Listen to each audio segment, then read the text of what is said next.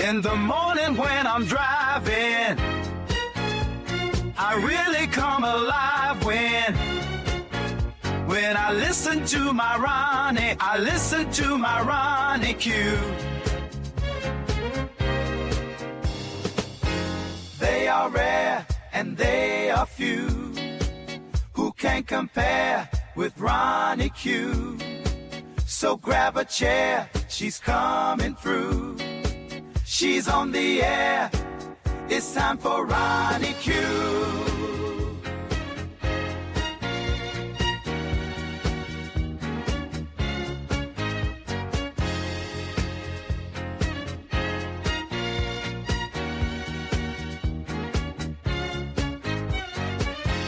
They are rare and they are few who can compare with Ronnie Q.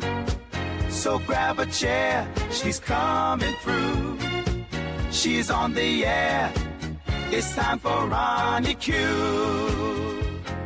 Ronnie Q. It's time for Ronnie Q. Ronnie Q. It's time for Ronnie in the morning while I'm driving. Ronnie, I really come alive when it's time for Ronnie Q. I listen to my Ronnie. Ronnie, I listen to my Ronnie. It's time for Ronnie Q.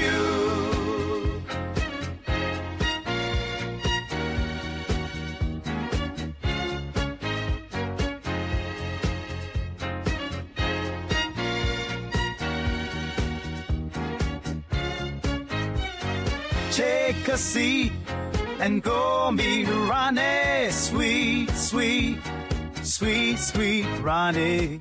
No day complete without my Ronnie. She can't be beat. Sweet, sweet Ronnie.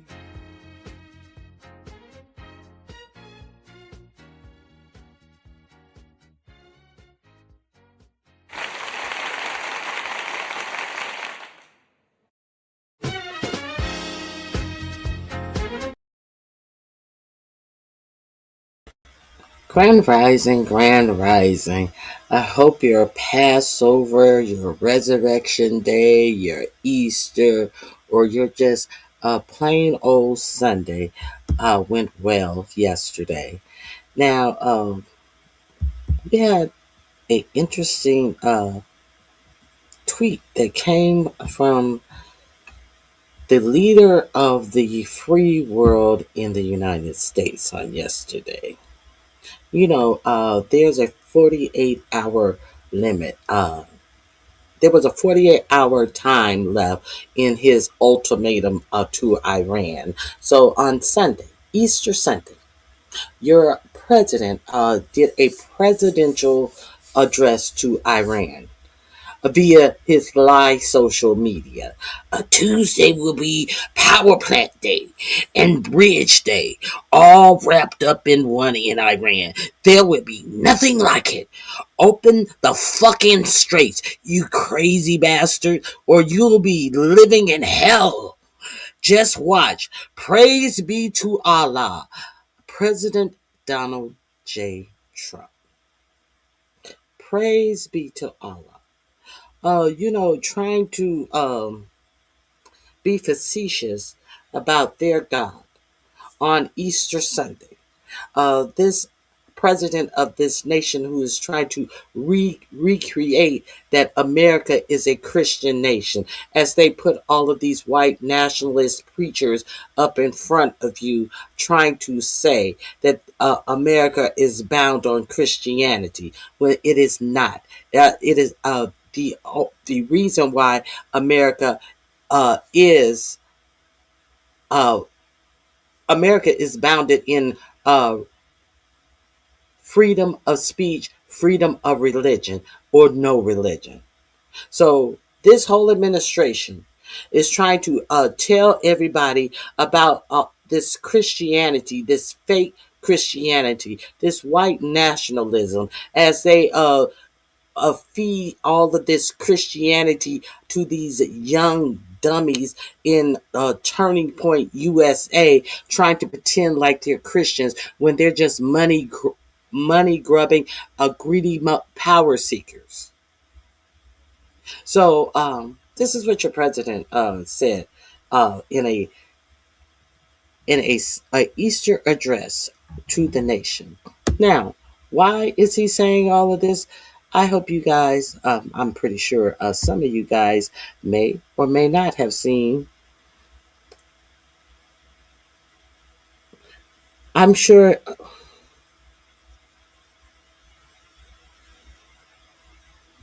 we need to get this lunatic out of office. I concur. Now, I'm sure some of you may have seen my updates on the war over the weekend. Maybe some of you haven't. Uh, if you are subscribed, when you see a recommendation, come over there and check it out. Because this weekend was quite interesting. You know, honestly, am so I'm so afraid for our actual troops. It is dis- so alarming that they have to sit under one incompetent person because his mind is has left him, and the other incompetent person is because he has no experience in the job, where he talks about everyone will have meritocracy, and he has absolutely none as the head of our Department of Defense, that he wants to call the War Department. A whole lunatic, a whole now a story came out this weekend about it was possible that he had been drinking on the job since he's been in the Pentagon. It came out by Sean Purnell, his spokesperson at the Pentagon. But when the story came out, Sean Purnell said, no, no, no, no, that was fake. I only said that because we were trying to root out people in the Pentagon who were squealing. Now, they who were leaking. Now, they had lie detector tests and all of this. If your boss has been a full-blown alcoholic in his past, to the point where he has to say, I will not drink if I get this job as the defense, as at the top of the Department of Defense. I will not drink. Why would you come out with a alleged rumor that you and him have been sneaking drinks to weed out people who are leaking in the Pentagon? What sense does that make? I don't get it. And the only person it leaked to was to you. You're the only person that it leaked to. It leaked to no one else but the person who said that. You find that curious? I find that quite curious. So let's continue.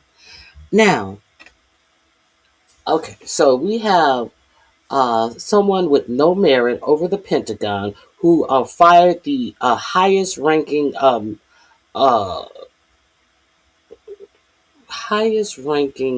general in the army, the highest ranking army general. Someone who has no stars. The only stars he has on his chest are on that pocket square that he desecrates to fold up to use for a pocket square. Those are the only stars that this fool has on his chest. He fired the top ranking general in the middle of a war. Come to find out, he has fired over 12 generals in the past month or so.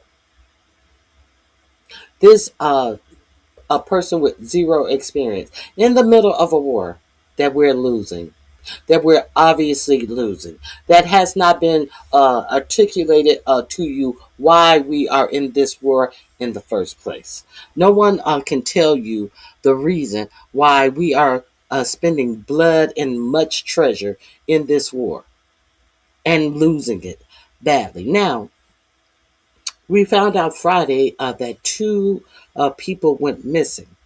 One was recaptured, and they were looking for a second person who had gone missing.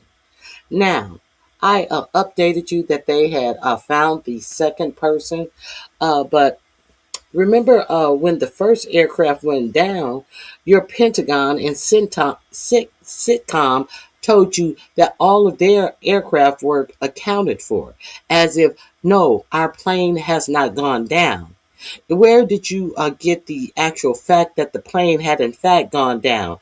It wasn't from your military. It wasn't from your administration. No, it was from the Iranians. They were the ones who let you know that the plane went down. And then here comes your government belatedly telling you that they had lied to you, but they have recovered the pilot, and they wanted to keep it a secret until they could be able to locate the pilot.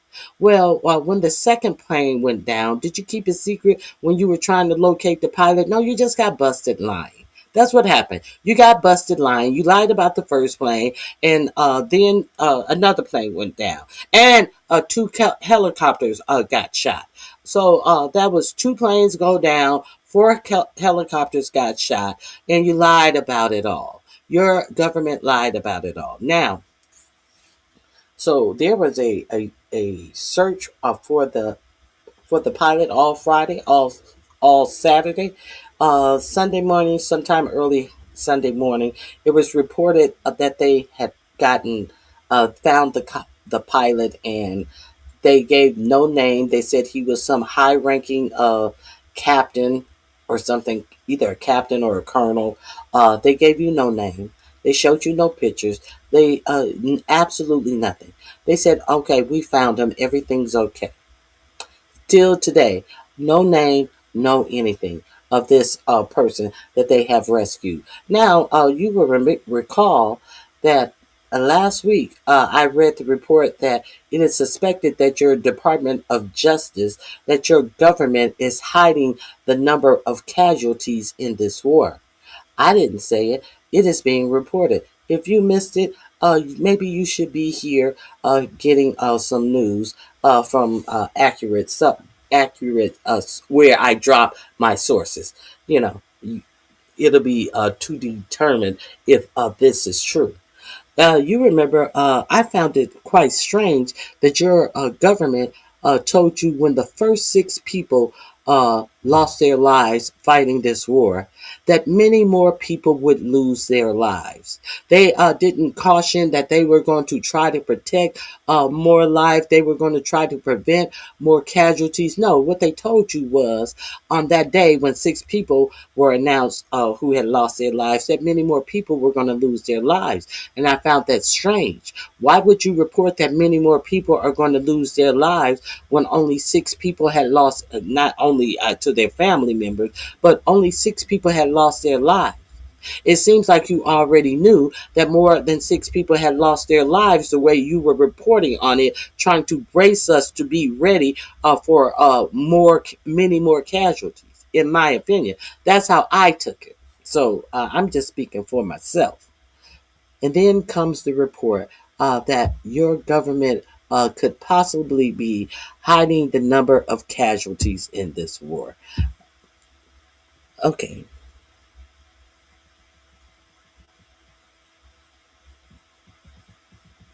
No, no, you are so dumb. No, who is dumb is you. You are the dumb one. Because they lied because they were doing a mission to try to get the uranium. All of this was a ploy. While you're talking about me being dumb, while they were over there near Istanbul, was because they were trying to get the uranium. What was not reported is that they lost two C-130 refueling planes and two helicopters. The Iranians showed them burned on the ground. and your government didn't tell you a thing about it. These were lost allegedly during the rescue of the pilot that they found that had to climb a mountain, that was gravely injured, that allegedly walked 100 miles in 24 hours to get to the deserted airport where they allegedly picked him up. All of that was some bullshit. While you talking about who's ignorant. No, you are ignorant because you didn't question shit that didn't make sense. You didn't question the fact that your government didn't tell you that they lost two more aircraft and two more helicopters, allegedly 100 miles away from where they picked up this pilot, because they were on a mission over there in Istanbul, trying to get the uranium, the last place that they knew the uranium was. While you talking dumb shit, while you talking like you the smart one.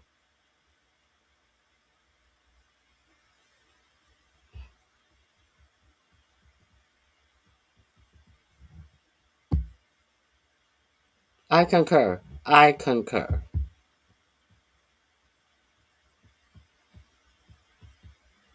Good morning, Truth and Reason. So let's get into some facts that I shared with you this weekend, and now these facts are fleshing out more and more today. Let me share this with you. Hold on one second.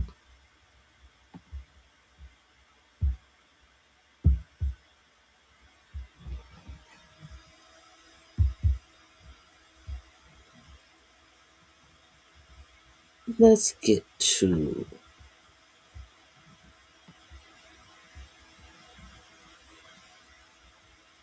Here we go. Let me share this one right quick with you. Get right to it. To the Americans, given that the C-130 transport planes have at least 3 to 4 military personnel on board. Now, that is alleged footage of the C-130. We know that the first C-130 that went down had six crew members on board. Now, it is being reported that two C-130s refueling jets were shot down. Those are the reports. I am just giving you the information that has been reported thus far. So let me share this with you as well.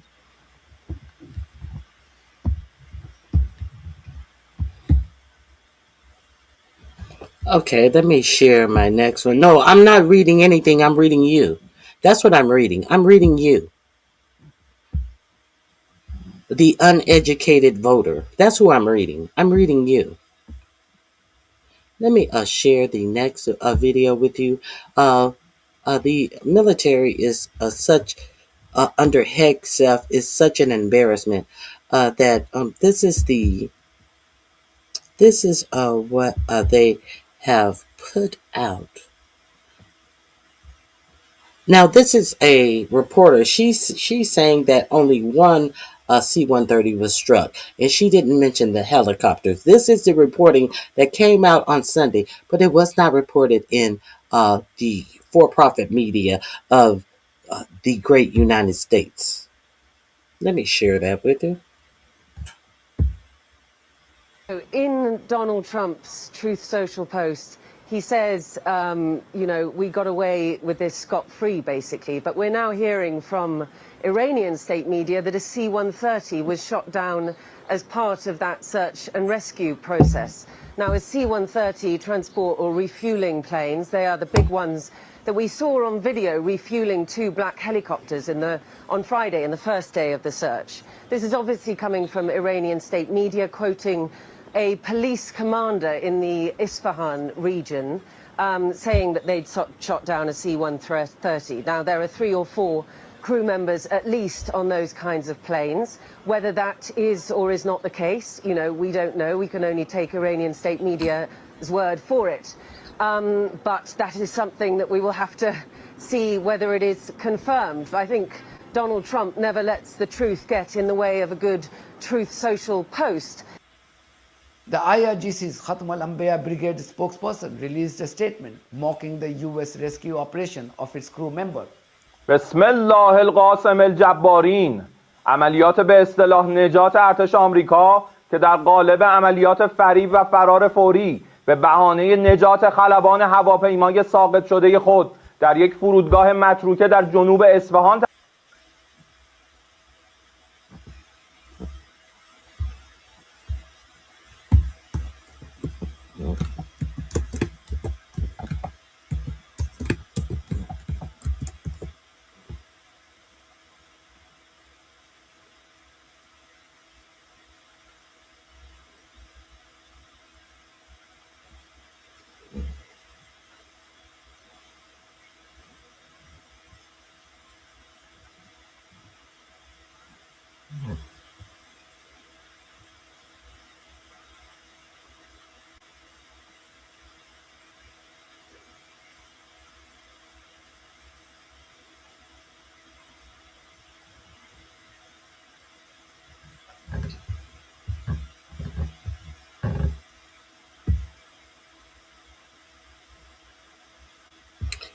Maybe I should read this out to you. Maybe should I read this out to you? The reporting that came out after Donald Trump is sitting on his live social, calling people bastards and open the effing straight after your president lied to you and told you that we had air superiority over Iran and we could fly around and we could do whatever we want. Hey, Nappy Child, thank you for joining the membership for 8 months. I appreciate you. Hey, Very Carey. Yes, it was muted on purpose. So since I have the sound muted, I'm going to read to you the response that they said after they showed you video that they had actually down of these planes. Now, did you hear anything about them having to down planes? No, what you heard was we've rescued the pilot. And it was not until after these videos came out about the downed planes after this man addressed the nation about them downing the planes. Then you heard sometime late last night or this morning that the United States had to destroy their own planes, but they didn't say anything about the helicopters. They said that they had to destroy their own planes so that the Iranians wouldn't get the technology. Well, look, the planes had so much motherfucking technology, what they doing on the ground? They had to down their own planes because the plane got stuck in mud and sand. Well, if the planes had so much technology, these $200 million planes had so much technology, they didn't have technology enough to not get stuck in no motherfucking mud? Huh? Your military told you that they had to destroy their own planes because they got stuck in the mud and they had so much technology, but not technical enough to get out, to not get stuck in mud. This is what your government told you. And see, for you to not question that ignorant statement, for you to be so dumb to actually believe that bullshit, I understand why Trump admires and loves the uneducated voter. Okay, let me read to you what his address was. Mocking the US rescue operation of its crew member. بسم The most gracious, the most merciful, the so-called rescue operations of the U.S. Army was written as a depiction and escape operation under the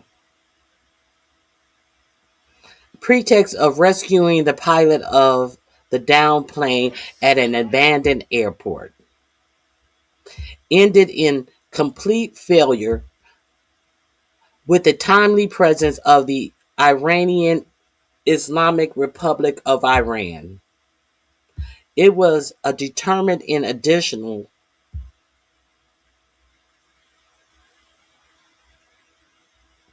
investigations, 2 C-130 military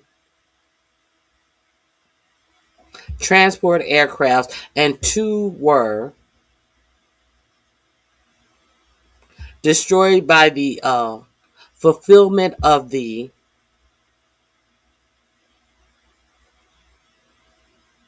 divine promise and help of Allah. Now, you notice that President was talking about all praise to Allah, because in the reporting of them downing of these helicopters, they kept giving all praise to Allah. So do you think that the reason why your president in his address on Easter Sunday had something in there about all praise to Allah? What make it make sense?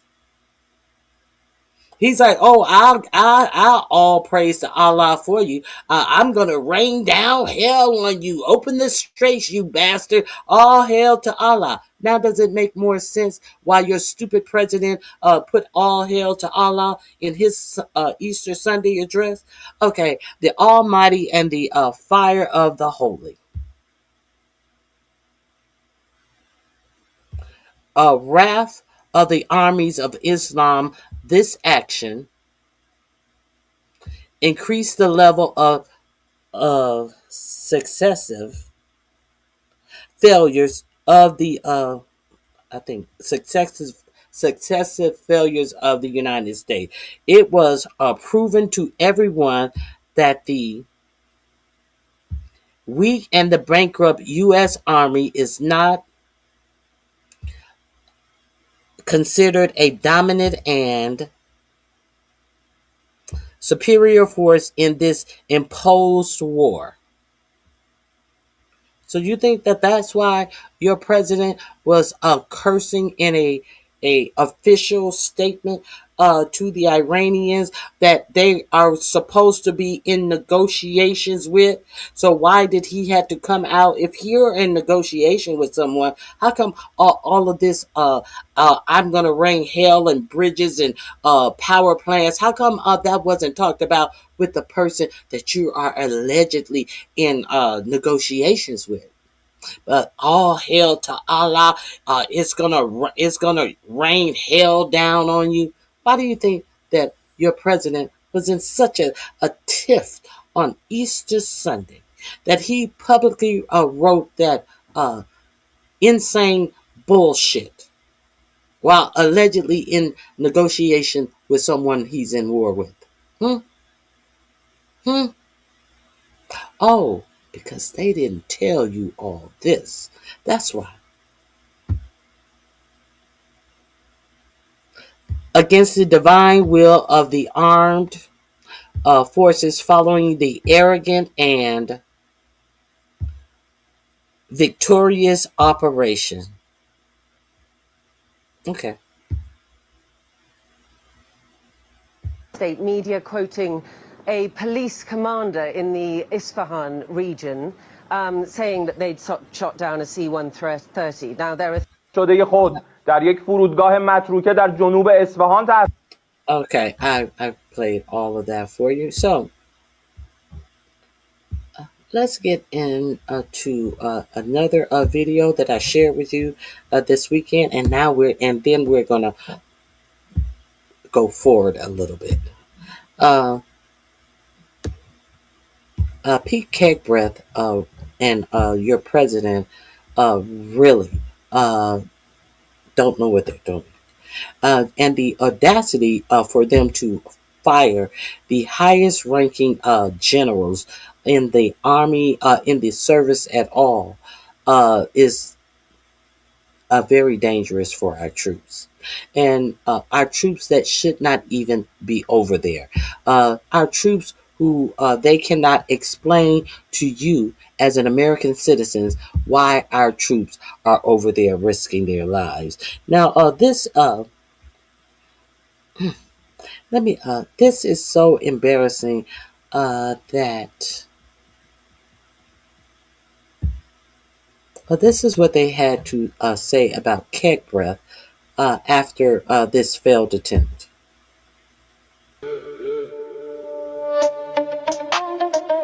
You sent the jet. We sent them down. Rescue failed. Now you're losing clowns. No ceasefire. Watch this. Jet down. Trump screaming. Losing ground. Rescue mission. More birds gone. 48 hours. We said no. Carry on. Jet down. Lying wrong. Jet down. No ceasefire. We strike back all night long. You thought your F-15's on the sky. We locked on target, made 2 more fly. 1 crew rescue, 1 still lost in the dust. Rescue choppers running out of turn in the rust. Trump talking big, finish the job on TV. But every jet you send is a gift back to me. You beg for 48, thought we'd kneel and stop. We laughed in your face, keep taking the L, pop. Jet down. Trump screaming, losing ground. Rescue mission, more birds gone. 48 hours, we said no. Carry on. Jet down, lying wrong. Jet down, arrest wrong. No ceasefire, we strike back all night long. Sacred defense, lions still flying high. You lose more planes, we own the sky. No ceasefire. Yeah. Jet down.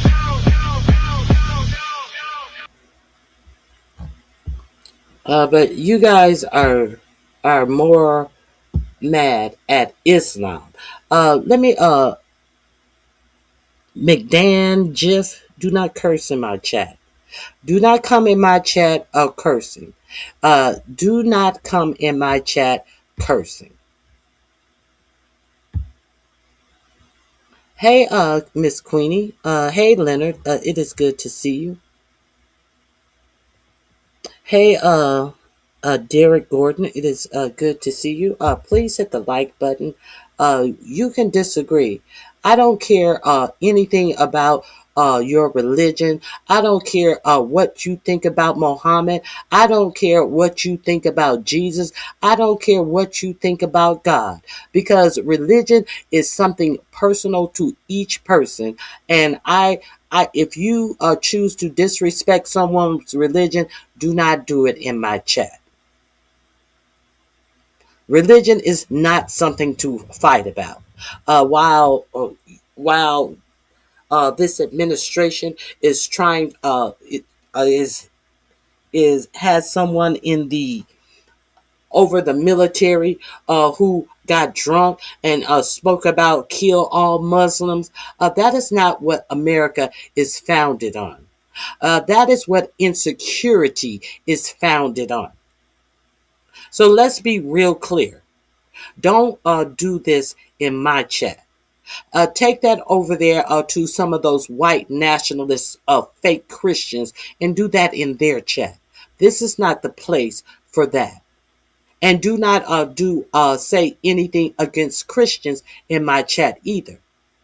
Nobody gives a fuck about what you think about religion. Religion is supposed to be something personal to you that you cherish. Do not say anything about Jewish people in my chat, because all of this these fake wars allegedly about religions, none of this is about religion.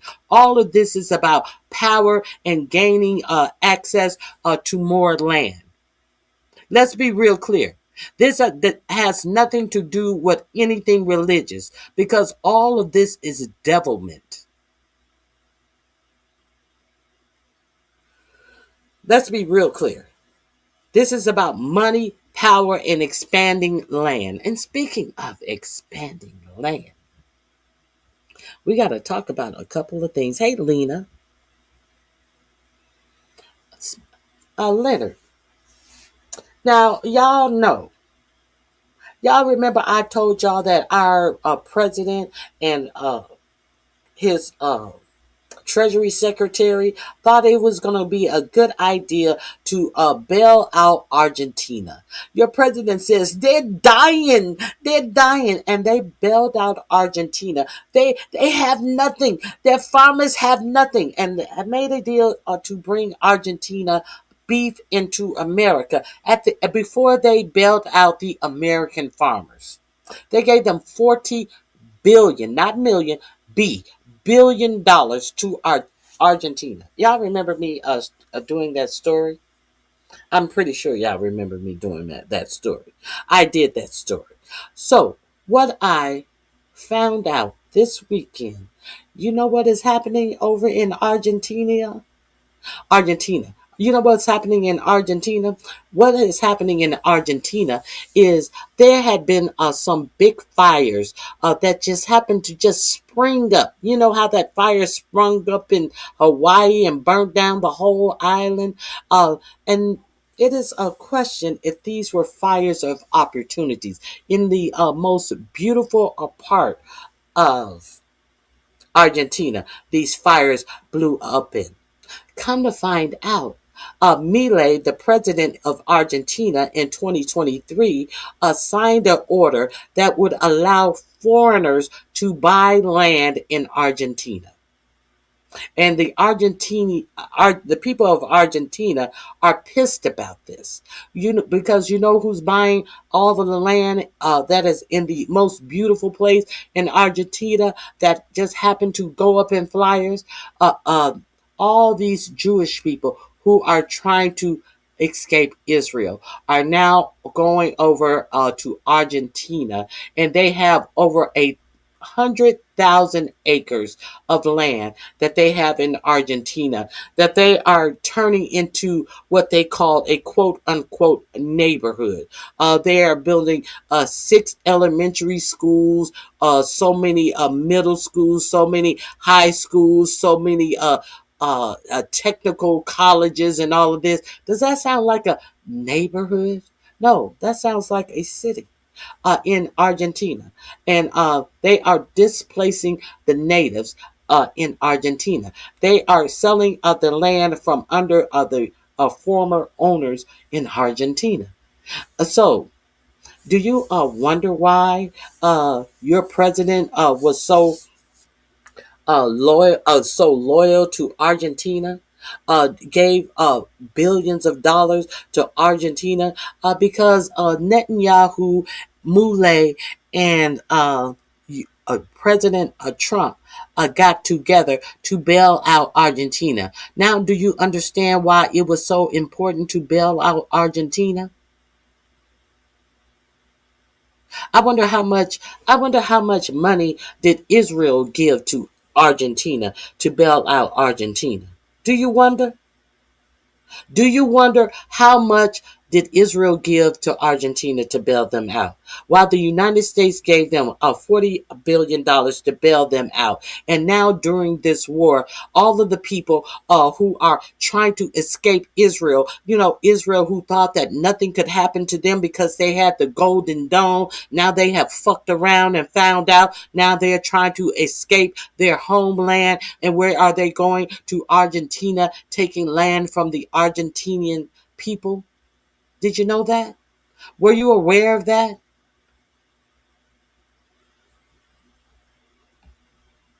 Yes, exactly. Exactly. They hit the Nazis. I bet they were high MAGA too. Exactly.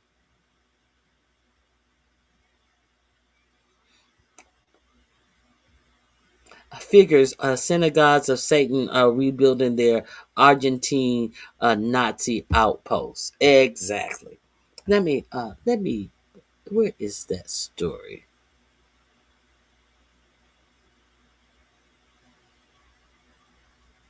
Let me see if I can find, maybe it's, hold on.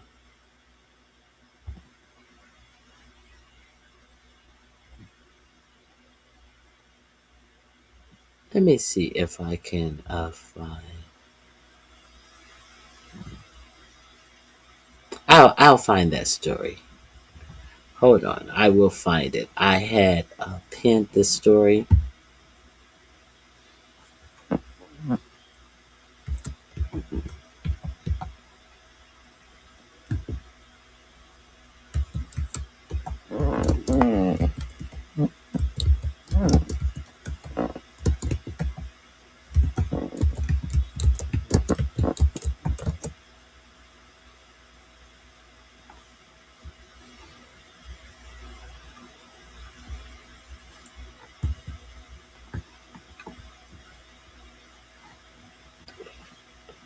Here it is.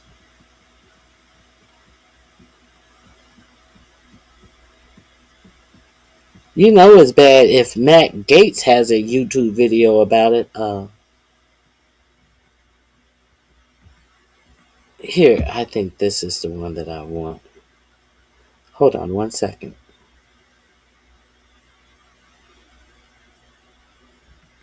Let me share this with you.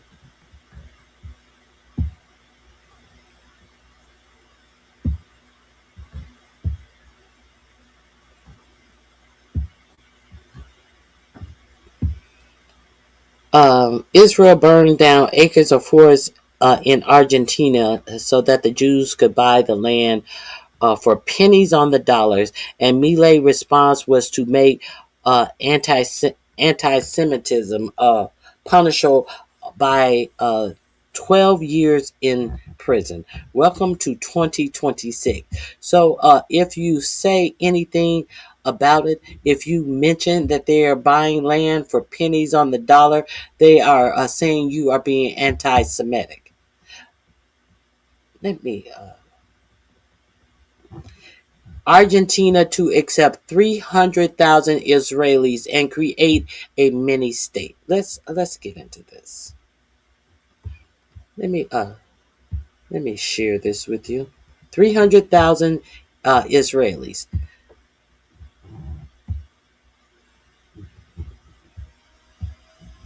If you are unaware of this, let's get aware. Let me see. Hasta 300.000 refugiados israelíes en Argentina. Este llamado plan se ha filtrado a la prensa el informe confidencial catalogado bajo el expediente número MS26. El documento coordina la preparación de un plan preventivo para acoger hasta 300.000 refugiados israelíes. To take up to 300,000 Israeli refugees in Argentina. Este llamado plan preventivo. This so-called preventative plan nace como respuesta directa was born as a direct response to war, a la guerra impulsada por Estados Unidos, powered by the United States and Israel contra la República Islámica against the Islamic Republic of Iran. El documento arroja and the document shows an alarming bias. Un sesgo alarmante. El operativo humanitario, humanitarian operations and state logistics y la logística estatal están diseñados are designed solely and exclusively única y exclusivamente para acoger hasta 300.000 to take up the 300,000 citizens of the state of Israel.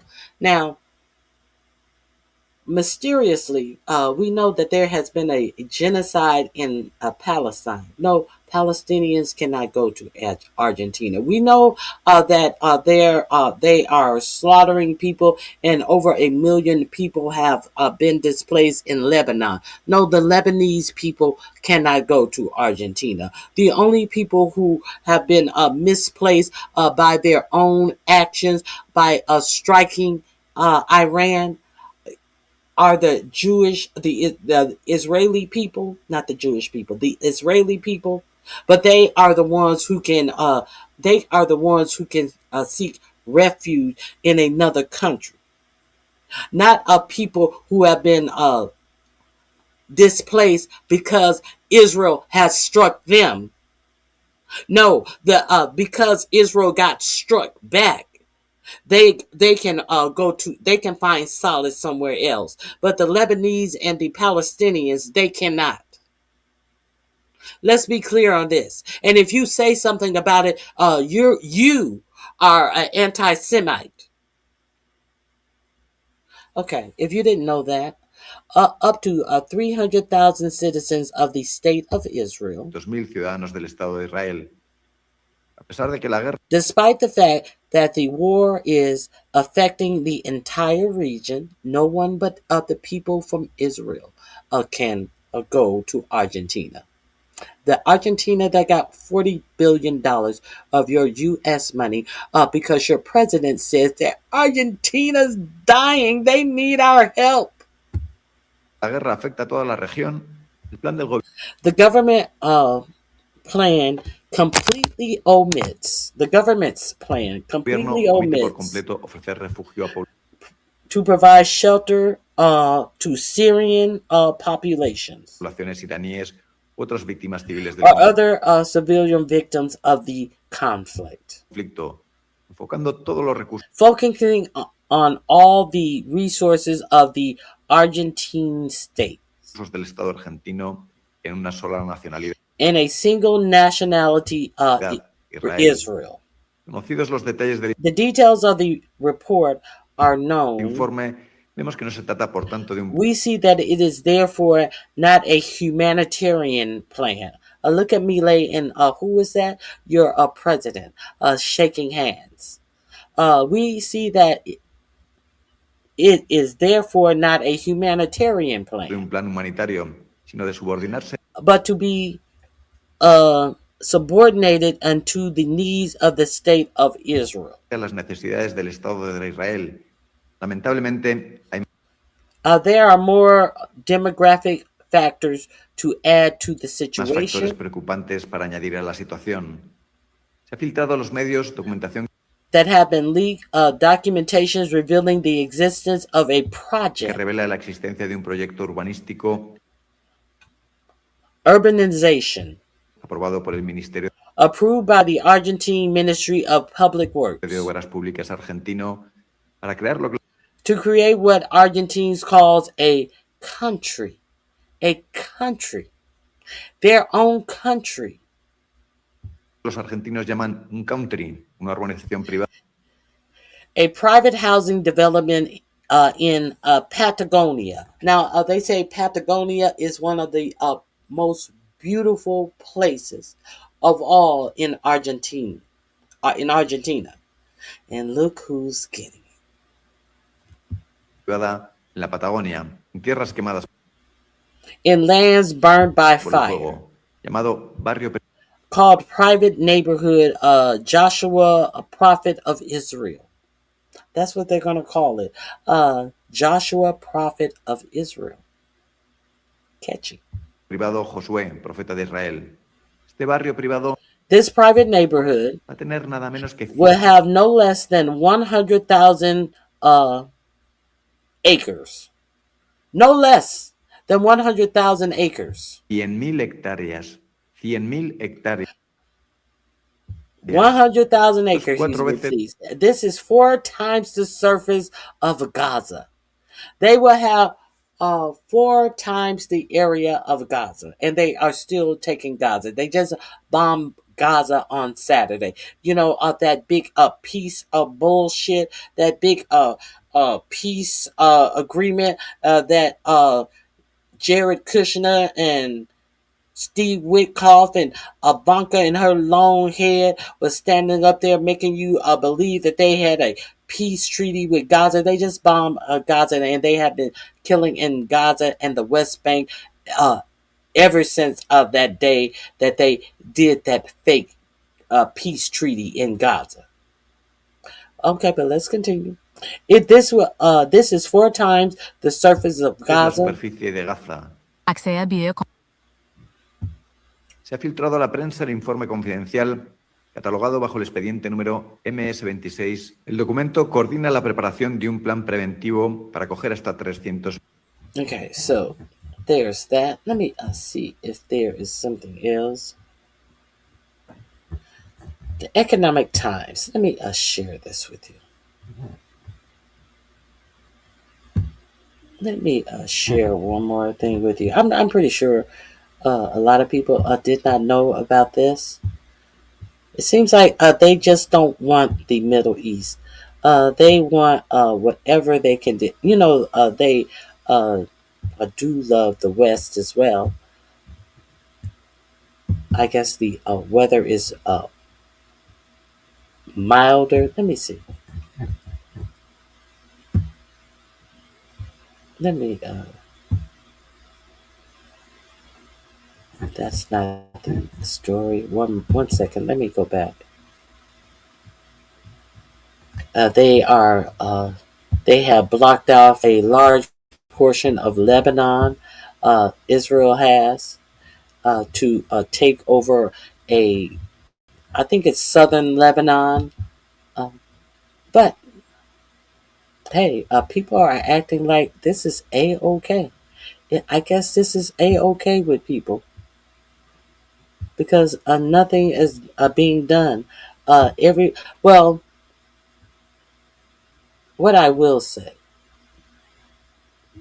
what I will say, is Israel has a lot of people have started to see Israel for what they are doing, and a lot of people are displeased with Israel. That's what I will say, and the things that Israel is doing. Let me see. I can't get that story. Well, I put you on the lead to the story.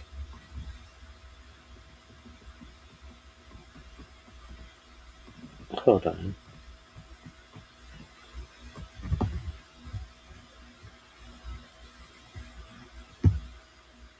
Hold on 1 second.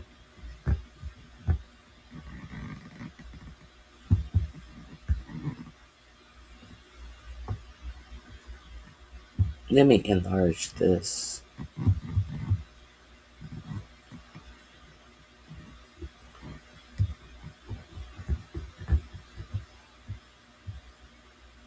Let me share this with you.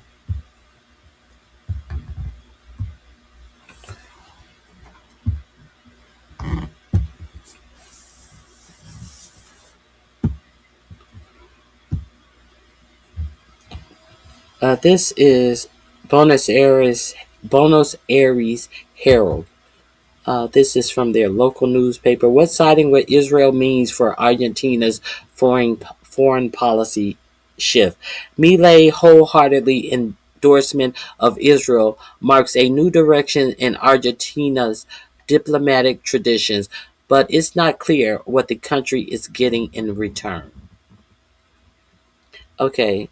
Just 2 hours before Israel launched what is called the new phase in the region of the night of June 12th, Prime Minister Benjamin Netanyahu bid farewell to Argentine President Milei. The timing was striking, but so was the message. Far from routine visit, Milei's trip underscored his intentions to place Argentina among Israel's most vocal international allies. Let me see.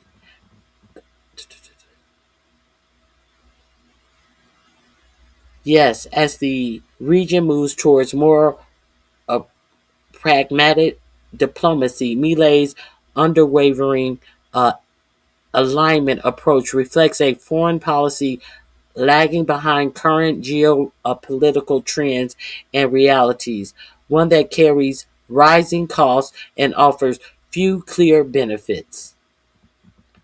Let me see if they say anything about the land.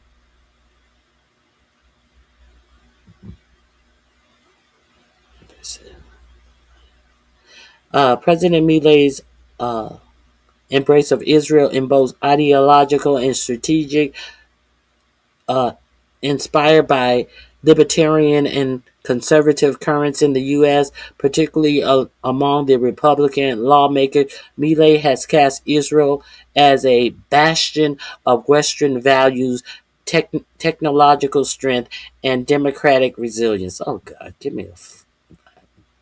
Okay, let me see.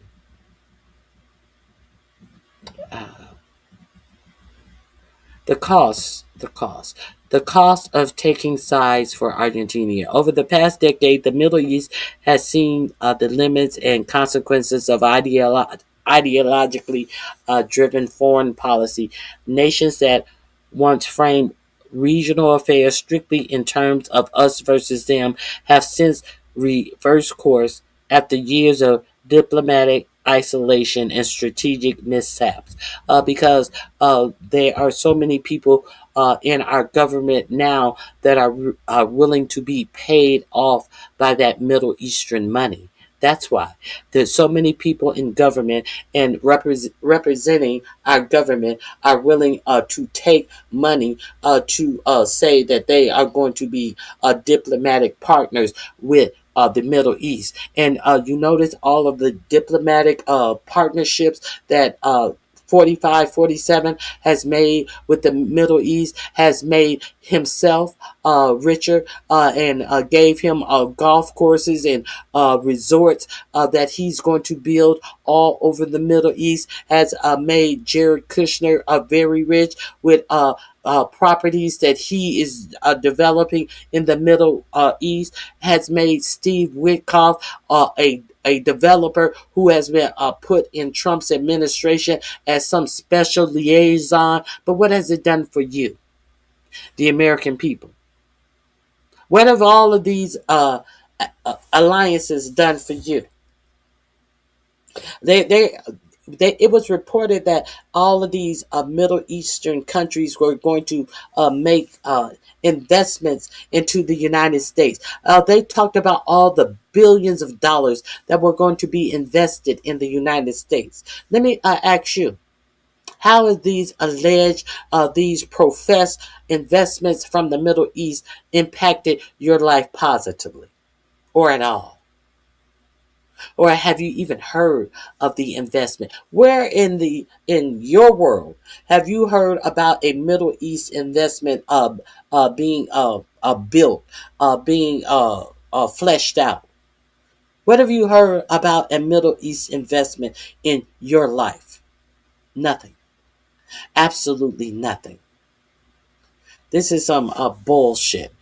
So I just wanted to I hadn't pre-read that article. I had another article. I can't find it. I apologize. Let me see if I overlooked it. Let me see.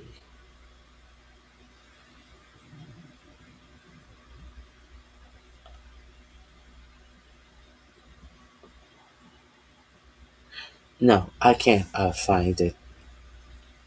Okay, let's move forward. Did I get any answers to my question?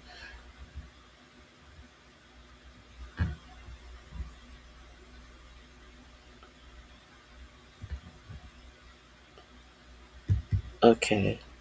What was sarcasm? Let me see. Uh, what a surprise. It's like it was given to them 3,000 years ago or something. Just paid protection.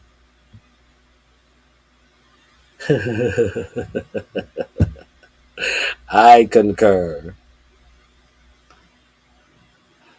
It was never their homeland because so they all cap. Yeah, I just wanted to give you guys that information.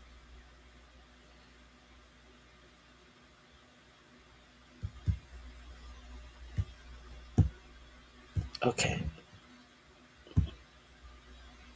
let me hmm.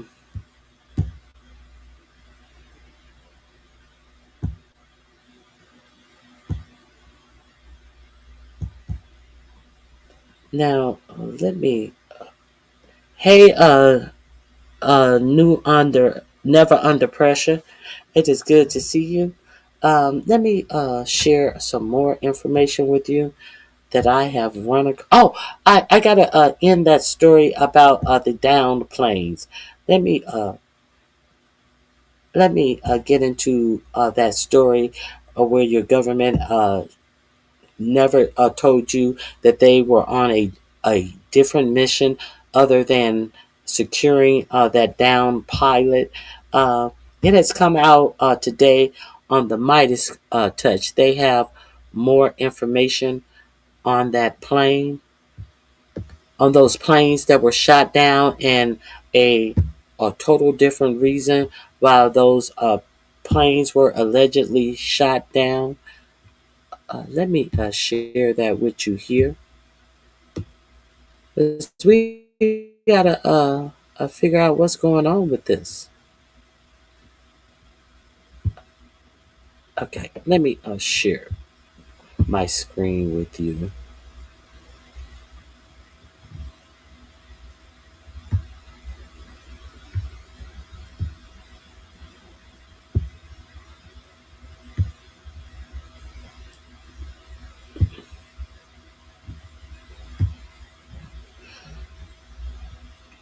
Here we go.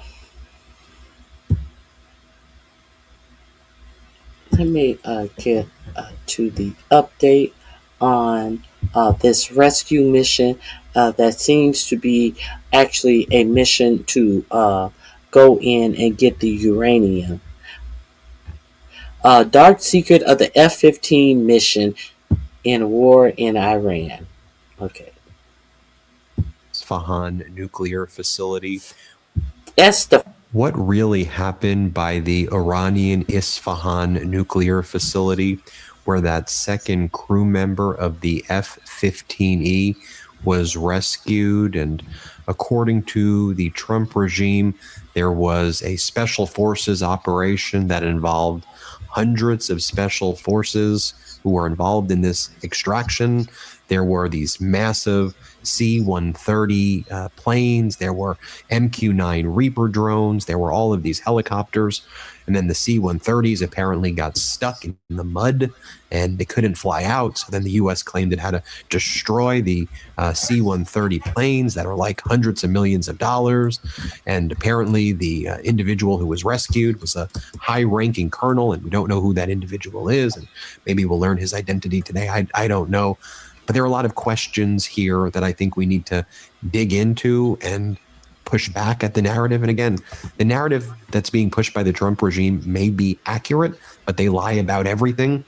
And there are certain things that I just have a lot of questions about. For example, the rescue of the second crew member gets a lot more interesting, as this account points out, when you realize that he apparently walked 110 miles in a single day, based on the Trump narrative, to get to his location from the crash site and the other pilot.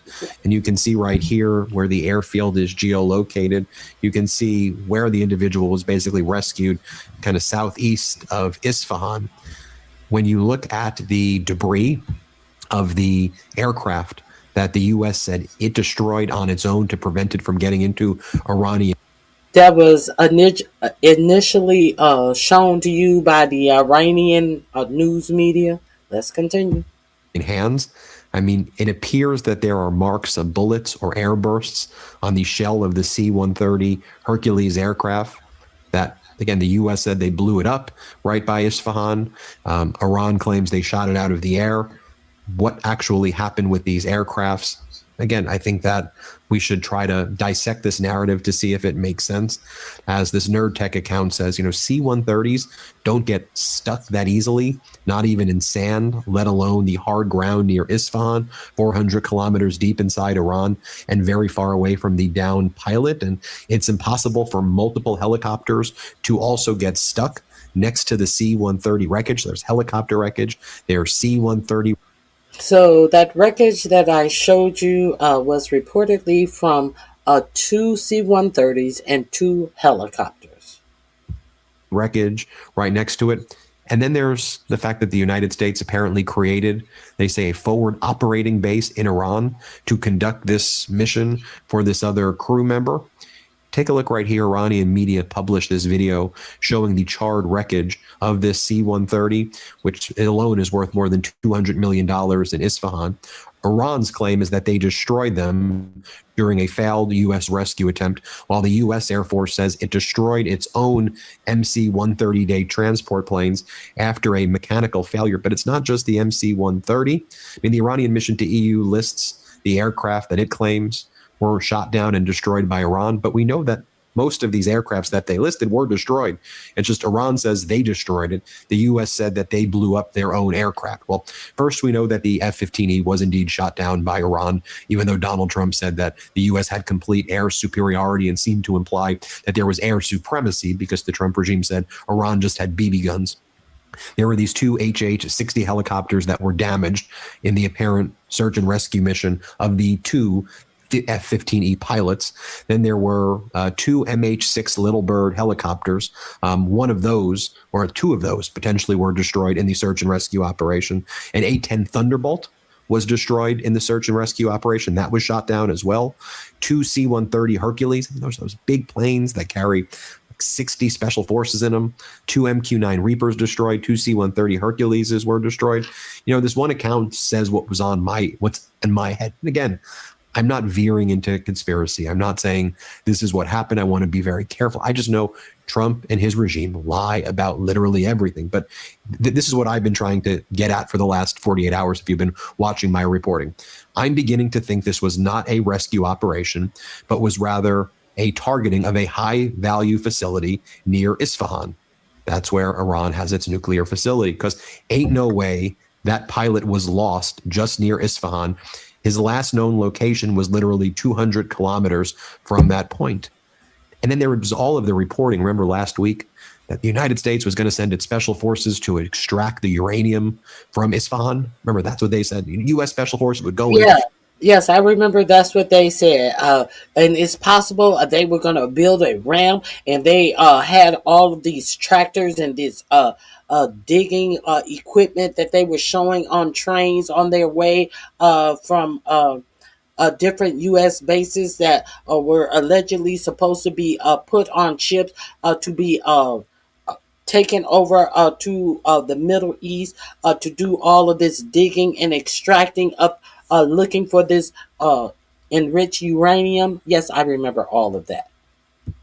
They get it. They build their own. Remember, they had to build their own runway. Then they were going to go and do the extraction and then get out using their own runway. You remember all of that? That's what the U.S. said it was going to do. Was this that operation that didn't go as planned? And now the deception was this was a search and rescue operation for an F-15E pilot. I mean, we know that the F-15E was shot down, so that's the case. But one of the things why I started thinking, was this a deception operation, was because right after the rescue of this F-15E pilot, this was what state regime media, Fox, put out. According to a senior administration official, prior to locating the WSO, the weapons system officer, that was the second crew member, and the U.S. military's daring rescue, the CIA first launched a deception campaign, spreading word inside Iran that U.S. forces had already found him and were moving him on the ground for exfiltration out of the country, while the Iranians were confused and uncertain of what was happening. Now, it has been stated that this alleged pilot that they found has not been extracted out of the country because it appears that his injuries are such as it has not been safe to actually put him on a aircraft to get him out of the country. They're trying to stabilize him. Now, we had an idiot come in my chat and told me that I didn't know what I was talking about because they lied because they didn't want the Iranians to know that they were extracting the pilot. They were rescuing the pilot. How you feel now? I know I'm pretty sure you've already ran. I'm pretty sure you've already ran with your propaganda. Why come to a channel that is a news channel if you're gonna spill out a bunch of dumb propaganda based on some shit you have no idea about? I'm just really curious. So this is what they told their state media, Fox News. The agency used its unique, exquisite capabilities to search for and find the American airmen. This was the ultimate needle in the haystack, but in this case, it was a brave American soul inside a mountain crevice, invisible but for the CIA's capabilities. Just pause there. I mean, what, are you writing a script for some like movie, for some Tom Clancy movie? Like, what are we doing here? The CIA immediately shared the WSO's exact location with the Pentagon and the White House. The president ordered an immediate rescue mission, which CENTCOM executed with boldness and precision, with the CIA continuing to provide. Yes, who is writing this? This is what they told the news agency. This elaborate, full of shit release is what they told state-sponsored media Fox News. Real-time information. That's just a propaganda press release right there. And again, when they're talking about deception campaigns, I just wonder, was the deception campaign more about the pilot and the other crew member? When the real mission that was being conducted was the Isfahan nuclear facility operation, and that was not able to be successful, so then everybody had to be extracted. And was that really what happened? Again, I don't want to veer into conspiracy land. Let's go here. Narrative. A US F-15 there, apparently. Arnaud Bertrand, this is how he describes it as well. So if I got this right, here's the narrative. A US F-15E fighter jet got shot down over Iran, despite Trump saying 2 days beforehand in his nationwide address that Iran has no anti-aircraft equipment. Their radar is 100% annihilated. The plane. And when the plane was reported shot down, your government told you that all of their planes were accounted for. They lied to you. Weapon system officer, a highly respected colonel, according to Trump, ejected from the plane and got seriously wounded, still according to Trump. He still managed to hike up a 7,000-foot, 2.1-kilometer mountain ridgeline and hide in a crevice in the Zagros Mountains. Despite his wounds, U.S. MQ-9 Reaper drones started killing all of the Iranian military-aged males believed to be a threat who got within 3 kilometers of the American location. To retrieve him, the U.S. managed to seize an abandoned airport 200 miles deep inside Iran near Isfahan, which happens to be where Iran's largest atomic scientific center is located. They landed 2 MC-130 military transport planes in an operation involving hundreds of special forces troops and military personnel. Both MC-130 planes got stuck in the sand, and the U.S. destroyed them themselves to prevent them from falling into Iranian hands. They deployed 3 new aircraft to extract all the U.S. personnel on the ground. There are videos circulating online of heavy clashes with presumably Iranian missiles raining down in Kuligye County in these. So was any of that in that elaborate made for Agatha, what is her name? Agatha Christie novel report that they gave Fox News? No, none of that shit was in there. Because it's a whole bunch of bullshit that is being put out about this administration. Why the lives of our soldiers are in peril. Behind Pete Kegbreath, who doesn't know military operation, obviously, and has fired all the high-ranking generals who have spent their lives, who have studied, who have been to war, who have had success in some wars. Let's be frank. America hasn't won a war since World War II. So why would you put Pete Kegbreath in the front seat of the military? Someone who has 0 stars. But I digress. Zagros Mountains during the night. Iran sent pictures of the aftermath at the abandoned airport, and it's a site of utter destruction, with the U.S. plane and MH-6 helicopter parts scattered all over the ground, still smoking. I showed you those videos before. Iran claims they are the ones who in fact destroyed all the aircraft. Meanwhile, a second U.S. plane, an A-10 Warthog, also crashed on Friday near the Strait of Hormuz, according to 2 U.S. officials speaking to the New York Times. In that instance, too, the lone pilot was apparently safely rescued. In all this, after multiple planes and helicopters destroyed or shot down, the documented heavy clashes, the hundreds of special forces troops and military personnel operating deep inside Iran, not a single U.S. soldier was reported killed or even wounded. So do you think that they did not tell you that they had boots on the ground? Do you think that no U.S. soldier was killed or hurt doing all of this? Huh? Now that they have belatedly told you that there were hundreds of boots on the ground, you think none of them were killed or hurt?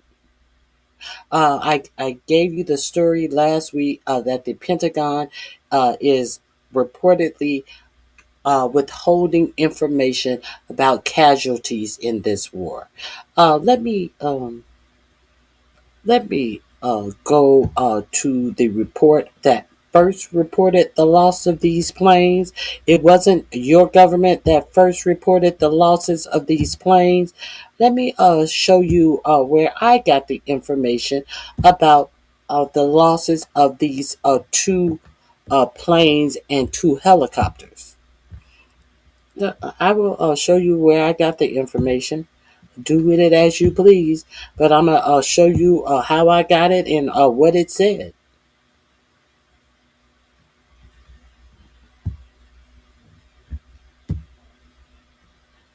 That first link is in my description box. That I just got finished playing. It is in my description box, as will this be number 2 in my description box.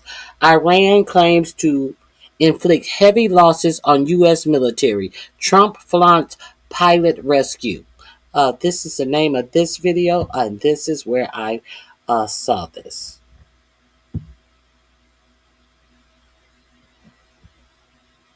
Such that you cannot travel onto landstuhl yet, must be stabilized before you can do that. So this is still a very serious situation. A number of U.S. service members were troops and happy Easter to all, end quote. Though there was something unusual about this social media post by Donald Trump. This started American warfighter behind aircraft armed with the most lethal weapons. From President Donald Trump. When have you ever heard Donald Trump start a Truth Social post that says, from President Donald Trump? Now, there were also speculations that Donald Trump had stroked out or had some type of medical emergency. They shut down the White House early on Saturday. He did not go to Mar-a-Lago on Friday night. He had not been seen. They put the lid on the White House, which means they threw out all of the press early Saturday afternoon. And then when the maybe he was just embarrassed. He had no statement about the pilots being lost, made no official statement about the pilot being lost. The only tweet that came out after it was reported that the two pilots were shot down was, should we keep the oil? What do you think? Or something to that effect. That was the only thing that he said. All day Friday, all day Saturday. Now, when have you known your president to start a live social post with, from President Donald J. Trump? It usually thanks for your attention to this matter, Donald J. Trump, or just Donald J. Trump at the end of the post. But I digress. In the world to retrieve him. He sustained injuries, but he will be just fine. Hold on. This miracle, the downed F-15 fighter jet from Iran. He wrote, and I quote, from President Donald J. Trump, we got him. My fellow Americans, over the past several hours, the United States military pulled off one of the most daring search and rescue operations in U.S. history for one of our incredible crew member officers, who also happens to be a highly respected colonel, and who I am thrilled to let you know is now safe and sound. This brave warrior was behind enemy lines in the treacherous mountains of Iran, being hunted down by our enemies, who were getting closer and closer by the hour, but was... I have a question. When you are a colonel, I'm not familiar with this. When you are a colonel, aren't you beyond doing regular flights? Isn't that the point why you are a colonel? Because you have underlings under you who go out on these missions. I'm not saying that I know for sure, but it sounds odd to me that someone with the position of a colonel is out here doing regular missions.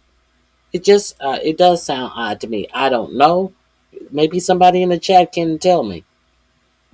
never truly alone because his commander-in-chief, secretary of war, chairman of the Joint Chiefs of Staff, and fellow war fighters were monitoring his location 24 hours a day and diligently planning for his rescue. At my direction, the US military sent dozens of aircraft armed with the most lethal weapons in the world to retrieve him. He sustained injuries, but he will be just fine. This miraculous search and rescue operation comes in addition to a successful rescue of another brave pilot yesterday, which we did not confirm because we did not want to jeopardize our second rescue operation. This is the first time in military memory that two US pilots have been rescued separately, deep in enemy territory. We will never leave an American warfighter behind. The fact that we were able to pull off both of these operations without a single American killed or even wounded just proves once again that we have achieved overwhelming air dominance and superiority over the Iranian skies. This is a moment that all Americans. Well, if you had achieved, if that proves that you had achieved air dominance over the Iranian sky, wouldn't no planes have been shot down in the first place?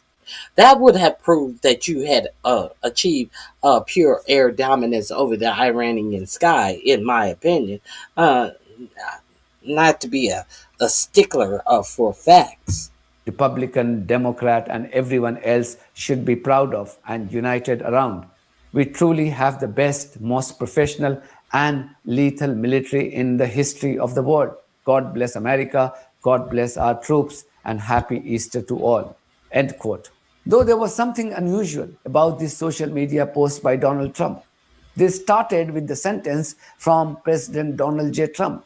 I don't remember him ever starting his social media post in the third person, unless, of course, someone else has written this post on his behalf.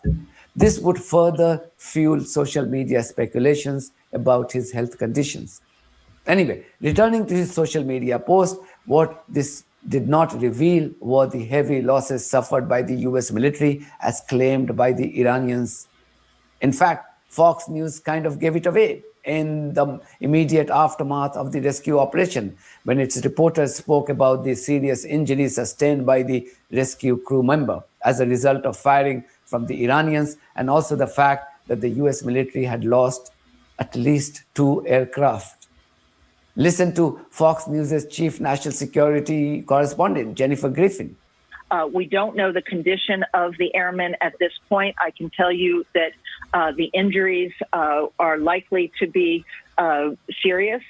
We know that the pilot still remains in the region getting treatment. That suggests to me that the medical condition of the pilot is such that he cannot travel onto landstuhl yet.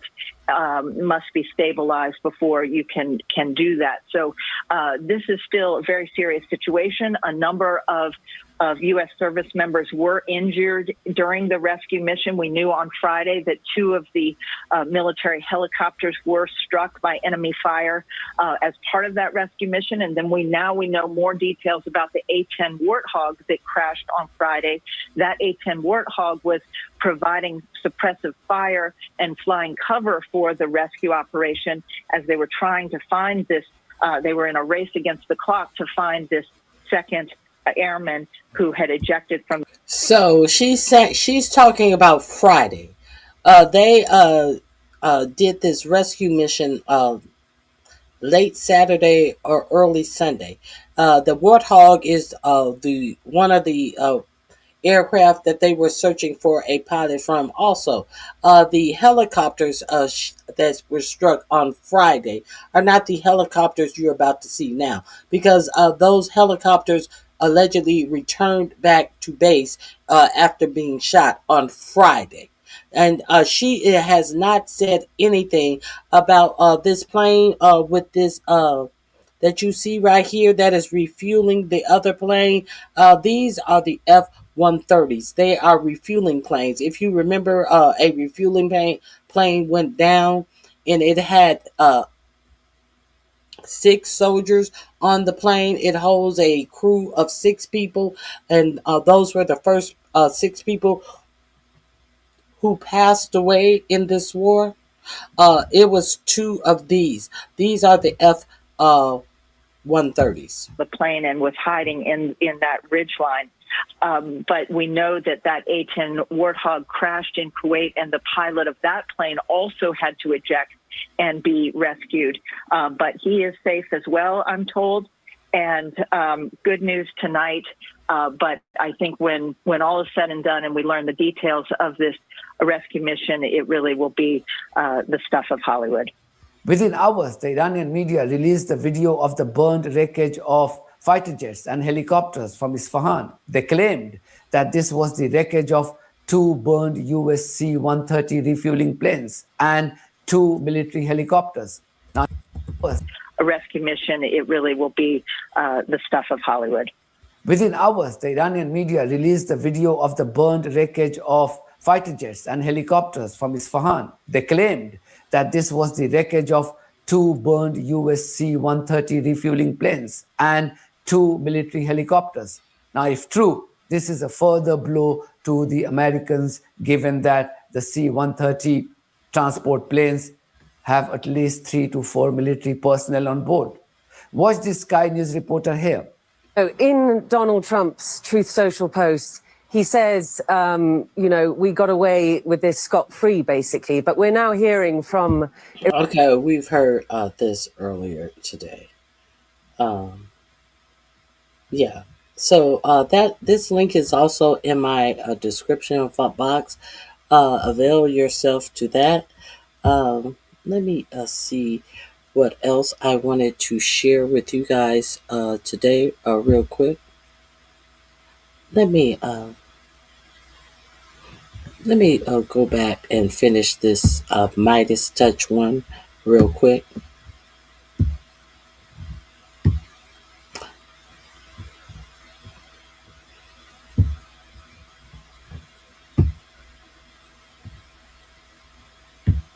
Wounded, according to Trump, and the highly respected colonel this was all for.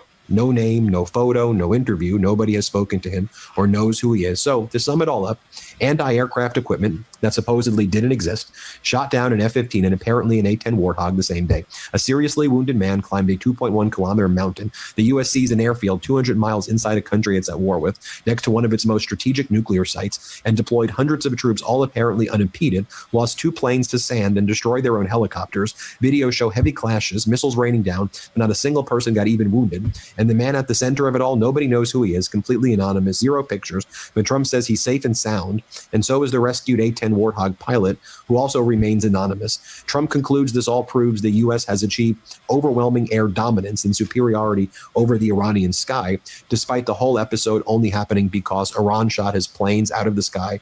Basically, the only thing that's overwhelming here is the audacity of the storytelling. Now, Iran's version of events, Iranian-linked sources are saying the following is what they believe happens. It resulted in significant U.S. losses under combat conditions. They say Iranian forces engaged U.S. aircraft and ground elements, leading to the destruction of multiple assets, including two C-130, MC-130 transport aircrafts, 2 Black Hawk helicopters, drones, including an MQ-9 Reaper and a Hermes 900. Iranian media also reported intense ground clashes in the area during the rescue attempt. Fars news agency says 9 Iranians were killed and 7 wounded. State-linked commentary drew comparisons to Operation Eagle Claw, the failed U.S. rescue mission in Iran, framing the latest operation as a similar, deeper setback. An advisor to Parliament Speaker Mohammad Ghalibaf described the mission as a historic failure, claiming U.S. forces suffered losses across multiple aircraft types, suggesting the scale of the operation had been downplayed by Washington. And so, there you have those facts. I lay them out. Okay, so there you have that story. And, it'll all come out in the wash, hopefully. Things come out 10, 15, 20 years later. You find out that under the Patriot Act, 10, 15 years later, they have been monitoring all our phone calls, that type of shit. So let's get into some more things that I want to share with you before I leave today.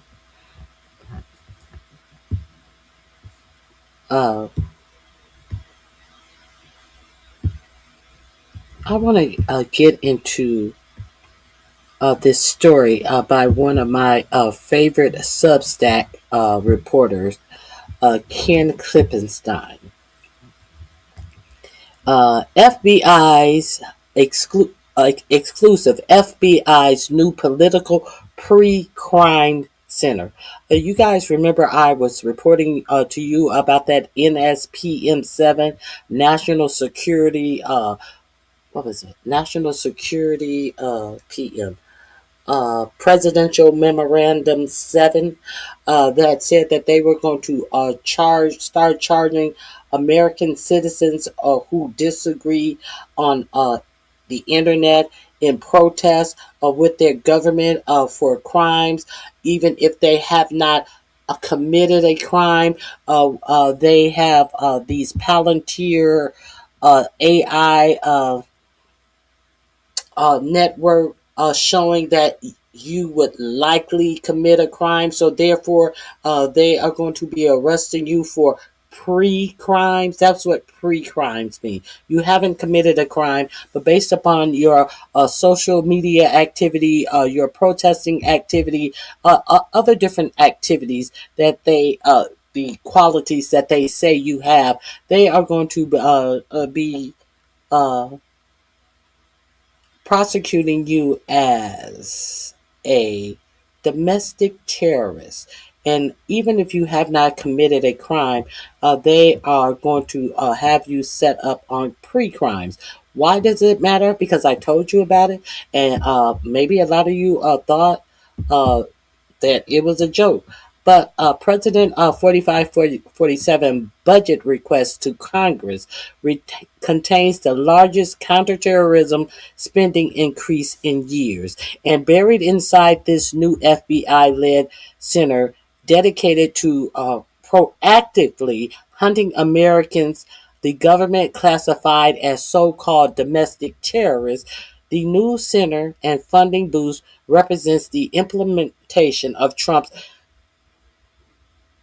National Security Presidential Memorandum 7, NSPM 7, that we spoke thoroughly about, the sweeping federal order I've been covering since it was signed last September, and I've been covering it with him. Though public opposition to ICE succeeded at forcing the administration to back down in Minnesota, even firing both Kristi Noem and Gregory Bovino, the FBI is doubling down its domestic terrorism obsession. Now Trump's budget request reveals that the FBI run a dedicated NSPM7 Joint Mission Center with personnel from 10 federal agencies. It is busy proactively identifying domestic terrorists motivated by any of the following beliefs. You can be considered to be a domestic terrorist motivated by any of the following beliefs: anti-Americanism, anti-capitalism, anti-Christianity, support for the overthrow of the U.S. government. All of these vague terms that they can put on you and say that you are a domestic terrorism. What is support of the overthrow of the U.S. government? What is anti-Christianity?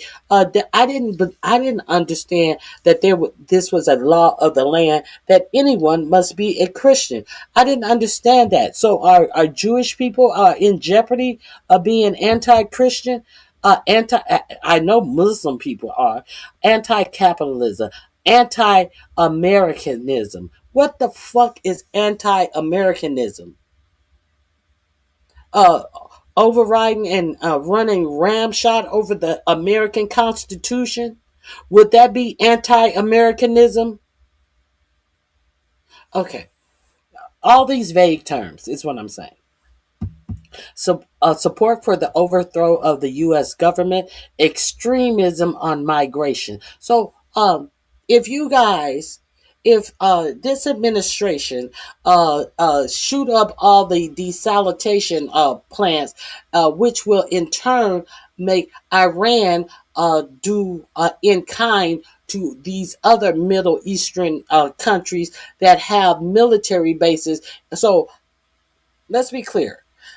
Your president said that are going to blow up all the desalination plants in Iran. That's the plants that takes the salt water out of the water so that they can have drinking water. So without drinking water, what will the people do? They are going to have to migrate out of Iran. So Iran said, if you do that to us, we're going to do that to all the Middle Eastern countries that you have military bases in, like UAE, Bahrain,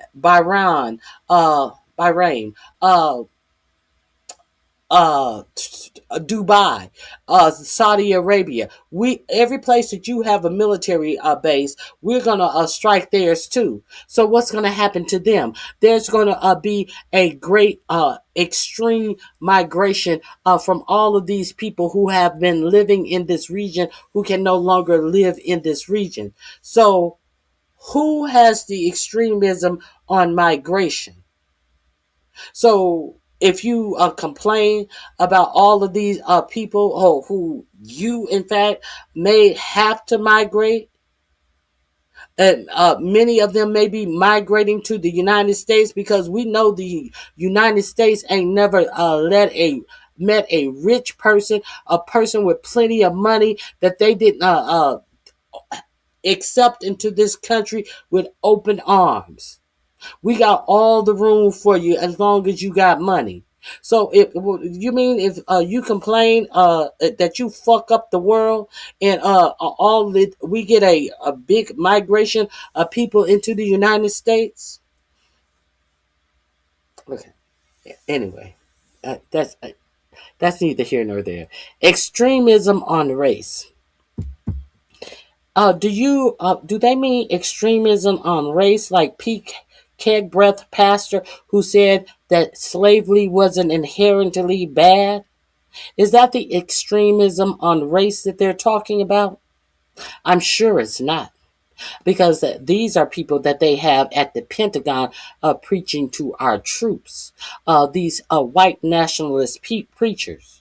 They are going to try to get you, the American citizens, arrested as being domestic terrorists.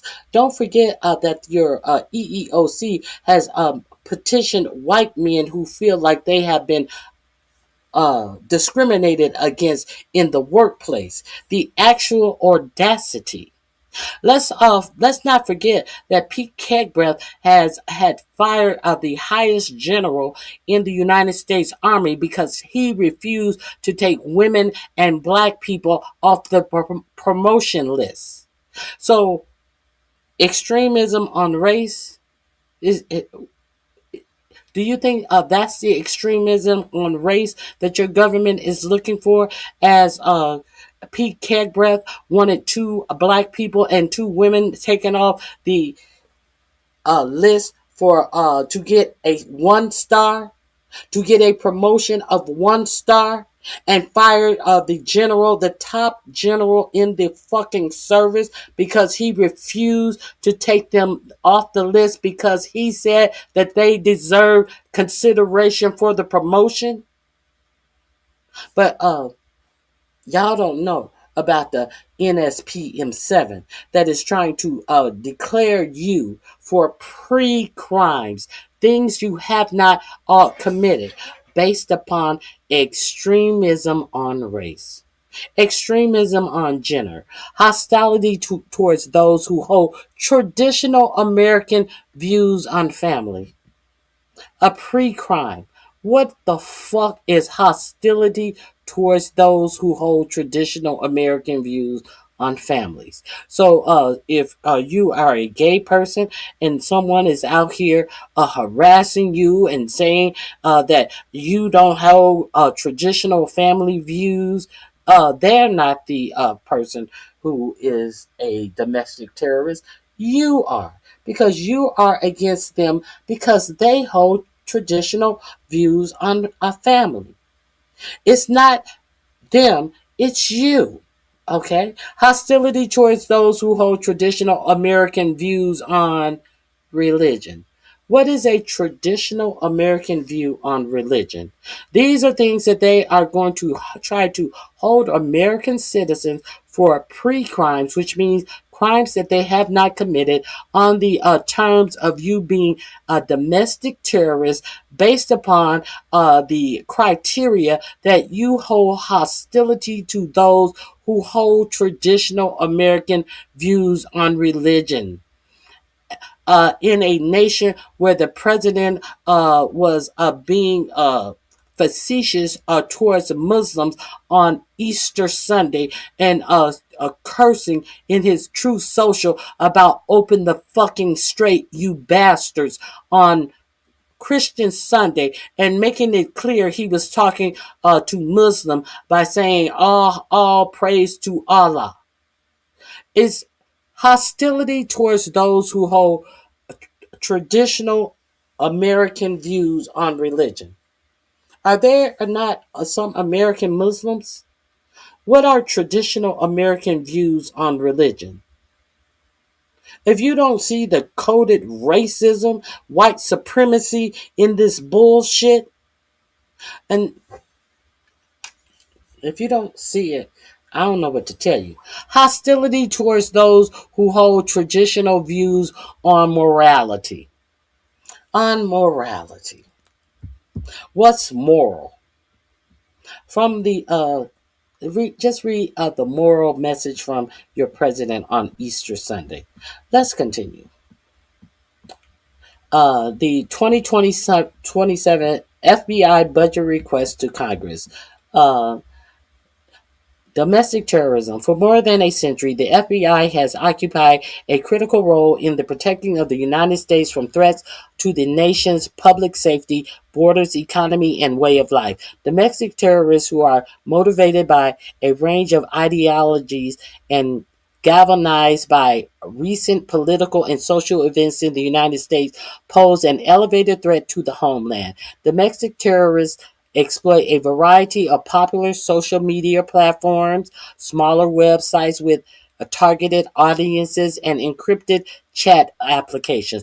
Those encrypted chat applications that those Doge guys were using, those encrypted chat applications that those Republicans were doing when they were talking about watermelon people and getting gas, the showers ready, and it was time for gas chambers. You know that J.D. Vance said they were good kids when some of them were up to the age of 37 years old, and none of them were under 20. You know, those encrypted chat applications. Is that what they're talking about? Do you think that's what they're talking about? No, they're not talking about those encrypted chat applications. They use these platforms to recruit new adherents, plan and rally support for in-person actions, and disseminate materials encouraging radicalization and mobilization to violence. So, if you are planning for example, a No Kings parade, and you have a website or you have somewhere where everyone can coordinate this event for your participation in the No Kings parade, you can be deemed a domestic terrorist. Let's be real clear. This is not. This is about your views toward what you're protesting. It's not the actual shit that you say that is problematic. It is that the fact that you want to protest your government, something that is within your constitutional right. Now, if you want to go on one of these encrypted apps and deride black people, Jewish people, under the guise of, we were just talking, we were just messing around, we were just kidding around. You're allowed to do that. You're allowed to spew hatred against Jewish people, black people, homosexual people, and pretend like you were just kidding. Oh, we were just kidding, and suffer no retribution if you have the complexion for the protection in the United States, which is white skin. Let's be real clear about what this is, in my opinion. Okay. DT loan offenders will continue to pose significant detection and disruption challenges because of their capacity for independent radicalization to violence, ability to mobilize discreetly, and access firearms. Additionally, in recent years, heinous assassinations and other acts of political violence in the United States have dramatically increased. Now, what in recent years, what heinous assassinations have happened? What heinous assassinations have happened in the recent years? And other acts of political violence in the United States have dramatically increased. Now, we all know that this NSPM7 came out after whose death? Charlie Kirk's death.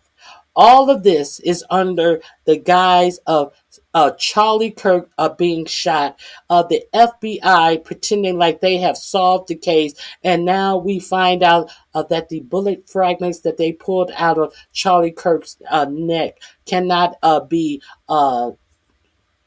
matched to the weapon that they said that the alleged killer used. Okay? Among all the other conspiracies that are out here, under the understanding that the head of counterterrorism, Joe Kent, wanted to further investigate this Charlie Kirk death, and he was not allowed to do it. Under the understanding that Charlie Kirk, according to Joe Kemp, who, in my opinion, who is also a racist, who hired the Oath Keepers and to be a part of his failed congressional campaign. Is it the Oath Keepers or one of those, the Proud Boys, to be a part of his failed congressional campaign? In my opinion, he is also a racist. You know, likes like, who last saw Charlie Kirk, and he said that Charlie Kirk told him, "Don't let them go to war in Iran." Now, Joe Kent, who is over counterterrorism, said that Iran was not a imminent threat to the United States, and Joe Kent has gotten fired. But I do not applaud Joe Kent for who Joe Kent is, but I am thankful that Joe Kent has come out and revealed that Charlie Kirk was in fact against this war. And now, why did all of this come about? Because of the black raccoon Candace Owens was the first one who let you know that Charlie Kirk was against this war. She was the first one who let you know that Charlie Kirk was asked to go to a party in the Hamptons to some I forget the guy's name. To some big billionaire party because Charlie Kirk was getting the heebie-jeebies about Israel and the things that Israel was representing. And Charlie Kirk was allegedly wanting to step away from the Israeli agenda. I'm just trying to make it all make sense. Now you have a national security NSP, National Security Presidential Memorandum about you as American citizen being arrested for being a domestic terrorist based upon Charlie Kirk and trying to get away from the fact that Charlie Kirk didn't want anything to do with the Israeli agenda. Now, this is the effect that it has on you. This is the effect that Charlie Kirk's death has on you and how you live your life.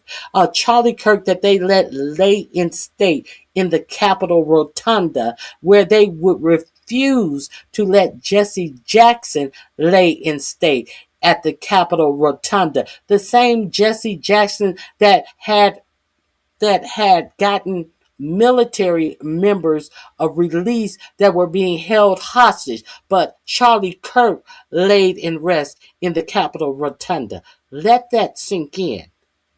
Let it be known what they really care about, because Charlie Kirk got that white nationalist message out for all of these young airhead white children, and trying under the guise of Christianity. With all of his racist rhetoric that he spoke about black people. And this Turning Point USA is one of the largest group that is still holding together, because they are under some guise of their mission is divine, under the racist teaching, under the racist ministers that they have at this Turning Point USA, in my opinion. So let's not be fooled. All of this is some bullshit agenda to get people who are practicing their First Amendment rights to protest their government to be deemed as domestic terrorists on some shoestring bullshit. Don't forget, I told you how Pam Bimbo wrote up a letter. This is also in. You can also find this in this Substack of Ken Klippenstein, where Pam Bimbo wrote up a letter to Kash Patel that they need to make sure that they get the FBI 1-800 number more publicity. The 1-800 number where American citizens can report whomever they choose for the FBI to investigate. They have an FBI number, so I can drop a hint that allegedly Very Carey is anti-Christianity. Leonard, he is extreme on race. Somebody else is hostile toward those who hold traditional American values on family. And the FBI is going to be willing to investigate these people based on these reports that they get from an 800 number. This is what your government is doing. And now the budget came out on Friday, and this is what your president wants to budget for. In other words, if your political views are particularly anything other than MAGNA, you're on notice, courtesy of the FBI. The News Center combats these supposed threats by integrating intelligence, operational support, and financial analysis, the budget request says. Its creation appears to be inspired by the murder of conservative commentator Charlie Kirk, an event that reportedly precipitated the formulation of the NSPM-7 in the first place, according to the budget request, which alludes to heinous assassination having dramatically increased. There has been no increase in heinous assassinations. They want to pretend. They want to pretend that they have a reason for this bullshit, that they are trying to take your constitutional rights away and infringe on your rights and hold you as a fucking domestic terrorist. I don't know if you guys knew about this. The budget request also singles out social media as some kind of breeding ground for domestic terrorism, saying domestic terrorists exploit a variety of popular social media platforms, smaller websites with a targeted audience, and encrypted chat applications. They use these platforms to recruit new adherents, plan and rally support in-person actions, and disseminate materials encouraging radicalization and mobilization to violence. Good thing millions of law-abiding Americans don't use those. In his testimony to Congress, FBI Director Kash Patel said that he would investigate every single person on the Discord channel used by accused killer Tyler Robinson, but leaked screenshots to those same Discord chats that I obtained, as well as interviews I conducted with its participant, made clear that these chats were about gaming, not politics. So the FBI said that he was going to investigate everybody on that Discord, and then he released the fucking Discord link to expose these people to the public. Or your FBI did that. This is far from Patel's only overreach. Shortly after Kirk's death, he announced the Bureau was investigating the possibilities of accomplices, vowing to run down all theories and questions about outside involvement, including possible foreign nexus. Patel would later conclude that there was no evidence of any of it, but by then, baseless theories about Israeli government role in Kirk's death had proliferated across social media. Joe Kent, Trump's national security director, until his resignation last month, reportedly tried to investigate these claims while in the government, and has since echoed them publicly.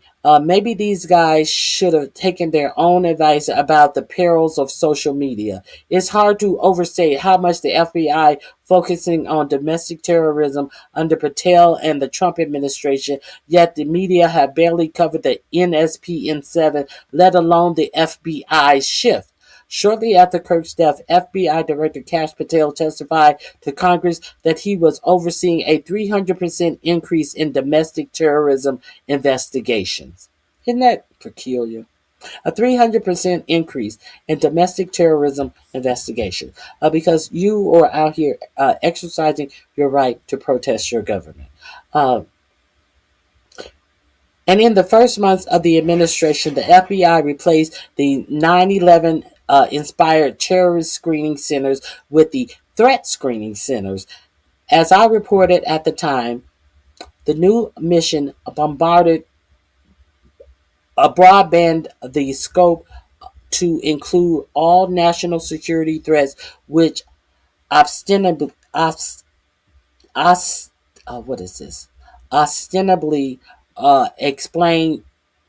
expanded to accommodate increased focus on transnational criminal organization. Now, that threat screening center oversees multiple terrorist watch lists that separate international terrorists, transnational crimes, and purely domestic threats. Then there's the fact that the FBI domestic terrorism watch list is growing, as I reported last year. Again, all of these developments had yielded virtually zero media attention. The public might not have won the battle in Minneapolis, but the White House hasn't given up on its domestic terrorism fixation. Even after virtually every official has walked back claims that Renee Good and Alex Purdy were domestic terrorists. So they still want money to fund this domestic terrorism operation under the FBI.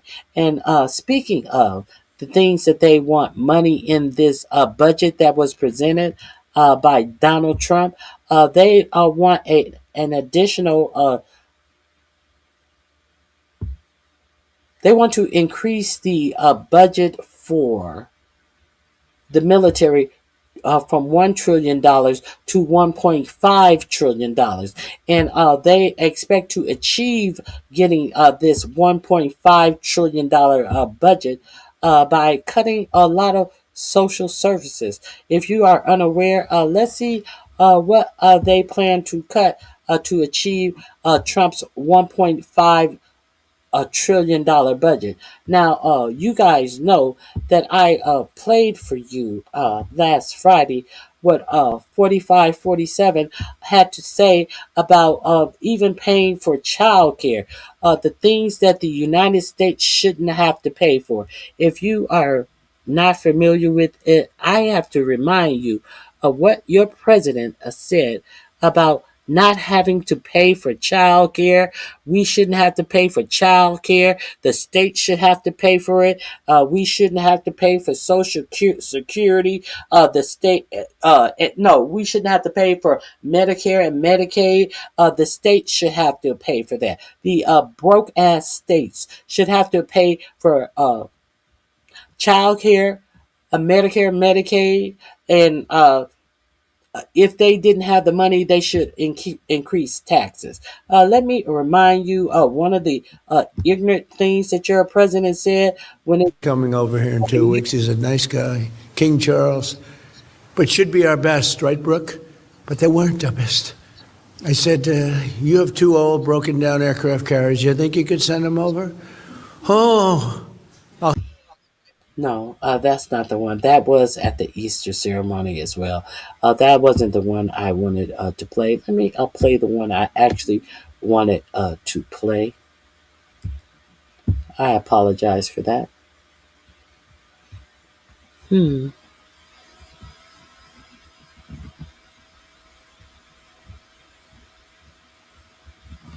Let's have Marco Rubio tell you what our budget should be spent on while I'll find the other one. Side what Donald Trump just said. Let's play this clip. Imagine in Iran that instead of spending their wealth, billions of dollars supporting terrorists or weapons, had spent that money helping the people of Iran, you'd have a much different country. we have to take care of one thing, military protection. The United States can't take care of daycare.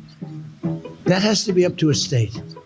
We can't take care of daycare. We're a big country. We have 50 states. We have all these other people. We're fighting wars. We can't take care of daycare. It's not possible for us to take care of daycare. Medicaid, Medicare, all these individual things. You also have a French general. Okay, if that reminds you of what I was speaking on, I hope that reminds you. Now let's get into this budget and all the things that he wants to cut to make the military $1 trillion budget $1.5 trillion.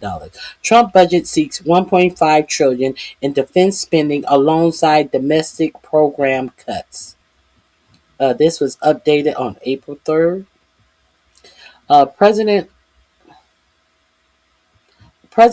Trump has proposed boosting defense spending to $1.5 trillion in his 2027 budget released on Friday, the largest such request in decades, reflecting his emphasis on U.S. military investments over domestic programs. The sizable increase for the Pentagon, some 44%, had been telegraphed by the Republican president even before the U.S.-led war against Iran. Even before the war with Iran, he was signaling that he wanted more in defense spending. Why? Why is that important? Because if you are unaware, we have 2 new defense contractors. You know who our 2 new defense contractors are? Eric and Donald Trump Jr. Our 2 new defense contractors that we have to pay these guys. They need more money in the Department of Defense because Trump Jr. and Beavis and Butthead Trump have defense contracts with different drone companies. So it's par for the course that we need what is it? 500 billion more dollars. Let that sink in. Okay. The sizable increase for the Pentagon. Okay. some 44% had been telegraphed by the Republican president even before the U.S.-led war against Iran. The president's plan would also reduce spending on non-defense programs by 10%. Takeaways from Trump, tough weekend. President Trump promised to reinvest in America's national security infrastructure to make sure our nation is safe in a dangerous world, wrote Budget Director Russell Vogt. Russell Vogt, you will remember all last year, I continued to show you Russell Vogt, who is one of the architects of Project 2025 under a secret camera, saying that they wanted to, what was he said he wanted to, what was the word? He wanted to terrorize. It wasn't terrorize. He wanted to have the federal workers terrorized. He wanted to just totally annihilate the federal workers in D.C. And that's exactly what they let Elon Musk and Doge do by taking all of the jobs away from the qualified people in Washington, D.C. To allegedly save money. Russell Vogt is over the Office of Management and Budget. Now, let's be clear. He is one of the architects of Project 2025.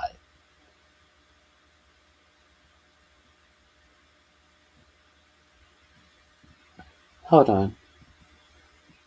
Now, this other thing that they always use for you to get a certain population to vote for them. They always lie about what they are doing to keep America safe.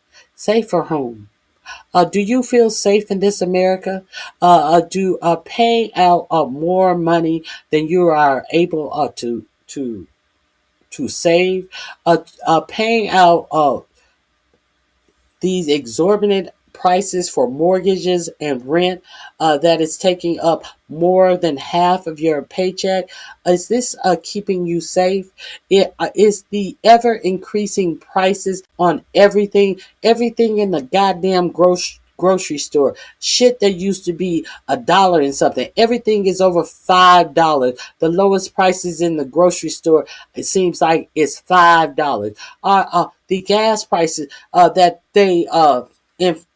they fuck around and have skyrocketing, and they tell you it's just temporary, when we know that these gas prices are expected to be high for the next 2 years if the war stops today and he tuck his tail and run, because they have ruined so much of the infrastructure over there.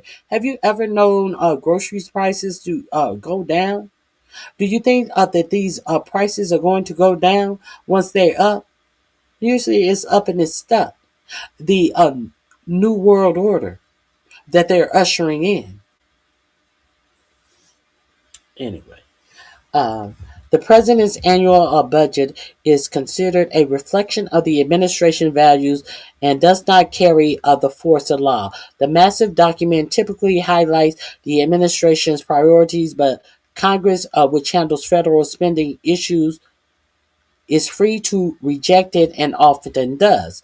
This year's White House document is intended to provide a roadmap from the president to Congress as lawmakers build their own budgets and annual appropriation bills to keep the government funded. Vogt spoke to House GOP lawmakers on a private call Thursday. Trump speaking ahead of an address to the nation this week about the Iran war signaled the military is his priority, setting up a clash of head in Congress. We're fighting wars. You don't have to be fighting wars. We're fighting wars. This is Russell Vogt. Quoting Russell Vogt. We're fighting wars. We can't take care of daycare. Oh, no, this is Trump. We're fighting wars. We can't take care of daycare, Trump said in a private White House event on Wednesday. It is not possible for us to take care of daycare, Medicaid, Medicare, all of these individual things, he said. They can do it on the state basis. You can do it, you can't do it on a federal. That's a quote. You can't do it on a federal basis, I guess he means. Money for immigration enforcement, air traffic controllers, and national parks. Among the priorities of the White House called for supporting the Trump administration immigration enforcement and deportation operations by eliminating aspect of a refugee resettlement aid program, maintaining immigration and custom enforcement funds at current year's level, and drawing on last year's increases for the Department of Homeland Security funds to continue opening detention facilities, including 100,000 beds for adults and 30,000 for families. Let's be real clear. We've seen all of this money that's going to the Department of Homeland Security for this these deportation efforts. We've seen uh, all the outward actions and all of the laws being broken, all of the showing of the ICE agents allegedly doing something so tactical in ridding the country of these undocumented immigrants. Do you know that at this point in time, this Trump administration has not deported more people from the United States than Joe Biden? Did you know that? After all of these theatrics, there are the Trump administration is still behind Joe Biden in the deportation of undocumented immigrants, and he is far behind the number of deportation that Barack Hussein Obama have deported from the United States. With all of these theatrics, all of this extra money, all of the laws broken, all of the people are deported to countries that they are not from, all of the people who are from Spanish speaking countries who have been deported to Africa, all of this illegality, they still have not deported as many people as Barack Hussein Obama or Joe Biden. They have not deported more people than Biden. Can you imagine that? And they're acting like they care so much about the budget, but they making sure that they build these detention beds. Now, you got to be careful. You got to be careful, because if they're not deporting as many people as they say they are deporting, and they still want all of this money to act like they still deporting all these people, and they need all of these detention beds, what the fuck you need all of these detention beds for? Because you're supposed to be sending the people out of the country. The ones that you are deporting, you guys are deporting them quick, fast, and in a hurry. So what are all the detention beds for? You need to ask yourself that. As I just read to you this NSPM7, where they want to declare so many people on so many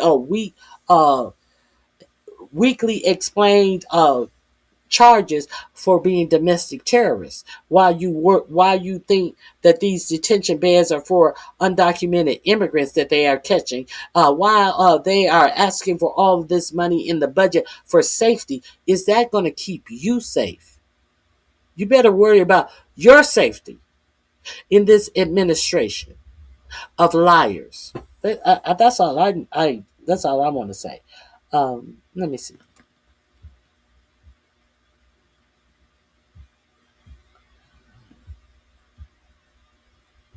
A 13% increase in funding for the Department of Justice to focus on violent criminals, and the president's promise to stop what the White House called migrant crime. Oh, God, give me a fucking break.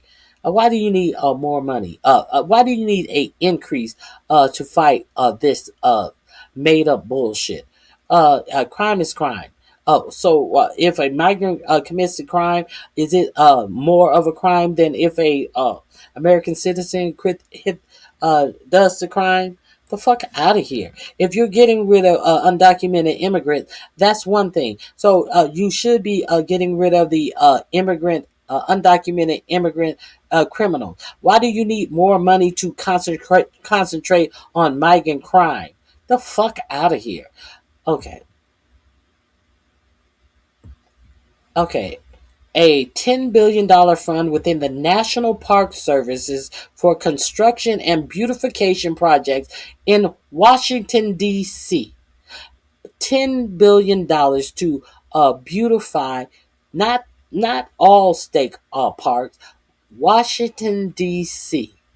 $10 billion fund in the park services. What are you going to do in DC? Is that $10 billion is going to build that arch that is named after 45, 47? You know, the arch that he is insistent upon putting up in honor of himself. You know, the arch that is similar to the arch that Adolf Hitler had built for himself. You know, the arches. Let me see if I can remind you. If the arches that he wants to put up in DC, let me see. The arches. The arch. Is that what the $10 billion is for? The arch. Does that remind you of anything? You see that man back there in the balloon pants? Your President Arch that he set up remind you of anything? Now they said yesterday he took a slow ride around Washington D.C. Hold on. He took a slow ride around Washington, D.C., around the area where he wants to put up his arches. And then he took a ride to his New Jersey golf course. So is that what that $10 billion is for? Does it concern you that your president is talking about $10 billion to beautify Washington, D.C., but said that the states don't have money for child care or Medicare and Medicaid? Does that bother you? It should. It bothers me. I can just speak for myself. A $481 million increase in funding to enhance aviation safety and support and aircraft traffic control hiring surge. It seemed like it would cost more money for that than it would for beautification of the National Park Services in Washington, D.C. I have nothing against that if you're hiring qualified people. Oh, but they are only they don't think that black people are qualified in those positions. I forgot. To cut green energy. These are the cuts they want to make. Cuts to green energy, housing, and health programs. Cancels more than $15 billion from the Biden era bipartisan infrastructure, including funds for renewable energy projects, and cuts to the National Oceanic Atmospheric Administration, or NOAA. You know, NOAA had cuts to it, and when that flood happened in Texas, the NOAA was unable to give proper data because the Doge boys had went in and cut all of the staff from NOAA and the National Weather Services. So all of those young girls in Texas lost their lives because they were not able to predict the severeness of that storm that washed through Texas and washed through that little girls' camp. So now here we go again. He wants to cancel $15 billion from renewable energy projects, because he wants to be dependent on what? Drill, baby, drill. Drill, baby, drill. We don't need their oil from the Middle East. We have more oil than we ever need. Drill, baby, drill. 19% cut in the Department of Agriculture, ending certain university grants, and 13% cut for the Department of Housing and Urban Development. Of course, HUD is getting a 13% cut, and about 12% decrease to Health and Human Services Department, including cuts to low-income heating assistance programs. These are the things that he wants to cut because he needs another $500 billion for the military. That the same military that cannot complete an audit have not completed their last 7 audits, have failed their audits. The audits that tells you where they're spending their money. They cannot account to, I believe it's 60% of the money that they have been spending, but they want to give them $500 million more, $500 billion more. The White House is touting cuts of what it calls woke programs that often, I thought that they had already cut all the woke programs. Isn't that what Doge was doing, even though they couldn't tell you what woke meant? Even though they couldn't tell you what DEI meant in their depositions for people who have lost their job, who is suing? And I showed you the depositions where they couldn't even enunciate what DEI meant or represented. Okay, the White House is touting cuts to what it calls woke programs that often direct federal investment towards low-income communities. The budget used the word woke 34 times. So let's be clear. Under the guise of wokeness, what this bad woke that they I want you to believe that the word woke represents. What they are representing is cuts to investment towards low-income communities.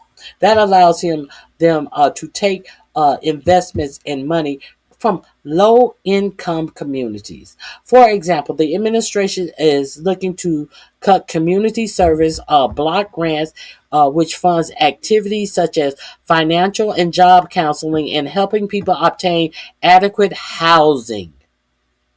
Adequate housing they are cutting. The administration said its cuts would target grants hijacked by radicals to promote equality, to promote equity building and green energy initiatives. The president also seeks to cut $106 million in funding from the agency for healthcare research and quality, which it says has pushed a radical gender ideology onto children. So $106 million in funding there. Supporters and distractors. The Republican chairman of the House Senate Armed Services Committee applauded Trump's request for defense spending, saying that the money would ensure the country's military remains the most advanced in the world while they still can't win a war worldwide, confronting growing threats from China, Russia, Iran, and others. What was the threat from Iran again? Can someone remind me, as we are in the middle of a war with Iran? What was the direct threat to America? Oh, nothing? Okay. America is facing the most dangerous global environment since World War II. Is that because they have dismissed the belief in climate claims? Is that because they got out of the climate change agreement that they were in? Could that be why that 47 took them out of the climate change agreement? Okay, America is facing the most dangerous global environment since World War II, said Senator Roger Wicker, Republican of Mississippi, and Representative Mike Rogers, Republican of where? Alabama. These now Roger Wicker and Mike Rogers. Can you tell President President Bump. President Trump, how you gonna pay for your child care, Medicare and Medicaid with your broke ass states? Can you explain to President Trump how you will be affording to pay for Medicare and Medicaid in your dusty ass states that are so broke that they are always getting money from blue states? Why don't you? Did you explain that to your president? While you sitting up here got the nerves to open your mouth, but you ain't opened your mouth about that. That you don't have no money to pay for Medicaid and Medicare and child care. Therefore, people are going to be going without Medicaid, Medicare, and child care. Let's be real clear. Because your president, your government doesn't want to fund that. Now, if I was going to keep it a buck, I think that this is a wider plan, in my opinion.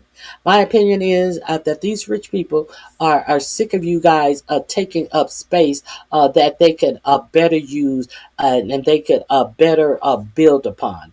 They are sick of you guys living near any lakes, rivers, oceans. They are sick of you regular smuggler folks breathing in air in the United States at all. Why do you think that EPA have increased the amounts of pollutants that can be emitted from plants near your homes? Not near the homes of the millionaires and the billionaires, but surely near your homes. So with all of these people unable to afford health care, people are going to die. And this is the thing that you really need to understand and you really need to get from this. Because it's my opinion that America is setting up Americans to die, in mass. In mass. We know that a lot of these millionaires and billionaires, they have talked about population control. Bill Gates is one of the main people who sits up and talk about population control. Do you not believe that population control is a real thing? Now, let me share something else with you about these cuts. Be specific about these cuts that are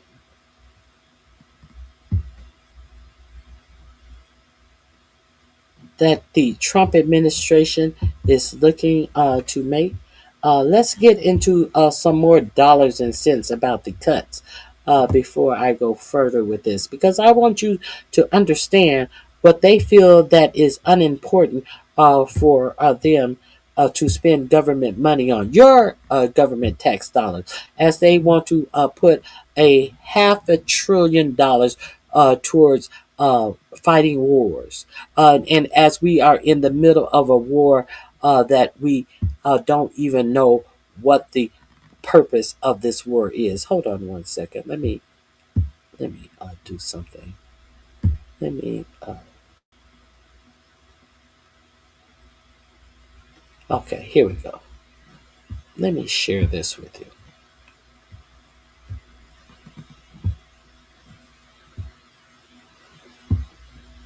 Let's put a number on this shit and see exactly what these numbers represent.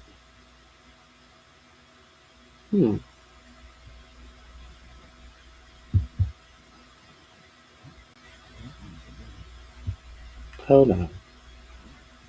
I don't know why it keeps doing this.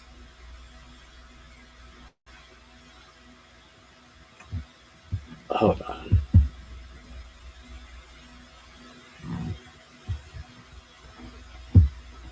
Hold on. I don't want to show my whole thing. Let me make sure it's not showing my whole thing.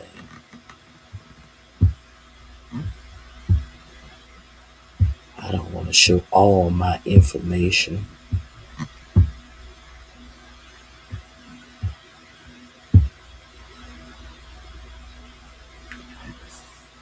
Yeah. Huh.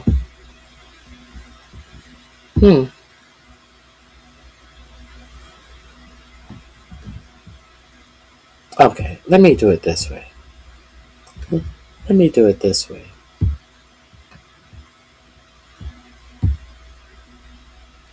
That's not big enough. Let me do it this way. That's not big enough. Hold on. 1 second. 1 second, please.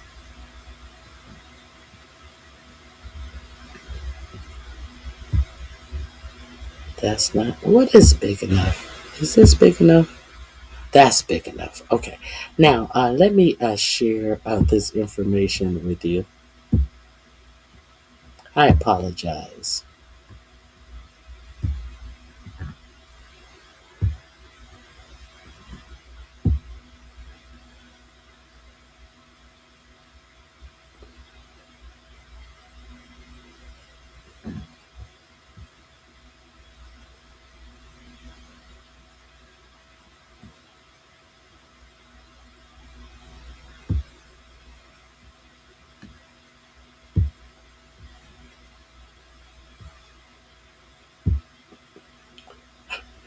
I am coming.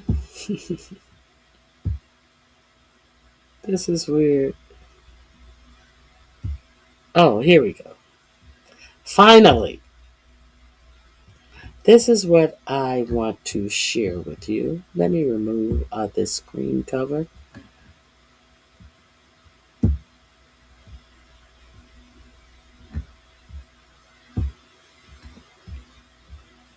Trump seeking to pay for his 1.5 trillion military budget by cutting. This is from J.D. Pritzker, the governor of Illinois.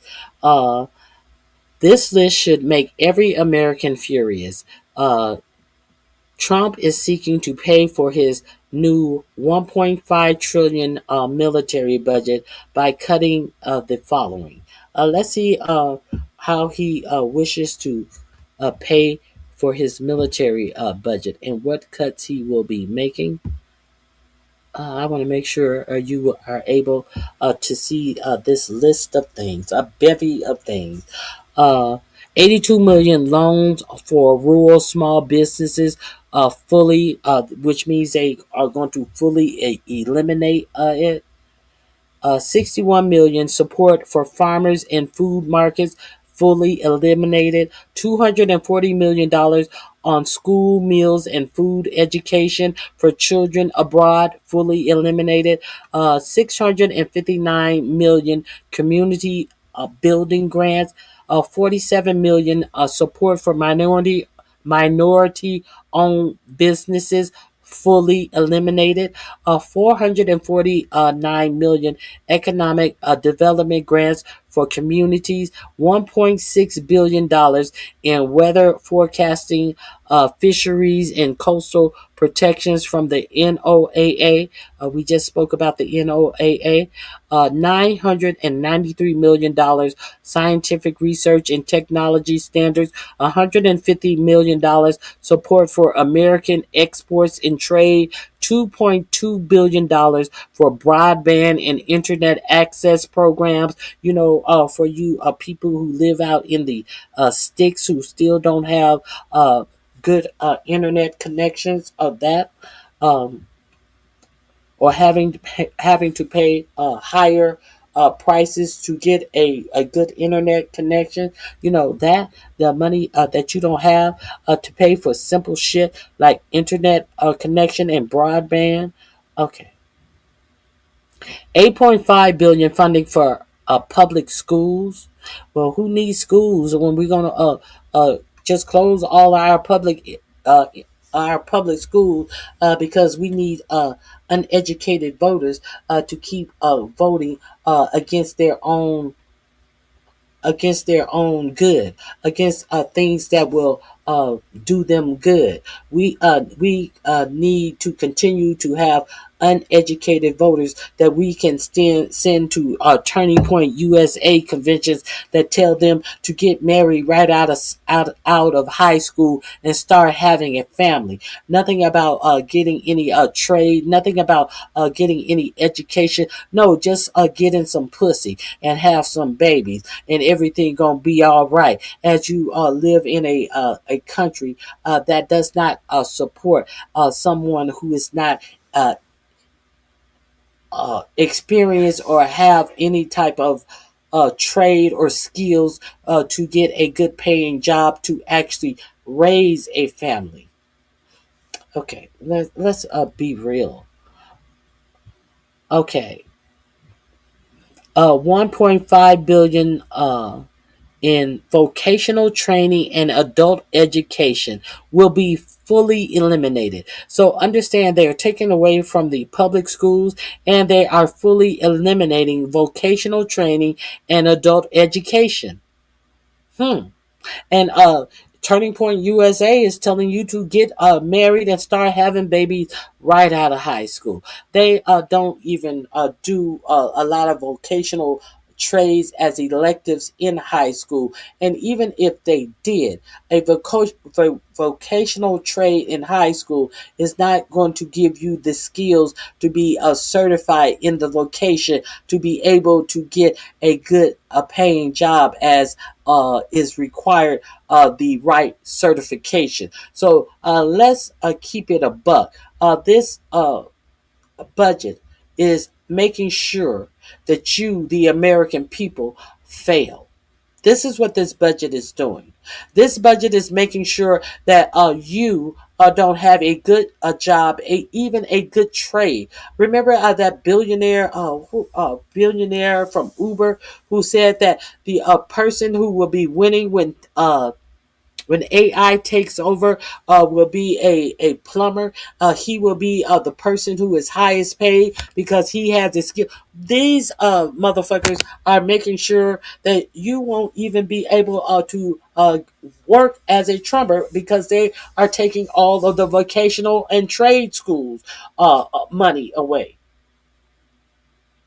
They're making sure America is a failure. This is what this administration is doing. 2.7 billion in college access and higher education support. 15.2 billion. 2.7 billion. Did I say million? I mean billion in college access and higher education support. 15.2 billion in roads, bridges, and infrastructure projects. Now, how are you taking 15.2 billion from road, bridges, and infrastructures as our road, bridges, and infrastructure is already crumbling? I think something like 60 or 70% of bridges in the United States are in disrepair and in need of repair that people are driving over every day. Have structural damages that need to be repaired, that have been tagged in need of repair. And then your government acts surprised like, oh, that bridge fell down with 300 cars on it each. Oh, no, what happened? What happened? What happened to that bridge that has been tagged for 17 years that need repairs? Okay. Uh, where am I? 1.1 billion home energy efficient and clean energy program is going to be fully eliminated. 1.1 billion dollars in scientific research funding. 386 million in environmental cleanup programs. Why bother to clean up the environment? Lee Zeldin, the head of the EPA, just increased pollutants that are allowed into our air, water, and 4547 has just okayed all of these forever chemicals that are in our in that Roundup poisoning. Any amount can be sprayed that sprayed in on crops that will eventually be eaten and digested into your body that you can never get rid of. And if you don't eat and digest them, it will be caught up in the runoff that goes into your drinking water. So it will still be in part a part of your body. So who needs EPA cleanup with all the all the cuts that they are making and all the pollution that they are allowing into our air and water? So hey, that is par for the course for this administration.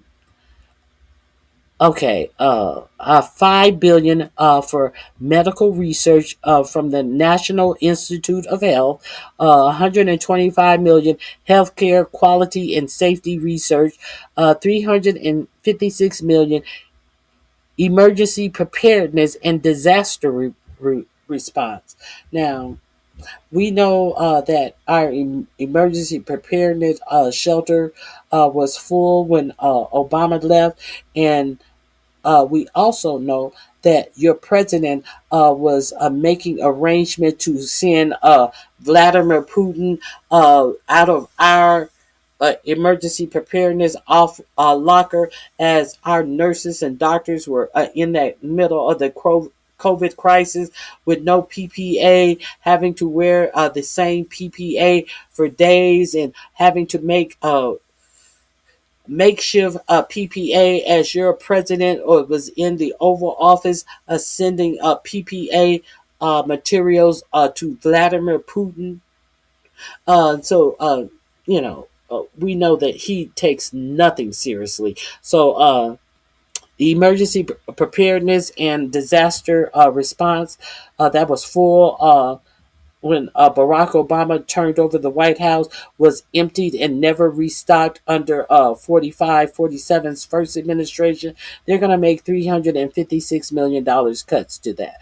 $1.3 billion in FEMA community disaster preparedness grants. $1.3 billion is going to be cut from FEMA. Fuck you.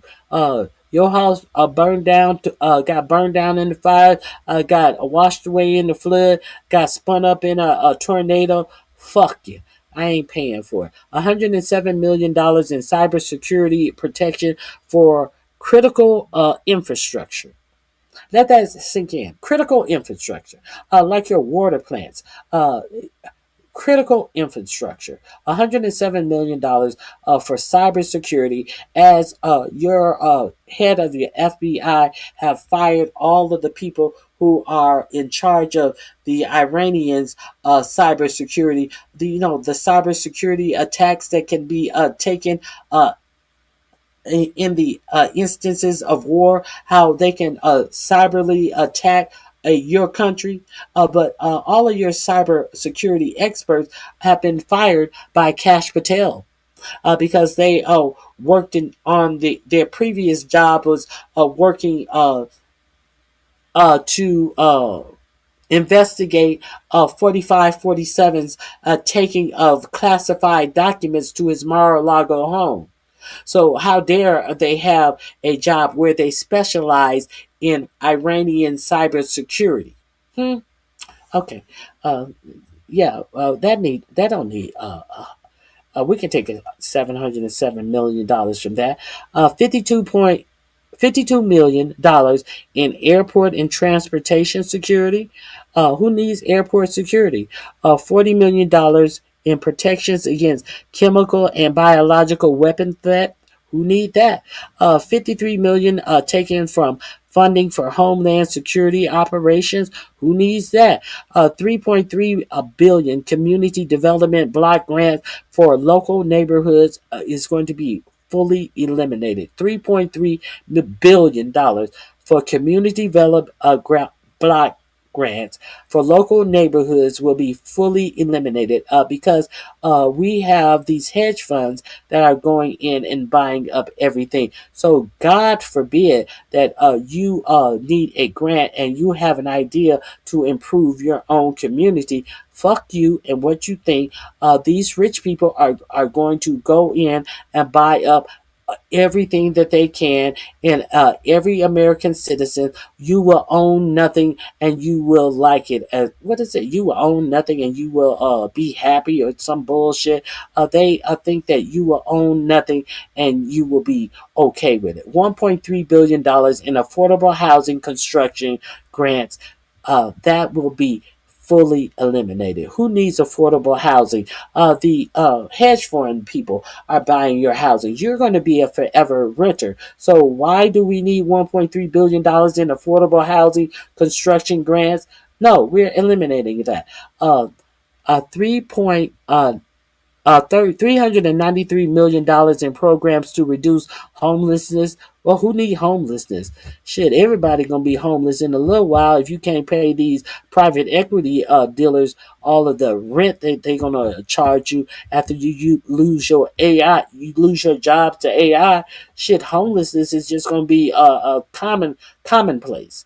You're just gonna be a regular person in this new United States of America. Homelessness, you count. We expect you to be homeless.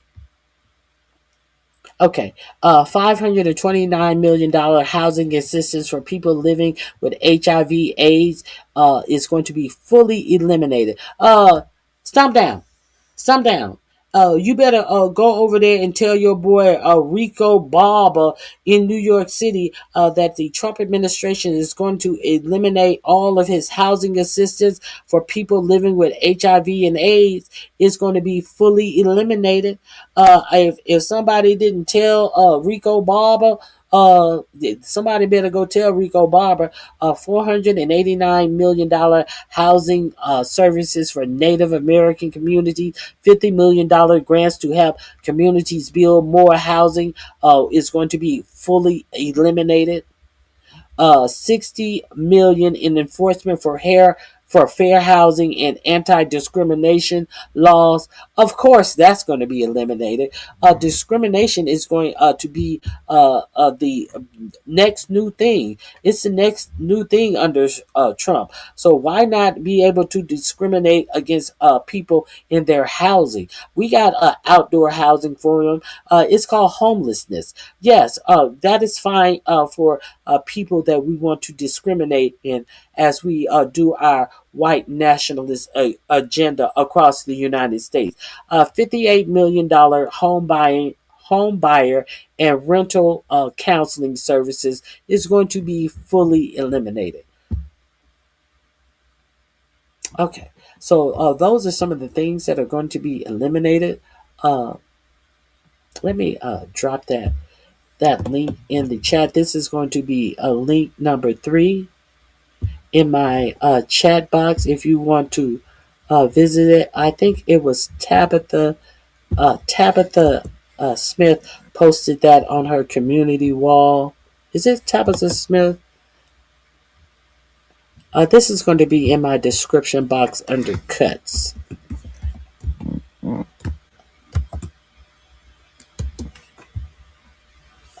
And the article will be as well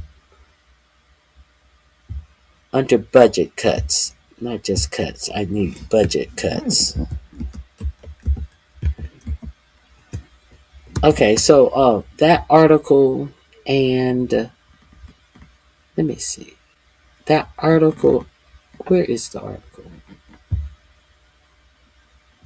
Hold on one second.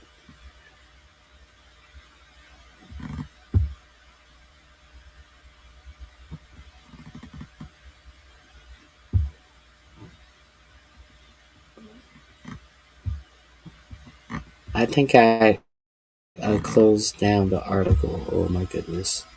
Oh my goodness. I can close that down. I can close that down.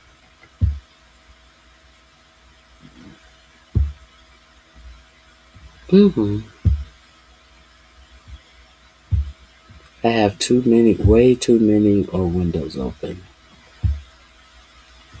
Way too many. Okay. Let me see.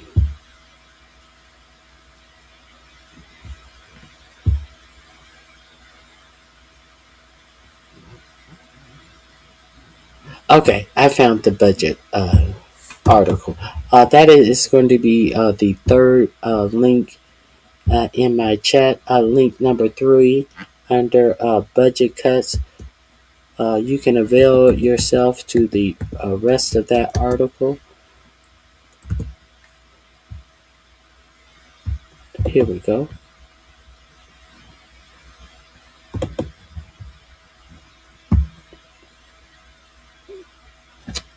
Okay. Now, where were we? Where were we?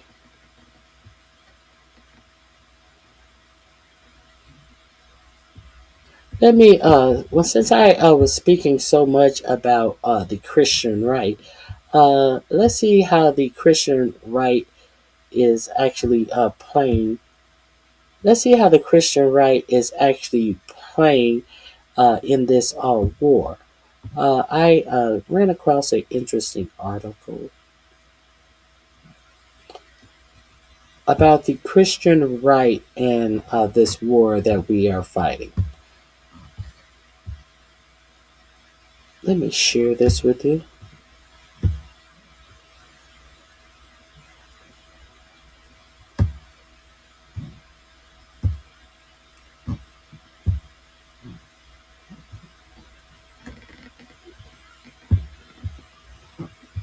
Name of the article is Trump's Holy War Abroad and at Home. Journalist Sarah Posner on how the Christians' right ends time views are shaping U.S. foreign and domestic policies. You know, the end time views as in these military people telling our forces that they are doing God's will and they are bringing forth the rapture and all of this. Make America pray again and all of this white nationalist, white Christian nationalist shit that is being put upon our troops. Now, they say that we are fighting religious zealots in Iran. At the same time, they are doing a whole lot of religious zealotry on our own troops. So let's get into this. I wanted to share this with you if you are unfamiliar with it. Uh, After more than a month into the U.S.-Israeli conflict with Iran, President Donald Trump addressed the nation directly for the first time on Wednesday about why he dragged the country into an unprovoked illegal war. During his wide-ranging speech, Trump made numerous false claims, including repeatedly emphasizing the nuclear threat Iran posed. The reason the Trump administration have given for partnering with Israel in this war have been varying and at times include religious undertones, especially from Defense Secretary Pete Hegseth. Hegseth regularly infuses Christian right rhetoric in how he speaks about the war on Iran and the military more broadly. During a recent religious service at the Pentagon, Hegseth prayed for God to give U.S. troops wisdom in every decision, endurance for the trial ahead, unbreakable unity, and overwhelmingly violence of action against those who deserve no mercy. Now, what kind of prayer is that? God, give them overwhelming violence on those who deserve no mercy. What religion is that? And they want you to believe that Muslims are zealots as they say this shit out loud and act as if it's normal. What type of supremacy attitude do you have to say that type of shit out loud and plant it under a flag of religion or Christianity?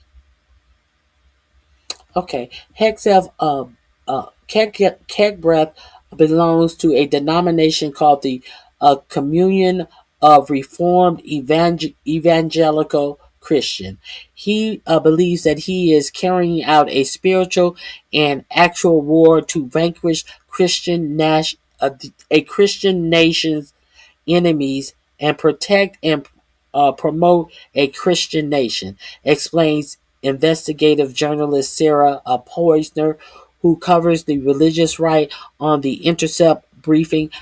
For Hegbreath, biblical law is the only law he feels obligated to obey. The law of war, international law governing military conflicts, and human rights and civilian rights in war, he believes don't apply to him.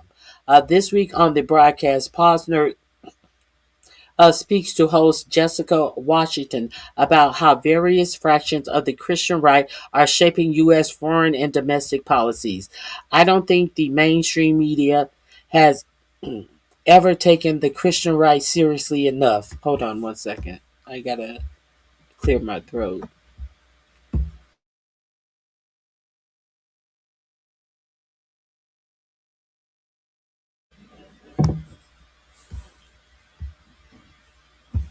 I apologize. I don't think the mainstream media has ever taken the Christian right seriously enough.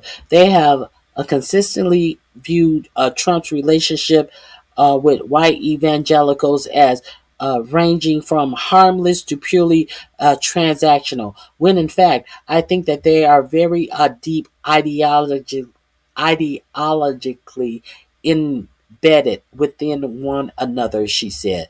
Listen to the full conversation of on the Intercept briefing on Apple Podcasts.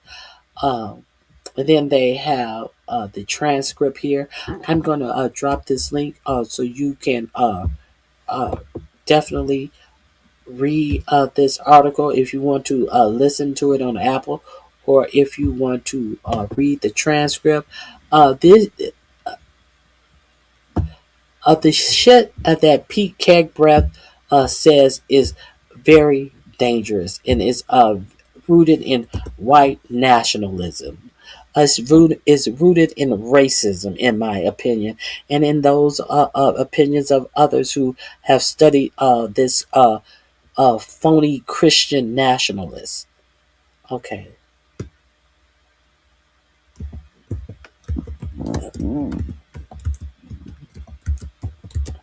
This is a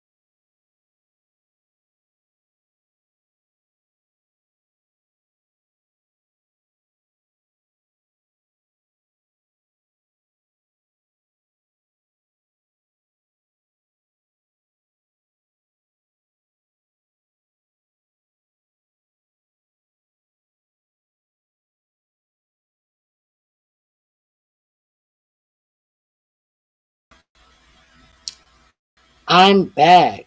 Lord, you get talk. Hey, Miss Queenie, you get to talking about these fake Christians, and then I get thrown out. So he wants everyone to be stupid and broke. Hey, Sincere, how are you doing? Yes, he wants everyone to be stupid and broke.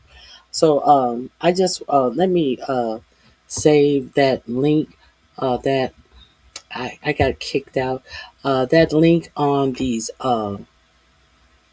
the investigation into all of this fake Christianity that is in the military being spewed about by Keg Breath is under fake Christians in my description box.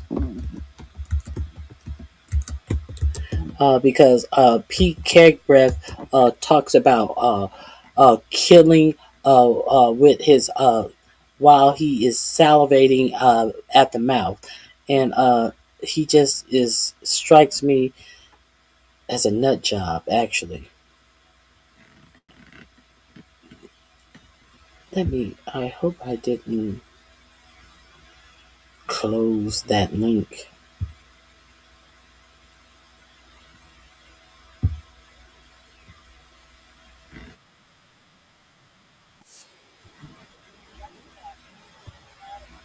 Hold on, 1 second.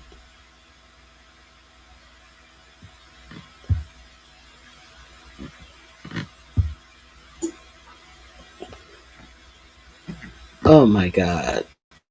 I think I closed the link. I'm going to have to reopen the link. I'll add that link to the description box.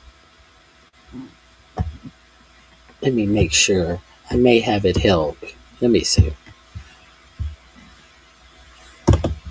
Oh, I already have it held. Okay, that link is under fake Christians. Now,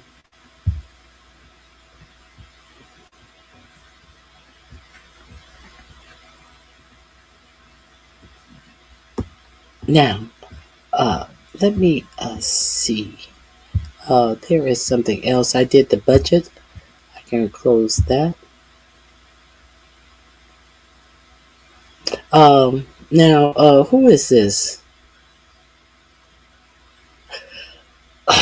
There is a Republican who has a message for you if you are having problems buying groceries. He has something that you act like you don't know. So he's going to tell you what you need to do to buy groceries. Let me rewind this.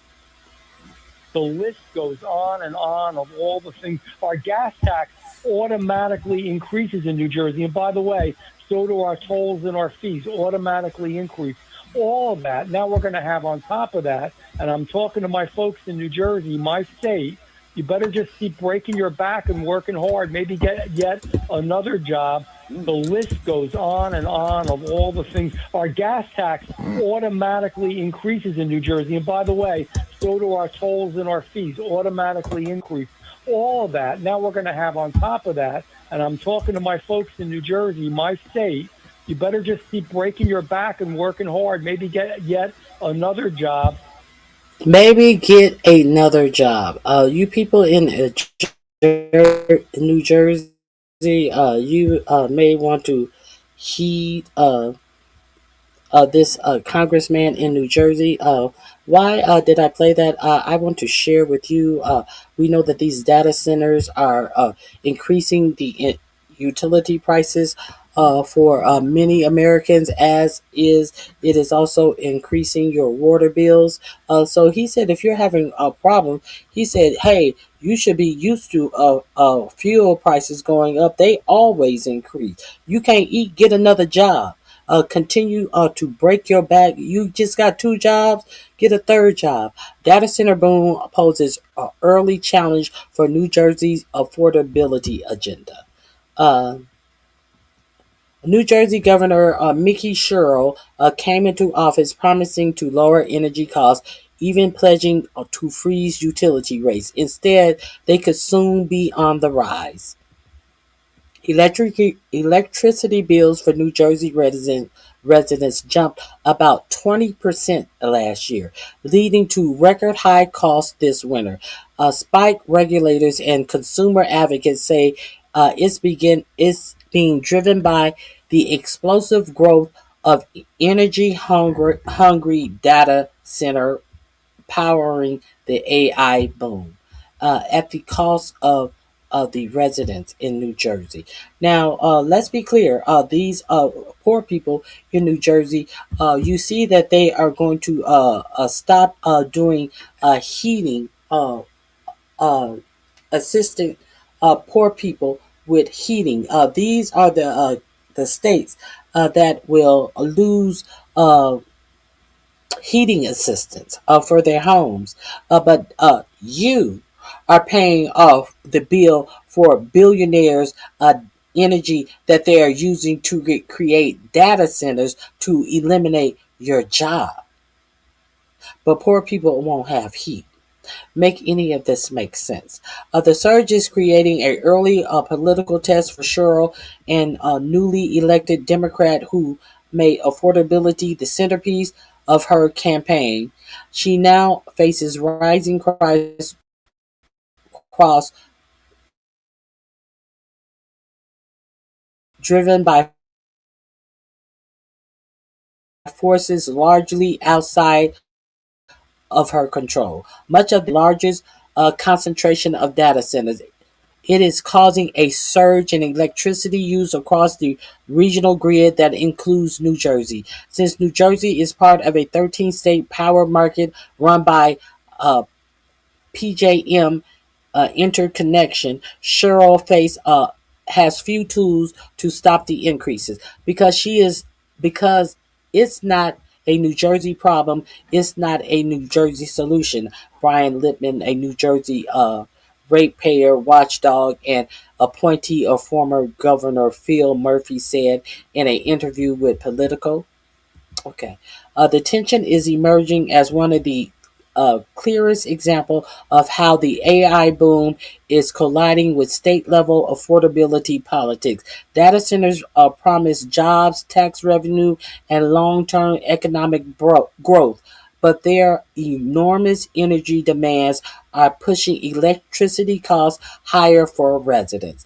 Governors are increasingly being forced to balance economic upside of attracting tech investment with the potential risk of rising utility bills. No, you're not. You tell them they have to pay their own utility bills. You tell them that they have to create own while they're building shit. Build your own utility plant where you're going to pay your own utility bills. Why? What? I don't understand what we talking about billionaires. Okay, in in his State of the Union address, President of 4547 said companies building data centers should need to pay their own way to prevent electricity costs from rising, while governors in the region have pressure of the grid operator for more transparency and reforms. The proliferation of these massive computing warehouses are particularly challenging for Cheryl, raising a cost for living and housing in New Jersey, on top of the state budget scrambling for dollars to add to the financial strains posed by the tech boom. So this is once again another state that is in peril behind AI.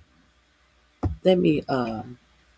This will be in my description box under AI. AI costs. Because we definitely need to talk about the cost of AI.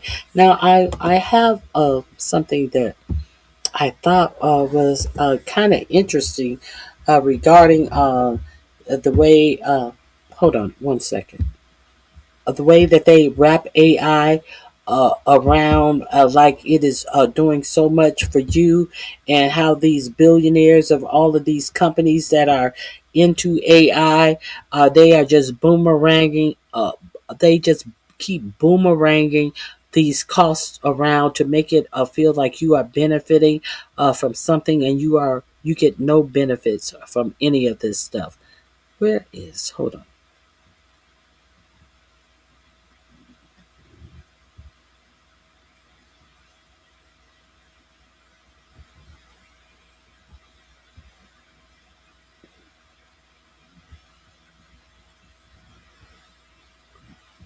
Trump's holy war abroad and at home. Okay, I needed to find that clip again because I didn't put it in my link. Okay, that holy war thing under fake Christians. I have the link there now. I thought I had put it there, but it wasn't there. Okay, now let's move on to this AI stuff that I wanted to share with you guys about what they're actually doing with this AI. Playing what do they call it? When they hide the ball and keep moving the cups and stuff. I forget what that game is. That shit that they play in New York. I forget what they call that.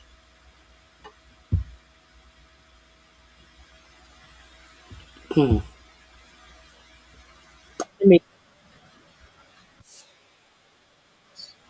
Let me show you what I wanted to show you though.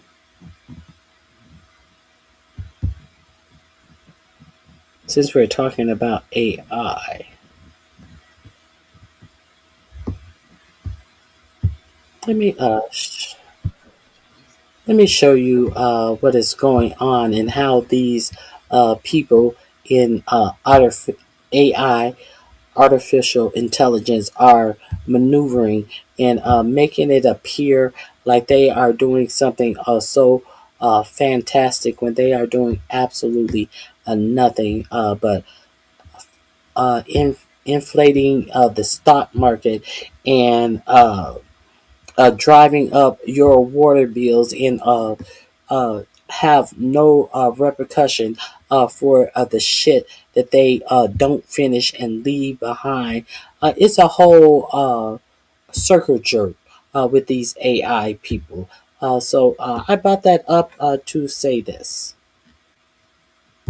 Executive officer of OpenAI, stood in front of Sam Altman, the chief executive officer of OpenAI, stood in front of cameras in January of 2025 and called it the most important project of this era, a $500 billion AI infrastructure venture named Stargate that would become the largest technology investment in history. 5 months later, one of his own partners destroyed that narrative on a public earnings call with just 4 words. Then, Oracle Chief Executive Officer Safra Catz looked at shareholders in June of 2025 and told them Stargate is not formed yet. The biggest AI announcement in history and the venture behind it had never been set up as a functioning company. But here's what almost nobody is talking about. 15 months after Altman's announcement, according to the information, the Stargate joint venture has never hired a single employee, has not. So they're announcing fake businesses, businesses that have not even been created yet. And our next story we're going to talk about the Board of Peace, another fake business that your president has appointed himself over. He and you will find that the patent department was the one who patented the name Board of Peace to the extent that no other company can use the word peace in their patent. So we're going to talk about another business that is charging other country now.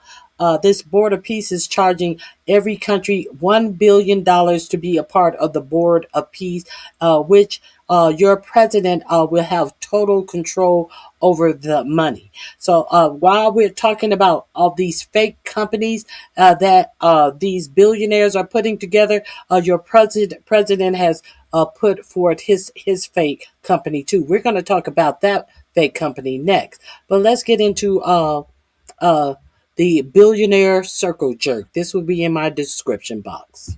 Developed a single data center, and 3 people directly involved described the whole thing as a shelved idea. And that is when the final twist landed. Altman's own former cloud partner, Microsoft, led by Chief Executive Officer Satya Nadella, announced it will build on the exact land in Texas that Altman's company walked away from. That is where this story has ended up.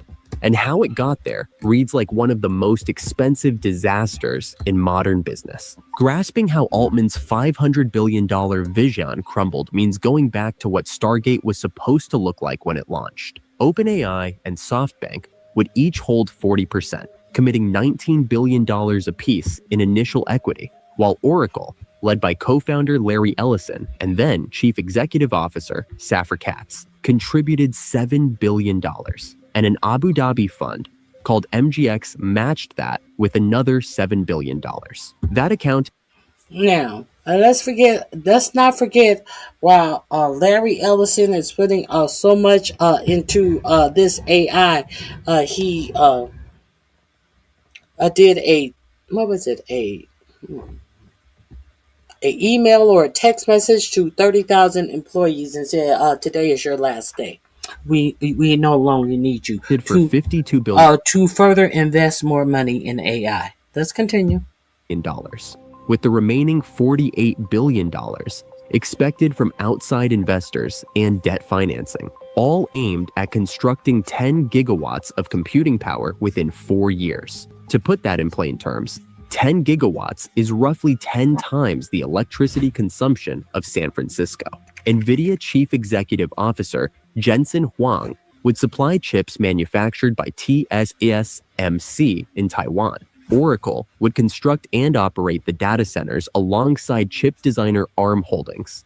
And SoftBank Chief Executive Officer Masayoshi Son would chair the whole venture. Son's own words at the announcement captured the ambition, declaring that artificial general intelligence, AGI, is coming very, very soon, and calling it the beginning of our golden age. 24 hours is all it took for the first cracks to show.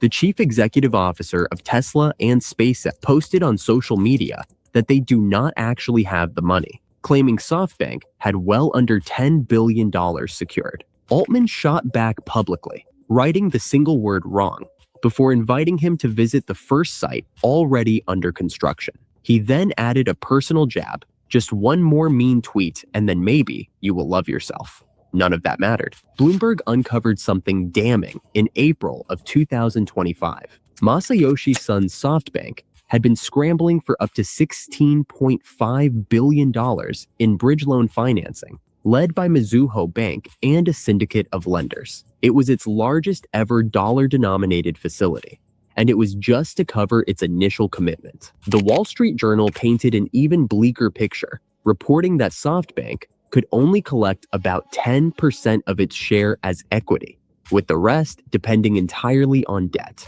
By August, even SoftBank's own chief financial officer, Yoshimitsu Goto, conceded on an earnings call that the Stargate push has been somewhat delayed. What was happening behind closed doors between Altman and Son turned out to be even worse than the public mess. The Wall Street Journal reported in July of 2025 that the two men were butting heads over where to build the sites, who would own the data centers, and who controlled the trademark. Altman's OpenAI demanded ownership and operational control, while Son pushed to develop the sites through SoftBank's own energy subsidiary and held the Stargate name on the trademark registry, even as Altman's team stamped that name on projects the venture never funded. Sorting all of this out required multiple trips to Tokyo and a marathon negotiation session at SoftBank headquarters, according to the information. What came out the other side looked nothing like Altman's original vision.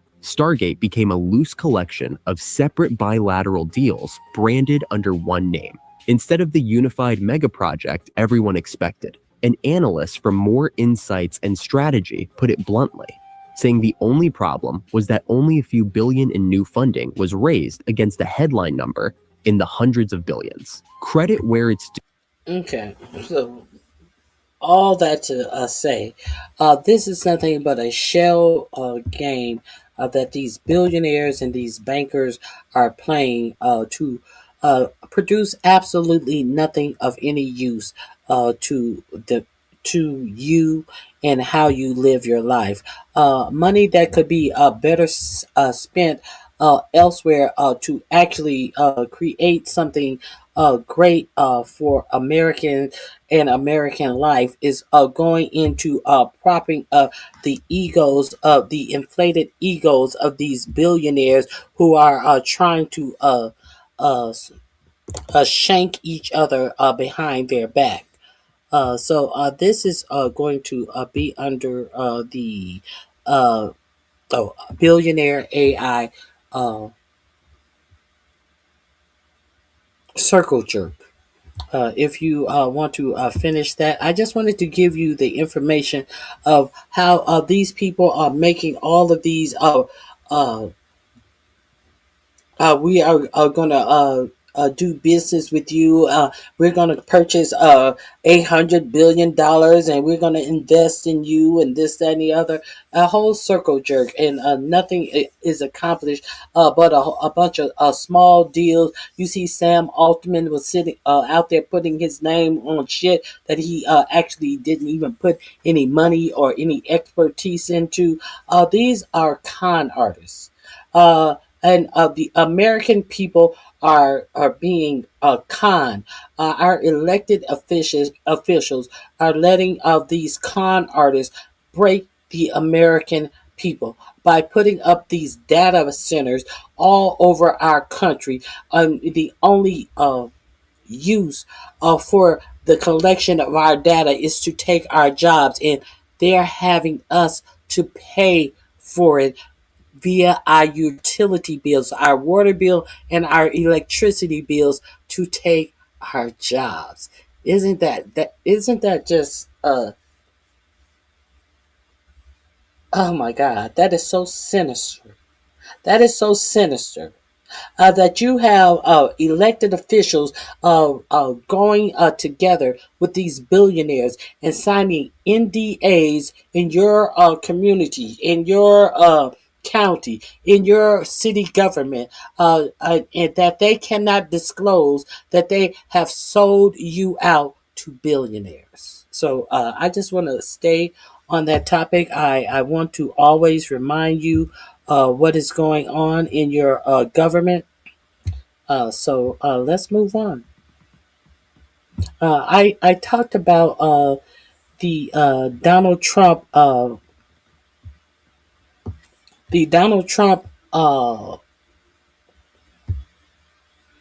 piece. What was it? Hold on. I talked about. Hold on one second. I talked about the Donald Trump peace thing, board of peace. Let's get into the board of peace, shall we? Since we're talking about fraudulent things, if you guys are unaware that your copyright department decided to copyright the word board of peace, and for Donald Trump, since the Donald Trump said that's something that he was going to be doing with the board of peace, come to find out this is a totally fraudulent board. The person who is over the copyright department actually copyrighted it himself. Not that the government owns the board of peace, but he just did it for to do Donald Trump a favor. And in doing him the favor, he was just helping him out. And in helping him out, he's also avoided the $350 fee that you and I would have to pay to copyright something. He did billionaires, Donald Trump, that favor, and for people who are going to be joining this board of peace, who have to pay $1 billion to be a part of it, he decided to, just waive their $350 fee that he will charge your poor broke ass. Now, let me find that board of peace. thing. He was questioned in Congress about here it is right here, patent director. If you didn't hear about the hearing for the patent director who does U.S. patents, let me share that with you.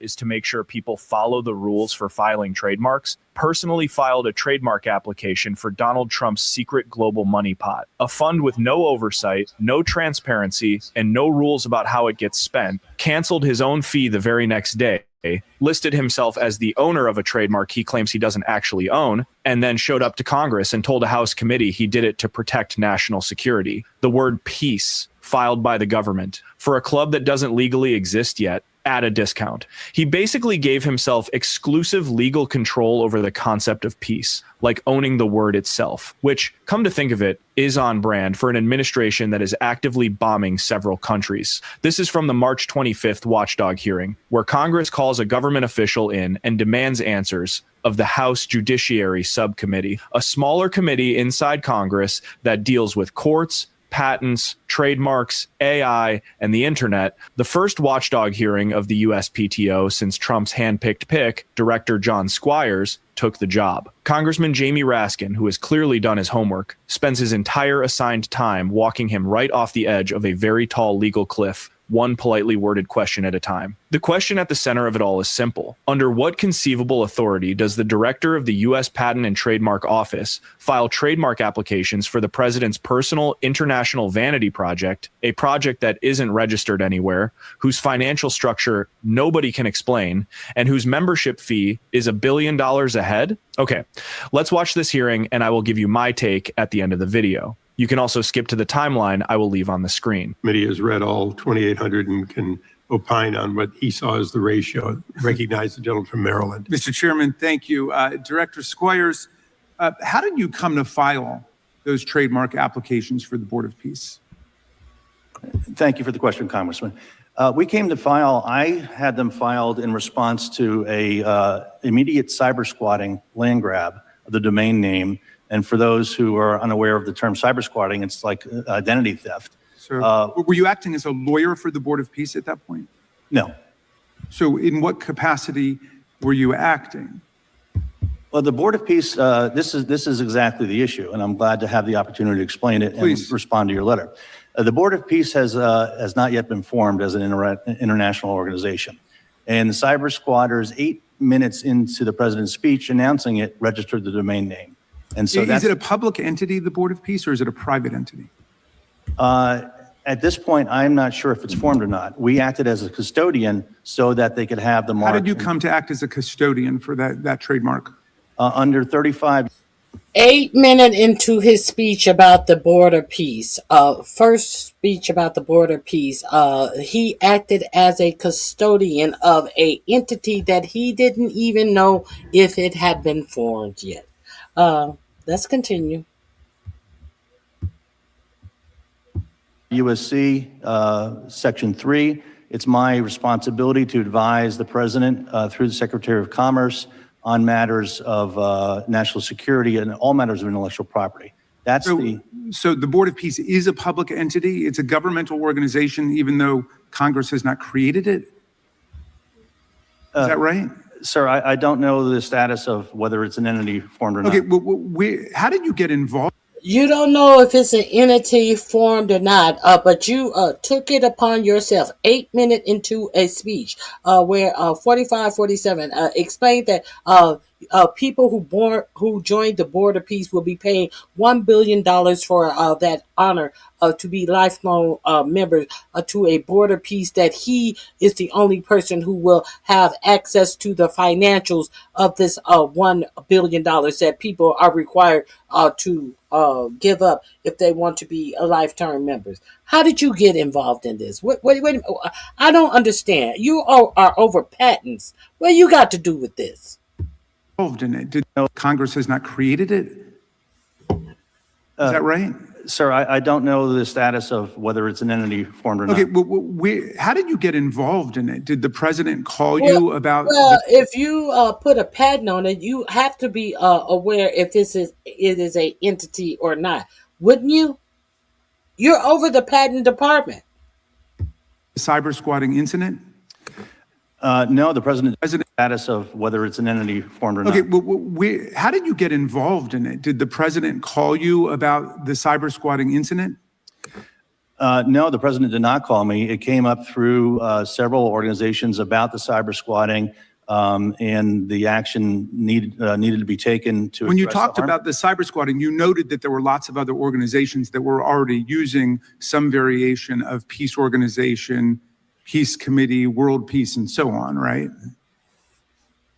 There are dozens of them. I mean, I found them this morning just on the way in. Well, again, a reference was made to Shakedown. This was registered, this particular boardofpeace.org. And without that, you don't have. You registered that? No. Oh, who registered? A cyber squatter did. I mean, 8 minutes into. But you don't have to talk about a cyber squatter. There are dozens of other groups that have peace in their name, right? Well, look, where does your legal authority come from to file trademark applications on behalf of this Board of Peace, whether it's a public or private group? It comes from the combination of 35 U.S.C. 3 and 35 U.S.C. 2 under the Lanham Act, and in your opening statement. Well, wait, do you usually act as a custodian for the intellectual property rights of other entities, or is this just for President Trump? This was to protect the name Board of Peace as the entity gets booted up. This is to protect something the president said as it get booted up. I don't know if it's fully developed. I don't know anything. I just wanted to protect the words that came out of Donald Trump's mouth. To act as custodian in a very narrow capacity with a bona fide intent to use.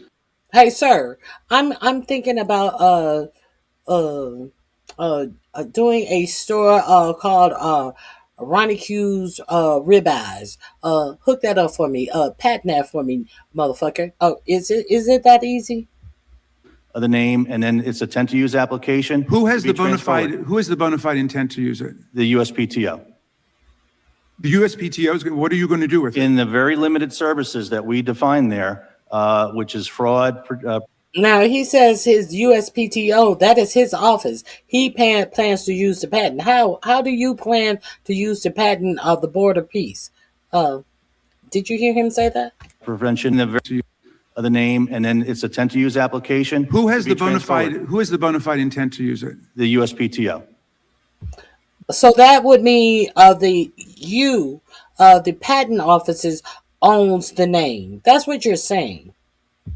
The USPTO, what are you going to do with it? In the very limited services that we define there, which is fraud, prevention, misuse. But is that a service you offer to all American citizens?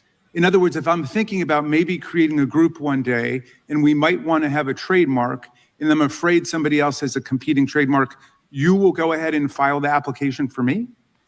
My responsibilities are, again, under 35 U.S.C. Section 3 to advise the president on matters of national security. So this is a matter of national security? Okay, let me ask you this. You've emphasized today, and rightfully so, the importance of people who are applying for patents or trademarks to pay a fee, because yours is a fee-paid office. How much does it cost for someone to seek a trademark? When you applied for that trademark for the Board of Peace, how much does that cost? It's not an expensive fee, depending upon the website's. Okay, how much does that cost? $350. It's not an extensive fee, depending upon. It's $350. Say $350, because we're dealing with billionaires that you absorbed the fee, took the fee away from them on a patent they never requested, that you so diligently hopped your boot-licking ass down and decided to form a patent for the word Board of Peace. And you didn't even charge them for it. Here, daddy, I did it for you for free. Let the American people pay for it. It's $350, is that right? Generally, yes. It's not expensive. Okay. And my one of the able lawyers on my staff just passed me this. You filed a petition on January 21st, 26 to waive that fee for the Board of Peace. Then you granted that petition the very next day, which underscores. So he put in the petition, he waived the fee, and the next day he approved his own petition for a patent. Isn't that?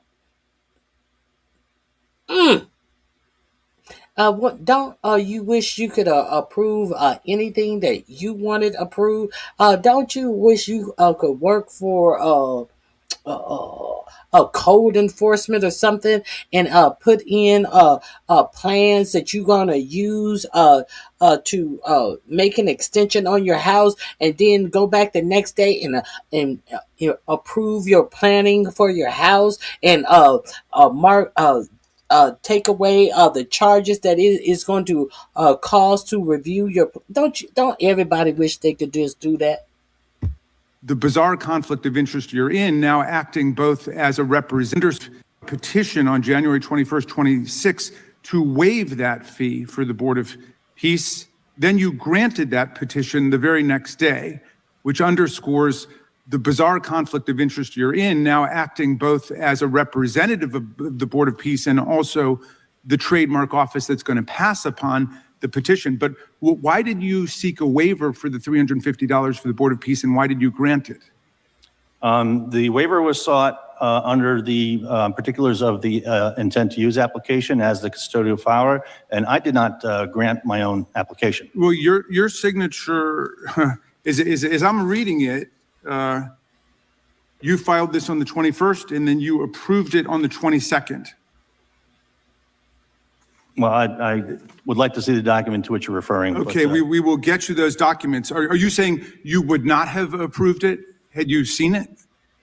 I'm saying I don't recall this particular situation. Okay, but I do believe it's in your my authority. Signature. Okay, it was approved by Dan Vovanisi, but your signature is on the petition. And I guess, yes. Why did you request that waiver of the $350 payment for the Board of Peace? Again, given that this is going to be an international organization, given the situation with the intent to use and the bona fide limited scope that we had, I made that petition just as I signed the application, and it was granted. Okay, and then finally, you know that the Lanham Act forbids anyone from submitting an application unless they're the owner of the mark or the legal representative of the mark. So were you representing yourself as the owner of the mark or the legal representative when you filed the petition? No, we are very clear. It's on a custodial basis. We are not the owner. It will be transferred to the entity once it's formed. Okay, well, you're listed as the owner on the petition, both for the waiver and also the application. You're listed as the owner, but we're not the owner. No, we're not the owner. We don't own it. So, I mean, that's the way the Lanham Act works. In other words, if I'm asking for your advice, could I get another company to apply for a trademark for me? What's the answer to that? If you're the President of the United States, yes. The President of the United States could have somebody else. The President of the United States has tons of trademarks. So you're saying that he doesn't have to submit himself? Where does it say in the Lanham Act that the President of the United States is exempt from the general rule that you cannot have a third party seeking an application on your behalf? Nowhere.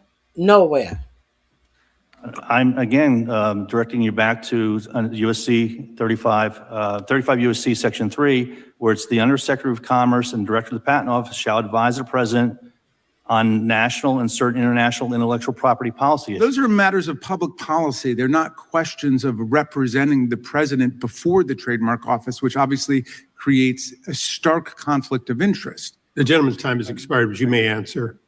Sir, I was not representing the President of the United States in this regard. I was representing filing an application to address the cyber squatting issue under my authority under 35 USC. I appreciate it. Thank you. I yield back, Mr. Chairman. Thank the gentleman. Here's what you just watched, and I want to be precise about why you should be as furious as you are right now. That wasn't just a bad answer. That was a federal official telling Congress under oath that a law requiring the person applying for a trademark to actually be the owner of that trademark simply does not apply to him when the president of the U.S. is involved. That is the answer. Okay, this link is in my description box if you want to hear some more explanation of something. Now, it seems like your president has shown up for a Easter egg roll. So let's get over there and let's see what the President Trump on Iran rescue mission at the White House Easter egg roll. There seems to be some comments. Let's go over there and check out the comments that your president made at the Easter egg roll, shall we? This is a new breaking news. I believe it's from PBS. Let's see. It is from C-SPAN.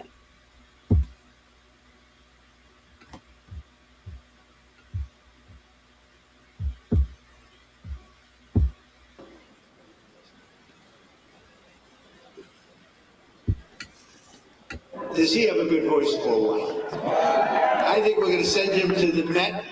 We'll get a little commission, make a lot of money, because that man can sing. Thank you very much. Not the first time we've heard of it. So today is a very special day. It's a day where we celebrate Jesus. It's a day where we celebrate religion. And it's an honor to be the President of the United States. Our country is doing so well, like it has never done before. You'll see that very shortly. And things that we've done have not been done before. We've broken every record in the stock market. We've broken every record in our military. And what about the rescue that took place yesterday? What about it? It's something that you rarely see. You know, they were giving me a briefing about that. And they said, normally when you're in very hostile territory, and I don't think it gets much more hostile than Iran, they're capable fighters, they're very tough people, and there were others like that. You don't mind when the enemy is weak, but that enemy is strong. Not so strong like they were about a month ago. I can tell you, in fact, right now, they're not too strong at all, in my opinion, but we're soon going to find out, aren't we?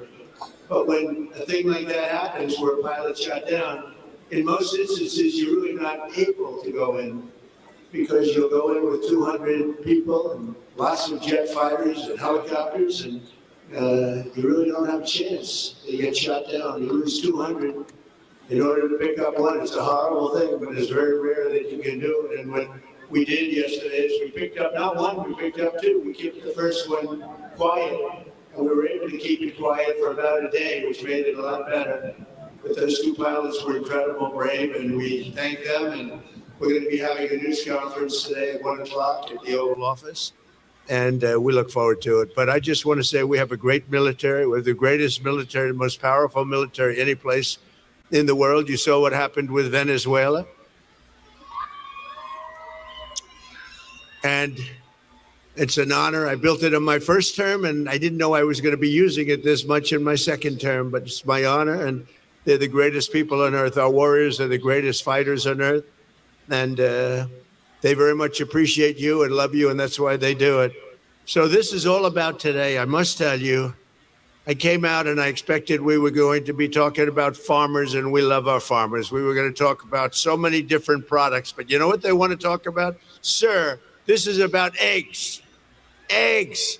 Because we have the egg farmers of the entire country here, and they are unbelievable. And if you remember, when I first got elected, my first news conference with the fake news, a lot of fake news here today, but I had a news conference, and the first question, what are you going to do about eggs, sir? I said, what's wrong with eggs? I just got there. It's my second day in office at a news conference. And they were screaming at me, what am I going to do? But how could you be not understand what was going on with eggs when you campaigned on the prices of eggs? That's the only thing you campaigned on. About eggs. Then I said, well, it's like, tell me what's wrong with eggs. The price was so high. You campaigned on it. But they needed to tell you what was wrong with eggs the first day. Okay. It was 4 times higher than it was a year before. I said, well, that sounds like a problem. Let me think about it. And Brooke Rollins, our great Secretary of Agriculture, she got involved. We all got involved.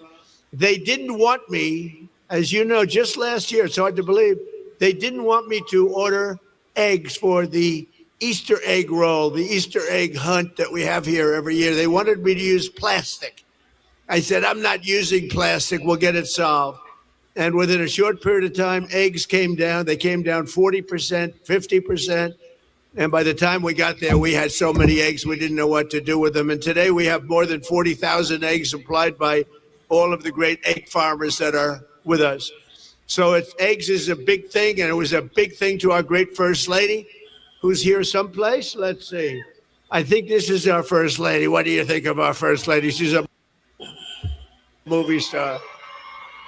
I don't know. Do we call her First Lady or a movie star? She has the biggest movie. Can you believe this? And she... Biggest movie where? Where's this big movie at? That flop? Okay, let's continue. Deserves it. Would you like to say a couple of words to your friends?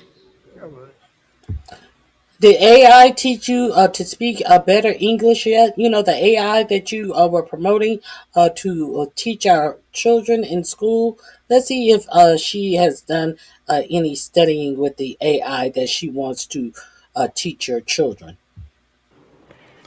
Happy Easter Monday. I hope you enjoy this beautiful day. We are celebrating a very special Easter egg roll this year because it's 250th birthday of this beautiful nation.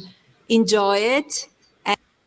Sounds like it. She hasn't. Let's continue. And I hope you have a wonderful day. Thanks. Thank you, honey. And she worked very hard with her staff and the staff of the White House on really just making it nice. This is the nicest I've ever seen it. So this is my 5th, and I will say that it gets better every time, right? It gets better every time. You notice the fencing is all brand new.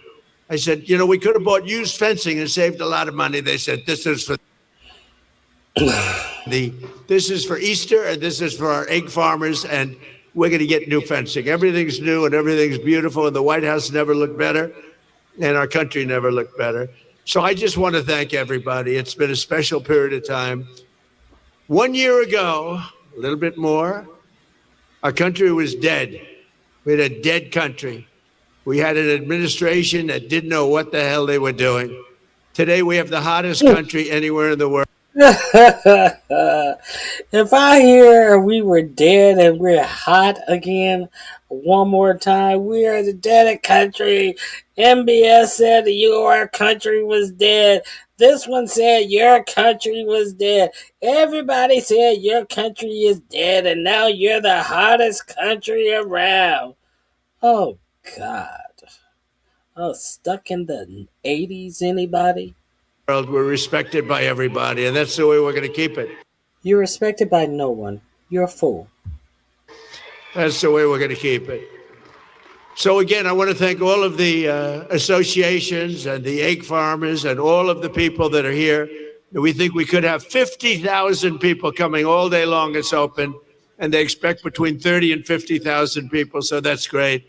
And most importantly, I want to just say Happy Easter, and God bless America. We have the greatest country on earth. God bless you all. You are very, very special people. Thank you, everybody. Have a good time.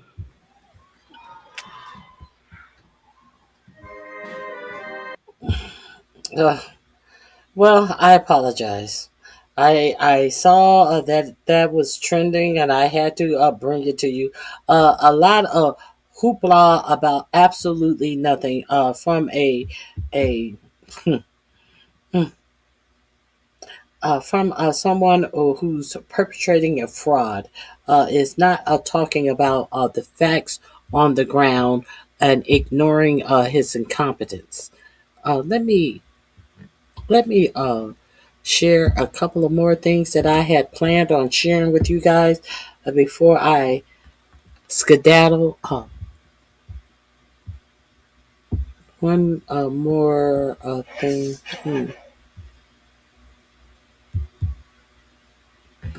Let me see if I played this. Make sure I played everything.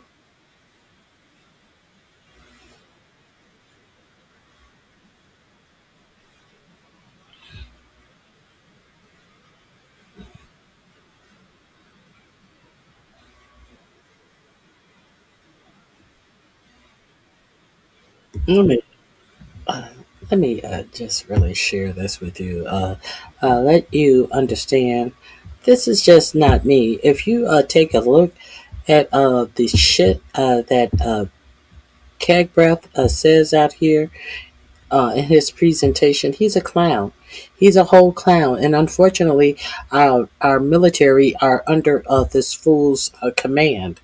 With no high-ranking generals anywhere to be seen, because he fires them all, because he's an insecure, drunken clown, in my opinion. We're over fighting this war in Iran. We're flying over and dominating and talking about what we're going to do to people, according to Pete Hegseth. So as we're flying over and killing people and dominating with white supremacy, one thing he wants to point out with this same propaganda is that we're nowhere near as savage and destructive as our enemies. This is not a mission accomplished situation. This is simply a reality check. The combination of U.S. and Israeli intelligence and combat power will control Iran, and will control it soon.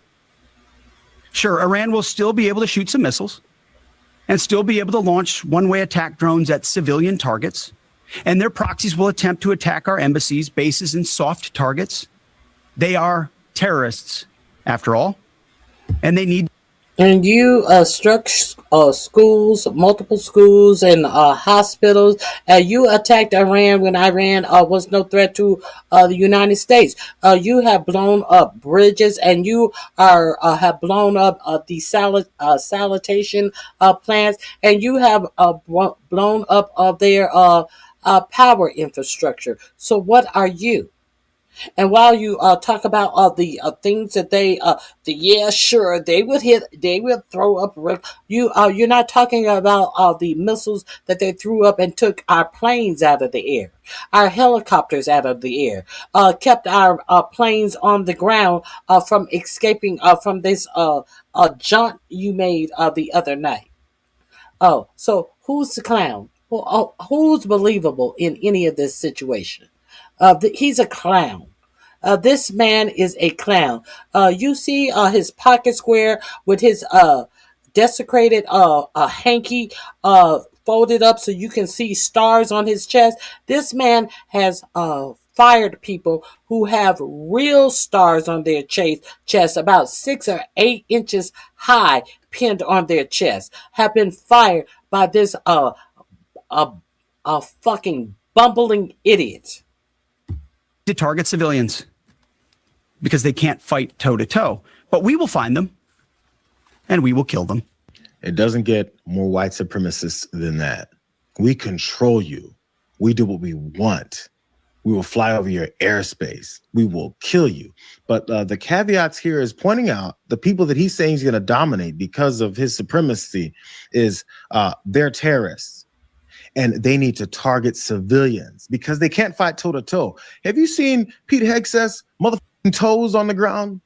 Have you seen Donald Trump's toes on the ground? Have you seen Stephen Miller's toes on the ground as they're talking about people aren't fighting toe to toe because he's fighting toe to toe? Yeah, this guy. And by the way, about those civilians that only get attacked by radical Islamic terrorists, it's weird because, you know, America and Israel just attacked some citizens. As a matter of fact, children. The scene was really graphic. I saw things like a small child's hand in the rubble, bloodstained backpacks, homework scattered everywhere. And so when I see scenes like that, it's important to verify and know that it's from the current moment. So I was able to do that. And then once I found the location of the school itself, just being able to map, some of the features we saw in the video with satellite imagery, I wanted to understand what was around there. Manab is a small town in the southern Hormozgan province. I was trying to understand why the school was struck. What I saw and what many others online saw as well is that it was close to an IRGC Navy barracks. And explain what the IRGC is. The IRGC is the Revolutionary Guard. So there was an IRGC, Navy barracks around there. And I wanted to, understand, is this an issue of wrong targeting? Once I looked at satellite imagery, it was clear that for years ago, it used to be part of, it looked like it was very close to the base, part of the base. As far back as 2016, it was completely walled off. There was a separation between that school and the IRGC Navy barracks. And as well, the walls of the school were painted with these bright murals. So obviously, if I can see as an open source investigator that as far back as, 8 years ago, these brightly colored walls are visible, I know that this is not part of an IRGC base. And so should anybody that's adding this to a target list. That's what we're doing. We're killing.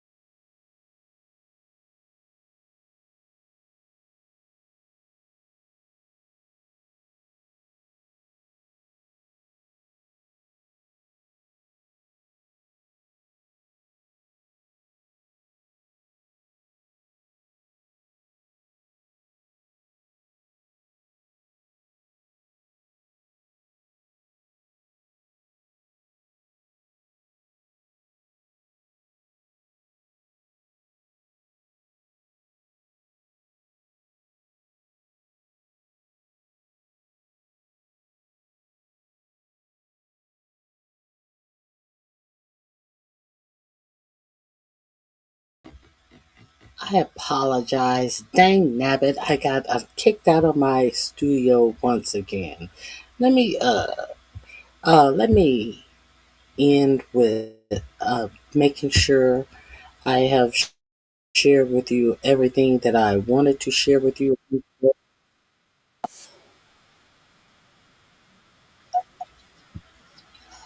I don't know why I got kicked out a second time.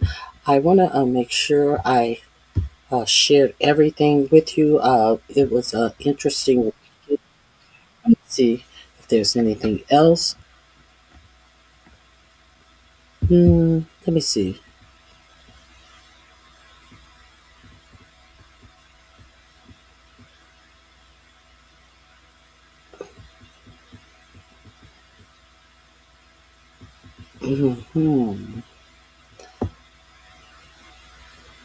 I want to play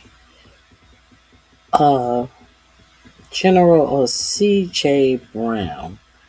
He was interviewed.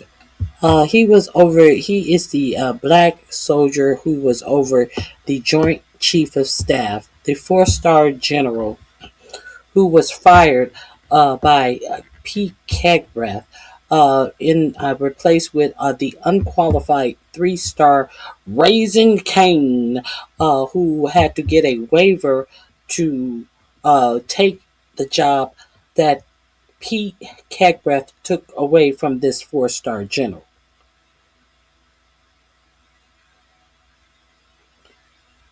let's understand this. I think I have a couple of clips that I want to play where now I want you to hear he was over the Joint Chief of Staffs. I just really want you to hear how this general responded to questions about what is going on and in this war, and I'll let you hear from him himself. I think I'm pretty sure. Do I have it? I think I have it. Maybe not.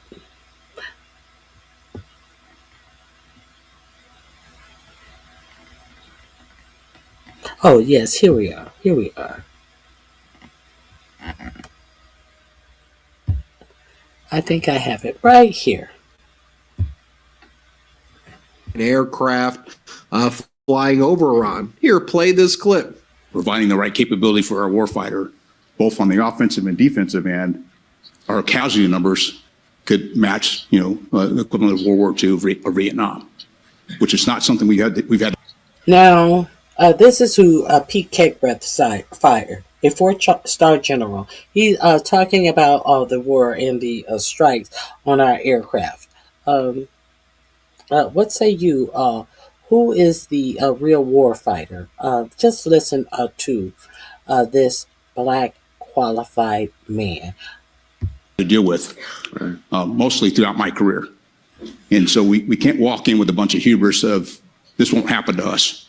Well, we just saw it happen with 13 service members that have been killed, 350 or so that have been injured, and not to mention the number of aircraft that have been lost, which, that's not something we haven't lost a lot of aircraft, particularly like an AWACS sitting on a ramp. Yeah. And those are the kinds of things that should shock us a bit into reality that, war and going into a conflict is not something you just take lightly. You got to take it seriously because you're putting men and women's lives at risk. And I'll just tell you personally, with every loss, it impacts me. Because I know someone's going to show up in their dress uniform to knock on somebody's door to tell them, your son, your daughter, your husband or wife is no longer with us. And that just disrupts the family. And that weighs heavily on me. Yeah. Thank you, Chairman. Okay. Let me share another one with you where he goes on to speak about what he is seeing in this war.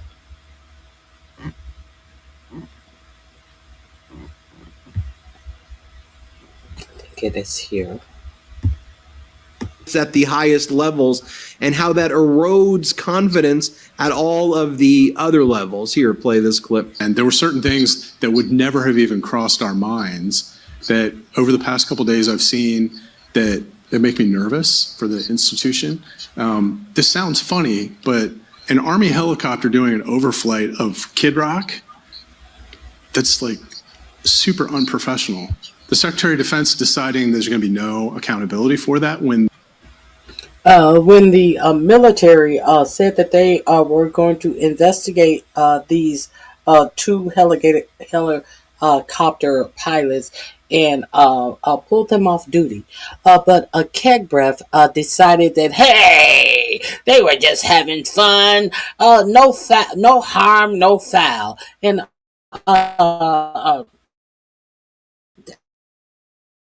had no repercussion for them flying off course to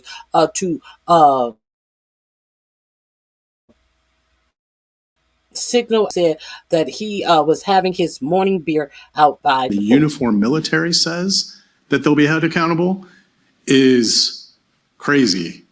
The Secretary of Defense pulling members off a one-star promotion list for reasons that are almost certainly to do with their identity is crazy. Because they were black and two blacks and two women. Yeah, that was crazy. And it was crazy for you to not say exactly why he was pulling them off. That's not understand that this man who's doing the interviewing, he was he was either an assistant to someone who was on the Joint Chief of Staff. He is also a military veteran as well. Something that would have happened before. So again, Chairman, you're too professional to comment on news because that's not your role. But can you just talk about, if you're the chairman and you're thinking about civilian political appointee leadership, what role do they have to build that trust in the institution? Well, part of this, you think about the role of a military member at the senior level, particularly as a chairman, when you're providing advice.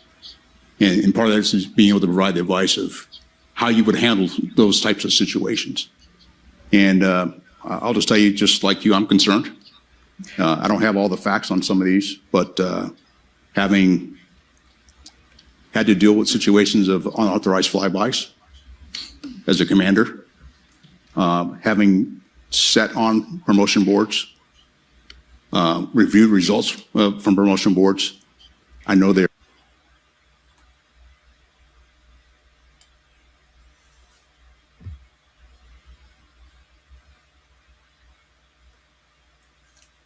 Oh, I don't know what happened to the sound. I apologize for that. I don't know what happened to the sound. He said that basically to sit on these promotional boards, you have to take it seriously. These people have worked hard. They are service members that basically decide that need to be taken seriously. Let me see if I apologize that I lost the sound on that. I don't know why. Let me see if I can find the sound on this one. Maybe it's in the military right now, and your perspective on the way things are going with that. If I could, one of the things that when I became the chairman, I did a memo that was my expectations of the force. It was a memo that came out the first, I took over on the 1st of October was a Sunday. That's when I took over. And so it was 2 October. And I had 3 expectations. And one of those was trust is the foundation of our profession. I was really focused on was how do we build trust within our military and how we take care of our service members and their families. It's the trust that we have as we work with our civilian leadership, and most importantly, trust with the American population. And it takes a lot of work, but I think it's important. And when you have a very divided nation, it makes it even more challenging. And as you look at, as you're talking, a lot of government institutions are coming down in trust. Yeah, Congress is 6%. Just I'm just saying, make you really worried. They're dragging us down from a military perspective. But I think, as I, work with service members, and the ones I still talk to, that's what they're focused on. And it's probably even more challenging in the current environment to work through and maintain that trust. I mean, the tough part here is that we have a smaller and smaller part of the population that actually knows somebody in the military, has a connection to the military. Yeah. And the less you know about the military, the harder it is for you to have that trust.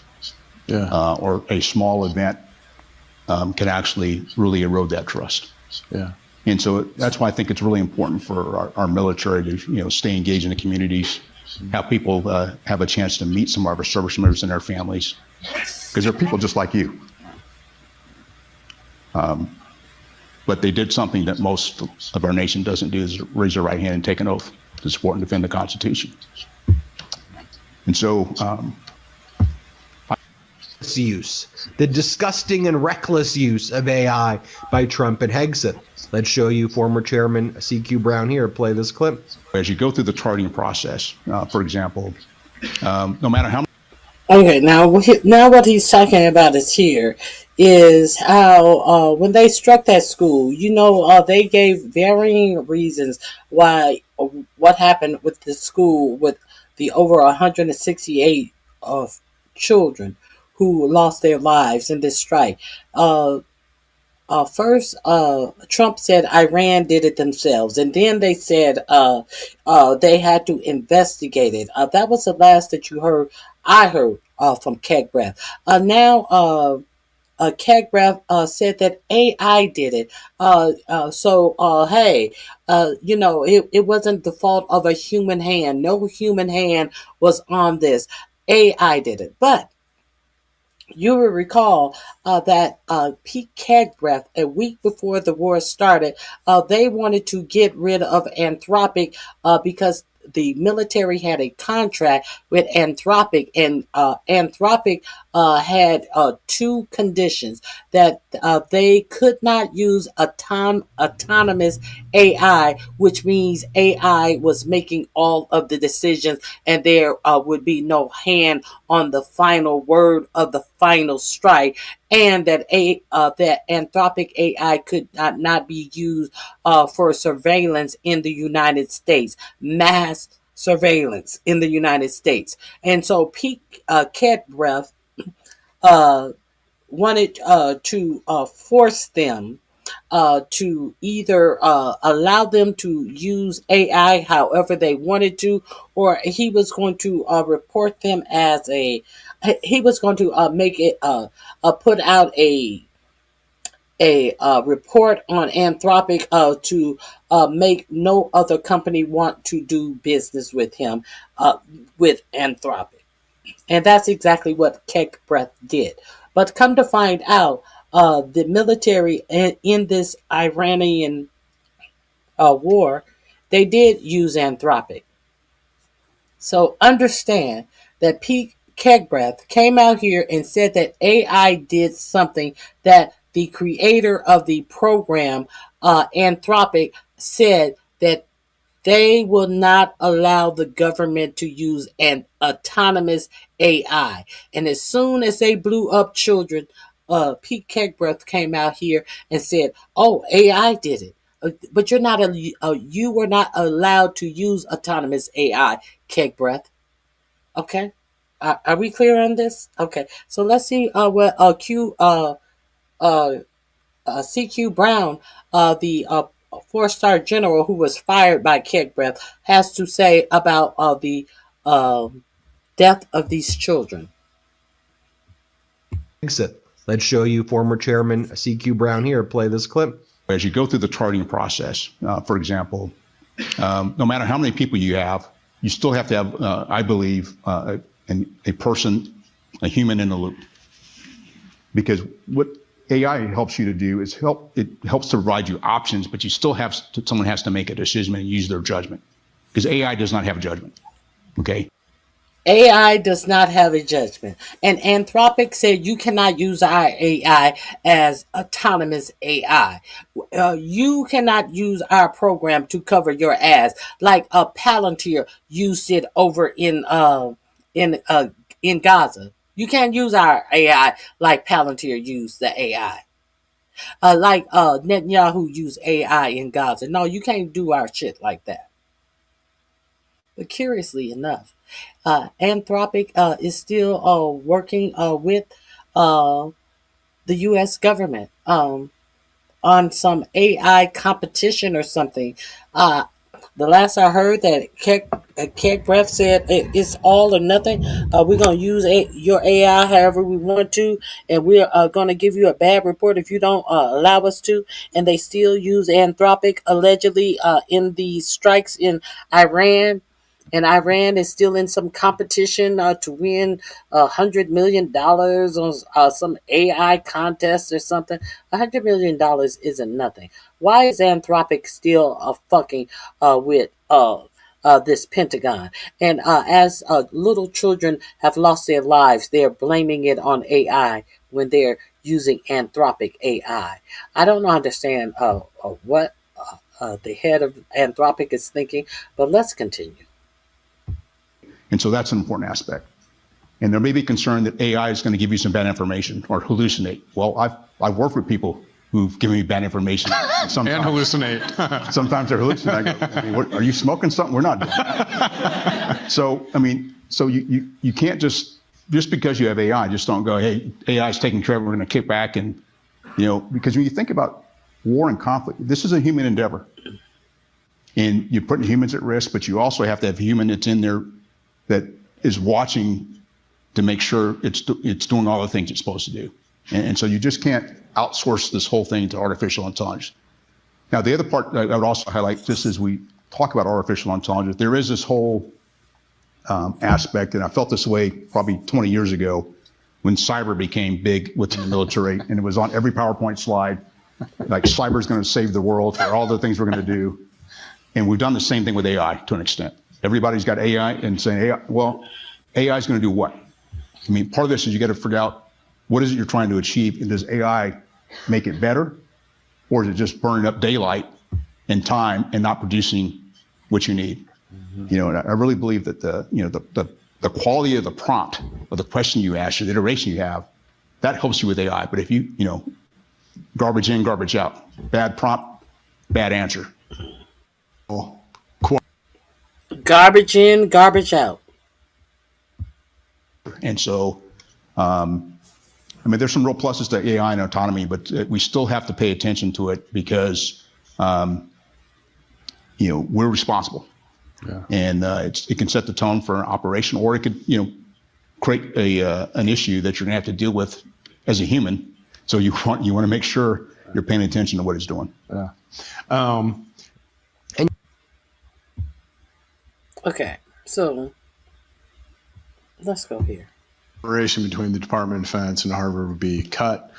We have usually between 20 and 25 active duty lieutenant colonels who come here. This will be the last time they come, at least for the next few years. Bunch of active duty service members who are either captains or majors. So now they're talking about the connection between military coming to college campuses and the lack of them being able to come to college campuses under the George W. Bush administration. I think they are not allowing ROTC units at colleges as well. CQ Brown was a member of the ROTC, so that's why they are asking him this question. Who are students and then go back into the force. This will be the last year that they're here. Those who are here can finish. And then we're lucky we have a lot of vets. There have been chiefs of staff of the Army who are in these programs, a lot of very senior leaders. You don't have to comment on Harvard in particular, but to me, the reason it was important is most Harvard students have not met someone in the military until they have an interaction with these people, whether they're international students or, sorry to sound mean, they're just like so progressive, they've never been in that world. Can you just talk a little bit more about like, how do we get different parts of American society to either join the military, meet the military, so that we can rebuild some of that trust and there's not such a stark divide? Well, I think that one of the key things I would highlight, kind of like you described, the value of our service members coming to institutions like Harvard, not only for our service members, but also for the students at Harvard and faculty, because this may be the only military person they have a chance to meet. I'm on faculty at Duke, and we had this same conversation of the value of sending military members to various elite institutions across the United States, because they'll get a perspective that they wouldn't get if they went to one of our war colleges, because there's probably more groupthink at our war colleges than there is coming here. Because as I sit in the class, I co-teach a class with Dr. Peter Fever on civil relations, and as I listen to it, there's things that are being said that you would never hear in a war college. But it's good because you have military members in that class that are hearing some things, and it's challenging your assumptions. And so there's some real value, and it broadens your perspective to be a critical thinker. And invariably, you're going to work with, if any one of these students goes into government in like the State Department, you're going to work with them. Yeah. And there's some things that working with people that don't think like you is probably it's an important part of leadership. And we talked a little bit about that backstage. Part of leadership is working with people that sometimes can be difficult. And that how do you learn how to do that if everybody thinks like you and all they never challenge your assumptions. And I think there's some real value in that opportunity to interact. The last thing I would say is you talked about kind of looking at the military. I'm a big believer. Young people only aspire to be what they see or know about. You don't decide to grow up to be something you never heard of. It's not like you get a ping pong ball out of a lotto machine and go, I'm going to be military. I mean, you really, at some point, someone's going to talk to you and you decide that you're going to major in whatever you're going to major in, what career path you're going to take. And so the key point is the value of having military members here is you get a chance to meet someone. You go, I never thought about joining the military. What's it like? Mm-hmm. Just like you would do for any other career field. Yeah. And that's the real value you have in this interaction that happens at the universities. Yes, thank you. I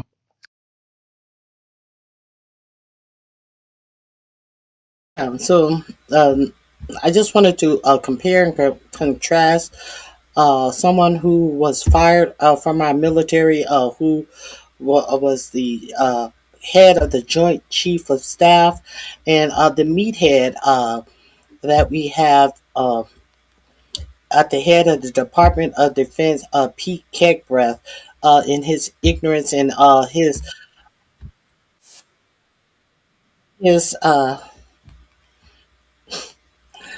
primary school reads that he must read out of a folder in his ignorance. Now, let me see. Let me see.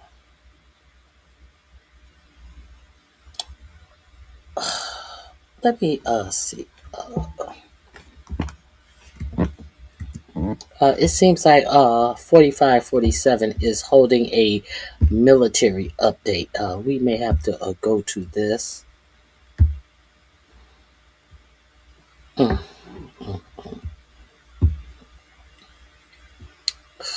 on.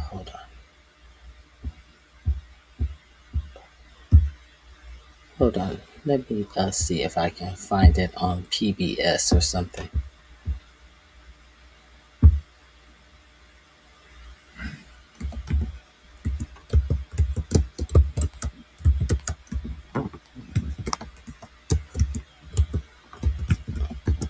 Breaking news or no?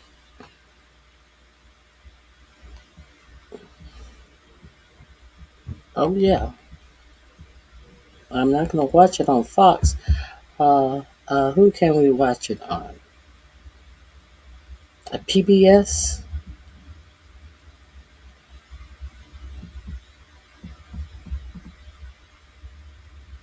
Okay, let's watch it here. Let's watch it here, shall we?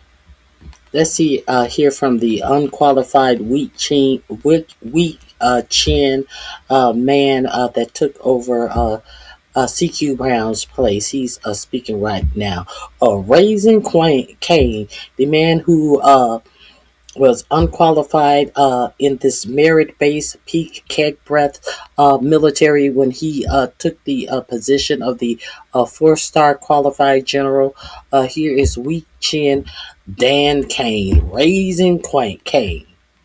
What of Raising Cain talking and about? the rescue forces that execute these missions operate under a clear motto: these things we do that others may live. Their actions were a direct embodiment of that commitment to others, and I could not be more proud of each and every one of them today. Okay. As the Secretary... We're going to go back. We're going to go back to the start of this.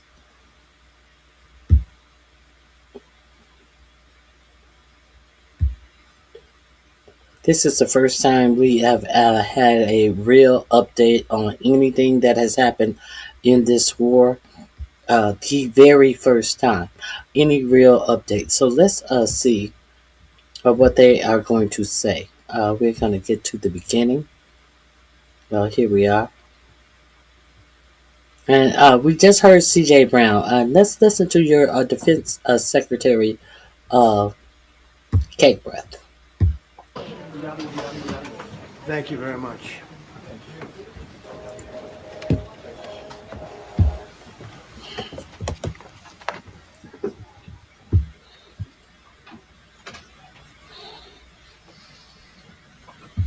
It's a great honor to be with you, and Happy Easter. We had a great Easter. This is one of our better Easters, I think, in a lot of different ways. I can say militarily, it's been one of the best.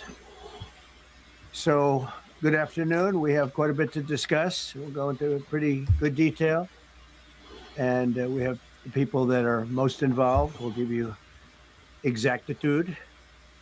And we're here today to celebrate the success of one of the largest, most complex, most harrowing combat searches. I guess you would call it a search and rescue mission ever attempted by the military.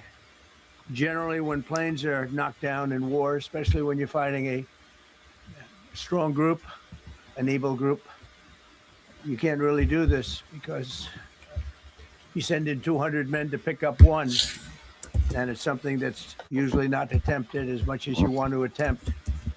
And bad things happen to that one or two. And in this case, we did two, and it might not have been attempted before, but we did. And we had great talent. We got a little luck too, I would say. And we were helped by a lot of people, a lot of great people. And it was an honor to be involved with it. It's very historic. This is a rescue that's very historic. It'll go down in the books. Late Thursday night, an American F-15 fighter jet went down deep inside enemy territory in Iran while participating in Operation Epic Fury, where we're doing unbelievably well, well at a level that nobody's ever seen before. The entire country can be taken out in one night, and that night might be tomorrow night. Both members of the crew ejected from the aircraft and landed alive. On Iranian soil, I immediately was asked to make a decision. I ordered the U.S. Armed Forces to do whatever was necessary to bring our brave warriors back home. A risky decision, because we could have ended up with 100 dead as opposed to 1 or 2. It's a hard decision to make.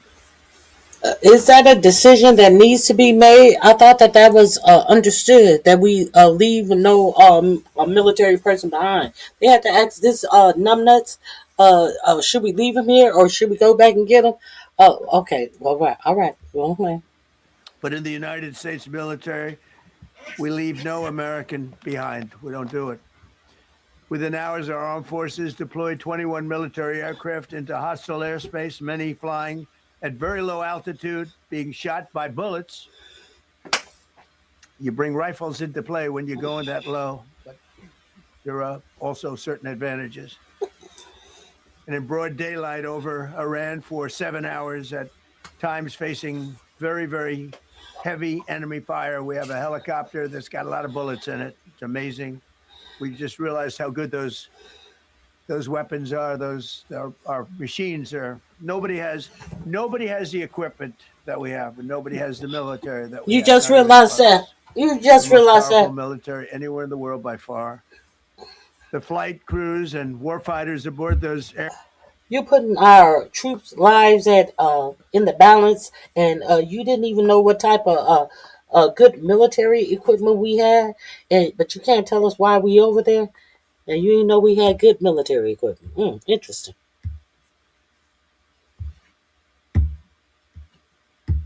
Aircraft took extraordinary risks to rescue their fellow service members. This first wave of search and rescue forces successfully located the pilot of the F-15, and he was extracted from enemy territory by an HH-60 Jolly Green 2 helicopter. Fabulous machine as our warriors faced gunfire at very close range. It's amazing that when you look at the machinery, what happened, that nobody was even injured. Meanwhile, the second crew member, a weapons system officer, highly respected colonel, had landed a significant distance away from the pilot. When you're going at those speeds, even if you go out 2 or 3 seconds later, it's miles and miles away because you're going fast. He was injured quite badly and stranded in an area teeming with terrorists from the Islamic Revolutionary Guard Corps rough group, as well as besieged militia and local authorities. Many, on top of everything else, they told the communities actually within inside of Iran, the people of Iran, they were given a tremendous incentive to find this pilot. Despite the peril, the officer followed his training and climbed into the treacherous mountain terrain and started climbing toward a higher altitude, something they were trained to do in order to evade capture. They want to always go as far away from the site of the shoot down. You want to go as far away because they all head right to that site. You want to be as far away as you can. And he was injured, and he was an amazing, amazing thing. He scaled cliff faces, bleeding rather profusely, treated his own wounds, and contacted American forces to transmit his location. They have a very sophisticated beeper type apparatus that is on them at all times. And when they go out on these missions, they make sure they have lots of battery space and they're in good shape. And this one worked really well, amazingly, saved his life. We immediately mobilized a massive operation to retrieve him from the mountain holdout. And he kept going higher and higher. The mountain kept getting rougher and rougher and really very, very hard to find. The second rescue mission involved 155 aircraft, including 4 bombers, 64 fighters, 48 refueling tankers, 13 rescue aircraft, and more. We were bringing them all over, and a lot of it was subterfuge. We wanted to have them think he was in a different location because they had a vast military force out there. Thousands of people were looking. So we wanted them to look in different areas. So we were scattered all over like we were right on top of them. We had 7 different locations where they thought, and they were very confused. They said, well, wait a minute, they've got groups here, they've got groups there. It's an amazing thing. I was listening to these great people, these great generals. General Raisin Kane was amazing, and Pete Hegseth was amazing. But I listened to the whole thing. It was pretty amazing. So they had all these different sites where everybody thought he was located. We think we have him over there because they have 9 planes circling a little area that's 25 miles down the coast. So in a breathtaking show of skill and precision, lethality and force, America's military descended on the area, the real area, engaged the enemy, rescued the stranded officer, destroyed all threats, and exited Iranian territory while taking no casualties of any kind. The heroic F-15 weapons system officer had evaded capture on the ground in Iran for almost 48 hours. That's a long time when you're in tough shape and when you're bleeding. It's a long time. When we left, as you probably know, we had 2 large planes, pretty old planes that carried a lot. We needed a lot more equipment going in than coming out, obviously, because going in, we needed to be able to scale mountains. And we had a lot of equipment. But the sand was sandy, wet sand. So we thought there may be a problem taking off because of the weight of the plane. And then we also had all the men jumping back onto the planes. And they got pretty well bogged down. And we had a contingency plan, which was unbelievable, where lighter, faster aircraft came in and they took them out. We blew up the old planes. We blew them up to smithereens because we had equipment on the planes that frankly we'd like to take, but I don't think it was worthwhile spending another 4 hours there taking it off. So we didn't want anybody to have, we have the best equipment anywhere in the world. We didn't want anybody examining our anti-aircraft and other equipment. So these were large planes that were old and pretty old, and we blew them up. And we had faster, lighter planes come in, and they were able to land on the sand. We needed the bigger planes because we had so much equipment that we needed. We took 3 helicopters over there, which were very strongly used and couldn't have lived without them. They did, and they performed unbelievably well. And if you'd see it, you wouldn't believe it. They came off the plane, and these guys had them. The rotors were off. They rebuilt these helicopters in less than 10 minutes, and that was one of the more amazing things. These are helicopters, small, unbelievably powerful, but small, very small, so it can get into certain areas. And they got them off the plane, and they rebuilt all 3 of them in a matter of less than 10 minutes. It's pretty amazing what the genius of these people. Who would think that? You'd think it would take 5 days to build them. And in some companies, it would take 5 days, and they wouldn't do it well. But they served us well. As Commander-in-Chief, I never forget the extraordinary risk taken by the warriors that we send into battle and the genius. I mean, think of it, having a contingency of 3 planes waiting because we think the sand is so bad that we probably won't be able to take off. And the planes really got bogged. This was not much of a runway. This was a farm, not a runway. It's a farm, but it did the trick. But to have a contingency as opposed to having to wait 2 days, can you imagine right in the middle? This was central. This was right, you would call it central casting if you were doing a movie for location. And probably the toughest area of Iran where we'd be sitting there. So these planes came in, those pilots came in so fast and so quick and got out of there. Everybody got aboard and just got 15-minute intervals, one load out, one load out, one load out. It happened, and we were watching, and we said, "That's amazing." In many ways, I was almost more impressed by the contingency that we had than the fact that we would have had a runway or decent soil. But it was an amazing thing. But we thank God for every single one of them and the talent, the genius. It's not even talent; it's genius. It's the whole ball game, every one of them. Now, if you look at what we did with Maduro. We went into a military compound, a massive, with thousands and thousands of soldiers, and within a matter of minutes. And he lived behind iron doors. There were steel doors, broke them down so quickly. And within almost minutes, he was in the back of these planes. It's a similar group. Incredible. We have incredibly talented people.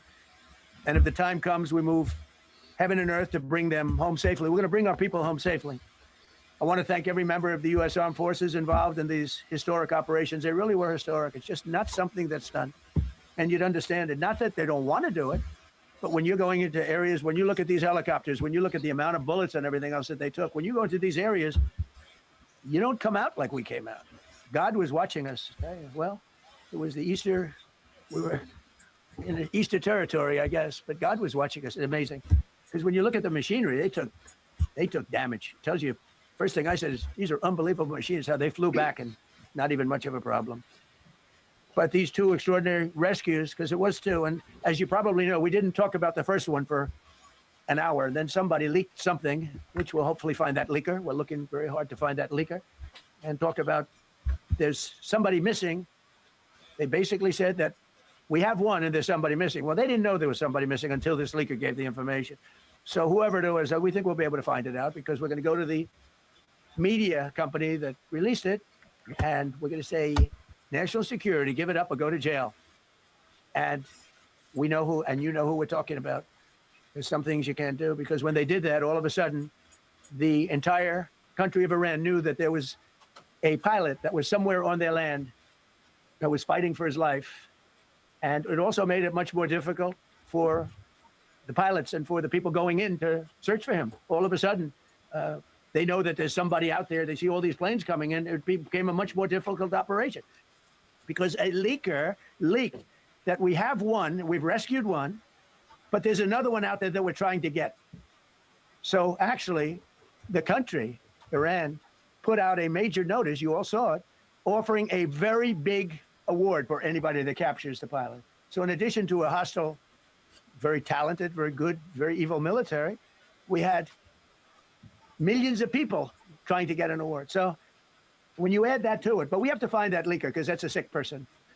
Probably didn't realize the extent of how bad it was. I can't imagine that the person did, but we're going to find out. It's national security. And the person that did the story will go to jail if he doesn't say. And that doesn't last long. And I think everybody would understand it. They put this mission at great risk. They put that man at great risk and they put the hundreds of people that went in looking for him because everyone now knows that we're going in. Over the past 37 days, America's armed forces have carried out Is he still talking? Combat flights over Iran, unheard of, striking more than 13,000 targets. The F-15 we lost last week was the first manned aircraft downed by the enemy in this entire operation with thousands and thousands of flights. They got lucky. It was a lucky hit. The other three didn't count. But it was friendly fire, the first three. But it's a record that is unparalleled in the history of military air operations. Nobody's ever seen anything like it. It's such an honor to be involved with it. We were up late at night, and then we were waiting for those contingent planes to come in, and we say, come on, let's go get in, because they're waiting out on this farm without a runway, with wet, crummy soil, sand, mostly sand, wet sand, and it eats planes alive. And we're waiting, and we're saying, I hope that one can land and take off. And they came in like magic, boom, boom, boom, one after another. It was like genius. I'm so impressed by that. Because we were a little concerned. We said, boy, if they don't get in and get up fast, we're sitting in them. And that's called Iran Prime, right, General? That's where the whole bet is. And here we are sitting there waiting for. What about the nuclear dust that was there? Let's go. Nothing about that. Let's go. Now, They came one right after another, not at the same time. They don't want to come at the same time. They had to come right after each other. They didn't have any room. There was barely any Now, room to land. this is a president that told you about all of the nuclear stockpiles and all of the nuclear. Now he's not mentioning nothing about the nuclear dust that is near him as they go in. Pow! There nothing he says about the nuclear facility that is right there. No pow about the nuclear facility because they were going after the nuclear facility. Tiny little patch of very wet earth and sand. So I'm so proud of the people that I have standing up here with me and many others that work. I mean, so many. Steve Witkoff's over here. He's doing fantastically. Jared Kushner. But the people that are here, he's doing fantastically, making money. He's making plenty of money. The head of the CIA, and he is a man who, he's central casting, okay? If we cast a movie, he's going to play the head of the CIA. He's one of the few. John Ratcliffe. He did a phenomenal job that night. He did something that I don't know if you want to talk about it. If you want, you can. I'm not sure you're supposed to. I'm not going to. Nobody cares what John Ratcliffe did. Was very He didn't do a goddamn There's a thing. little speck. It's like they used an expression on one of the shows. The general was talking about. It's like finding a needle in a haystack. Finding this pilot, and the CIA was unbelievable. And you may, if you can, you'll talk. It might be classified, in which case I'd have to put him in jail if he talks about it. And I don't want to put him in jail. John Ratcliffe has no CIA experience, so she surely can't. He surely didn't find it. He may be over the administration that did find it, but John Ratcliffe has no CIA experience. Let's be clear. He doesn't deserve that. So, John, do you want to say a few words? Thank you. Thank you, Mr. President. It's a privilege to be here with you today to share what we can about this exceptional mission and to recognize the ingenuity and bravery of those who executed it, as well as the leadership and resolve of the president who ordered it. One thing that has been clear to me in this role is that the flawless military operations that the Department of War is known for are hostage to flawless intelligence. We saw that in the skies over Iran in Operation Midnight Hammer last summer. We witnessed it in Venezuela during Operation Absolute Resolve. We've seen it against the cartels in the Western Hemisphere, and we're seeing it every day in Operation Epic Fury, including this mission to rescue an aviator buried deep behind enemy lines. Because it is the unique tradition of the U.S. Armed Forces that we leave no man or woman behind, this was a no-fail mission. That was the spirit in which the president put us to work, and we were determined not to let him down or our airmen down. As an agency, the CIA possesses unique capabilities that only the president can deploy. Some of these capabilities fall under covert action authorities. And because covert means exactly that, I'm not going to be able to tell you everything that you want to know. At the president's direction, we deployed both human assets and exquisite technologies that no other intelligence service in the world possesses to a daunting challenge, comparable to hunting for a single grain of sand in the middle of a desert.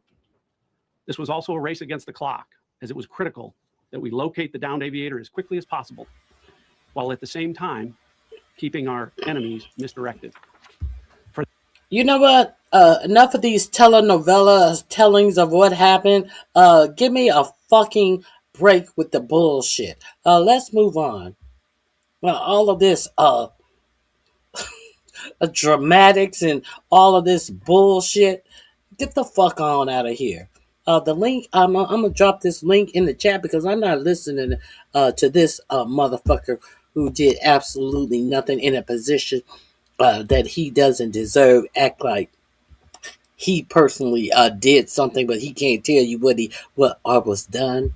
For that reason, in addition to the human and technical... The link is also in my description box under War Update. Assets deployed by the president to find our airmen, hunting, and providing confirmation that one of America's best and bravest was alive and concealed in a mountain crevice, still invisible to the enemy, but not to the CIA.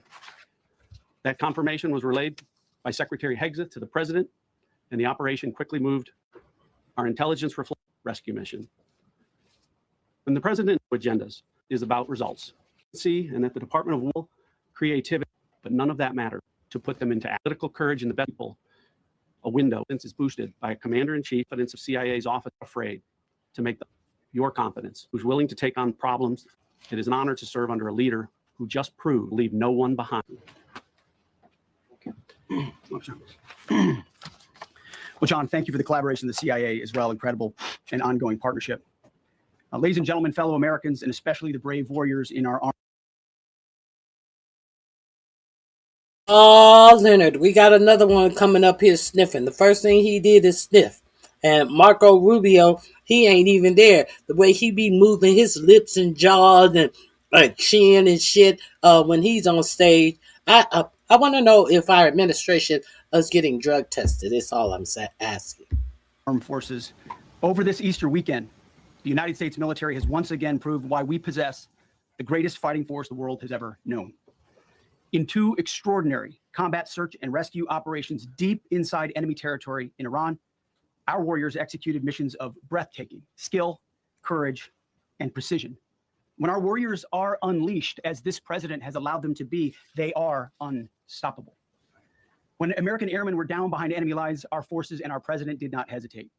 Special operators supported by elite air crews and intelligence professionals moved swiftly and decisively into treacherous mountain terrain. If your military is unstoppable, they wouldn't have been behind enemy lines. If your warriors are so unstoppable, they got stopped in the middle of the sky and dropped in enemy territory. You stupid motherfucker. Under the constant threat of Iranian forces closing in, ultimately, it was an impotent Iranian threat. And today, as the CIA director mentioned, Iran's military, and we know this, is embarrassed and humiliated, and they should be. Now, these are not routine operations. They were high-risk, high-stakes missions conducted in the heart of enemy territory. This was not just barely into Iran. This was deep into Iran, involving coordinated strikes to suppress threats, deception tactics to protect our... Oh, they are embarrassed and humiliated, and they should be. It seems like someone has seen the Keg Breath Lego video dedicated to him, so he's extra saucy. Extra saucy because they drug him in a Lego video. We'll examine that. I'm going to show you why Keg Breath is so saucy. He's saying that they are embarrassed. Are they embarrassed or are you embarrassed, Keg Breath? You know that a video went viral, Keg Breath. Our teams and full synchronization across air, ground, and special operations. The Iranians are still asking themselves right now, how did the Americans do this? One downed airman evaded capture for more than a day, scaling rugged ridges while hunted by the enemy. When he was finally able to activate his emergency transponder, his first message was simple and it was powerful. He sent a message, God is good. In that moment of isolation and danger, his faith and fighting spirit shone through. You see, shot down on a Friday, Good Friday, hidden in a cave, a crevice, all of Saturday. And I hope he was Protestant, because if he wasn't Protestant, if he was a Catholic, you wouldn't allowed him to have a Good Friday service. Isn't that right, Keg Breath? While you want to talk about all of your Christian qualities and prevented Catholics from having Good Friday services in the chapel that is paid for by the American people for the military, motherfucker. While you trying to bring this around to some biblical bullshit. Rescued on Sunday, flown out of Iran as the sun was rising on Easter Sunday. A pilot reborn, all home and accounted for, a nation rejoicing. God is good. Despite incoming fire and unforgiving conditions, our troops brought every American home. No American lives were lost. We leave no man behind, and that is not luck. It's the result of unmatched training, superior technology, an unbreakable warrior ethos, and sheer American grit. Our special operators, pilots, and support crews performed with near perfection under fire, and they were lethal. Just ask any Iranian soldier who dared attempt to get anywhere near that pilot before or during that mission. Death from above. Our troops turned a potential tragedy into a resounding demonstration of American resolve and capability. That's what excellence in uniform looks like. But make no mistake about it, none of this would have been possible without the courageous leadership and ironclad determination of President Donald J. Trump. From the moment our airmen went down, President Trump made it clear we will leave no one behind. The first mission, the first of two, was an audacious daylight thunder run right up the middle. It was authorized in less than 2 hours from that pilot going down when we knew where he was. And it was authorized in the middle of the night, because anybody that's worked for this man knows he's up in the middle of the night. Authorized immediately, without hesitation, audaciously. The second mission, as soon as we knew where that pilot was, and John was certainly helpful in that, also executed immediately. You know, I looked up at my screen when the final mission was complete inside our SCIF, our secure facility. And we have a running VTC, a running coordination cell. And the top of it read 45 minutes and 45 hours and 56 minutes. He's supposed to be up in the middle of the night. If a fighter jet goes down in a war that we are in for no reason at all, who gives a fuck he's up in the middle of the night? He's up in the middle of the night tweeting bullshit all day. Surely, I'm not surprised he's up in the middle of the night when a fighter plane get bogged down in a war that y'all ain't explained why we fighting. He's probably up in the middle of the night shitting on that fucking toilet because he know he's in a world of trouble. For 45 hours and 56 minutes, we held that call open for coordination. From the moment our pilots went down, our mission was unblinking. The call never dropped, the meeting never stopped, the planning never ceased. The president demanded rapid, decisive action. He backed our military with the full weight of his resolve, refusing to let enemy propaganda or tactical setbacks deter us. His leadership ensured that every lethal and non-lethal resource was brought to bear, that our forces had the authorities and the support they needed to succeed. When the president says he has the backs of our warfighters, he means it. And it means a great deal, and it's a big difference on the battlefield. President Trump understands that peace through strength is not a slogan. It is a doctrine that saves American lives. His unwavering commitment to rebuilding our military and restoring the warrior spirit has paid dividends in missions just like this one. Under his command, America projects power with confidence and brings our people home with victory. And that continues today, by the way. Per the president's direction, today will be the largest volume of strikes since day one of this operation. Tomorrow, even more than today. And then Iran has a choice. Choose wisely, because this president does not play around. You can ask Soleimani, you can ask Maduro, you can ask Khomeini. To those heroes who planned and executed these rescues, your nation stands in awe. I stand in awe. The chairman stands in awe. We all stand in awe of your professionalism and bravery. We serve for you. You embody the very best of America. To the rescued airmen and their families, welcome home.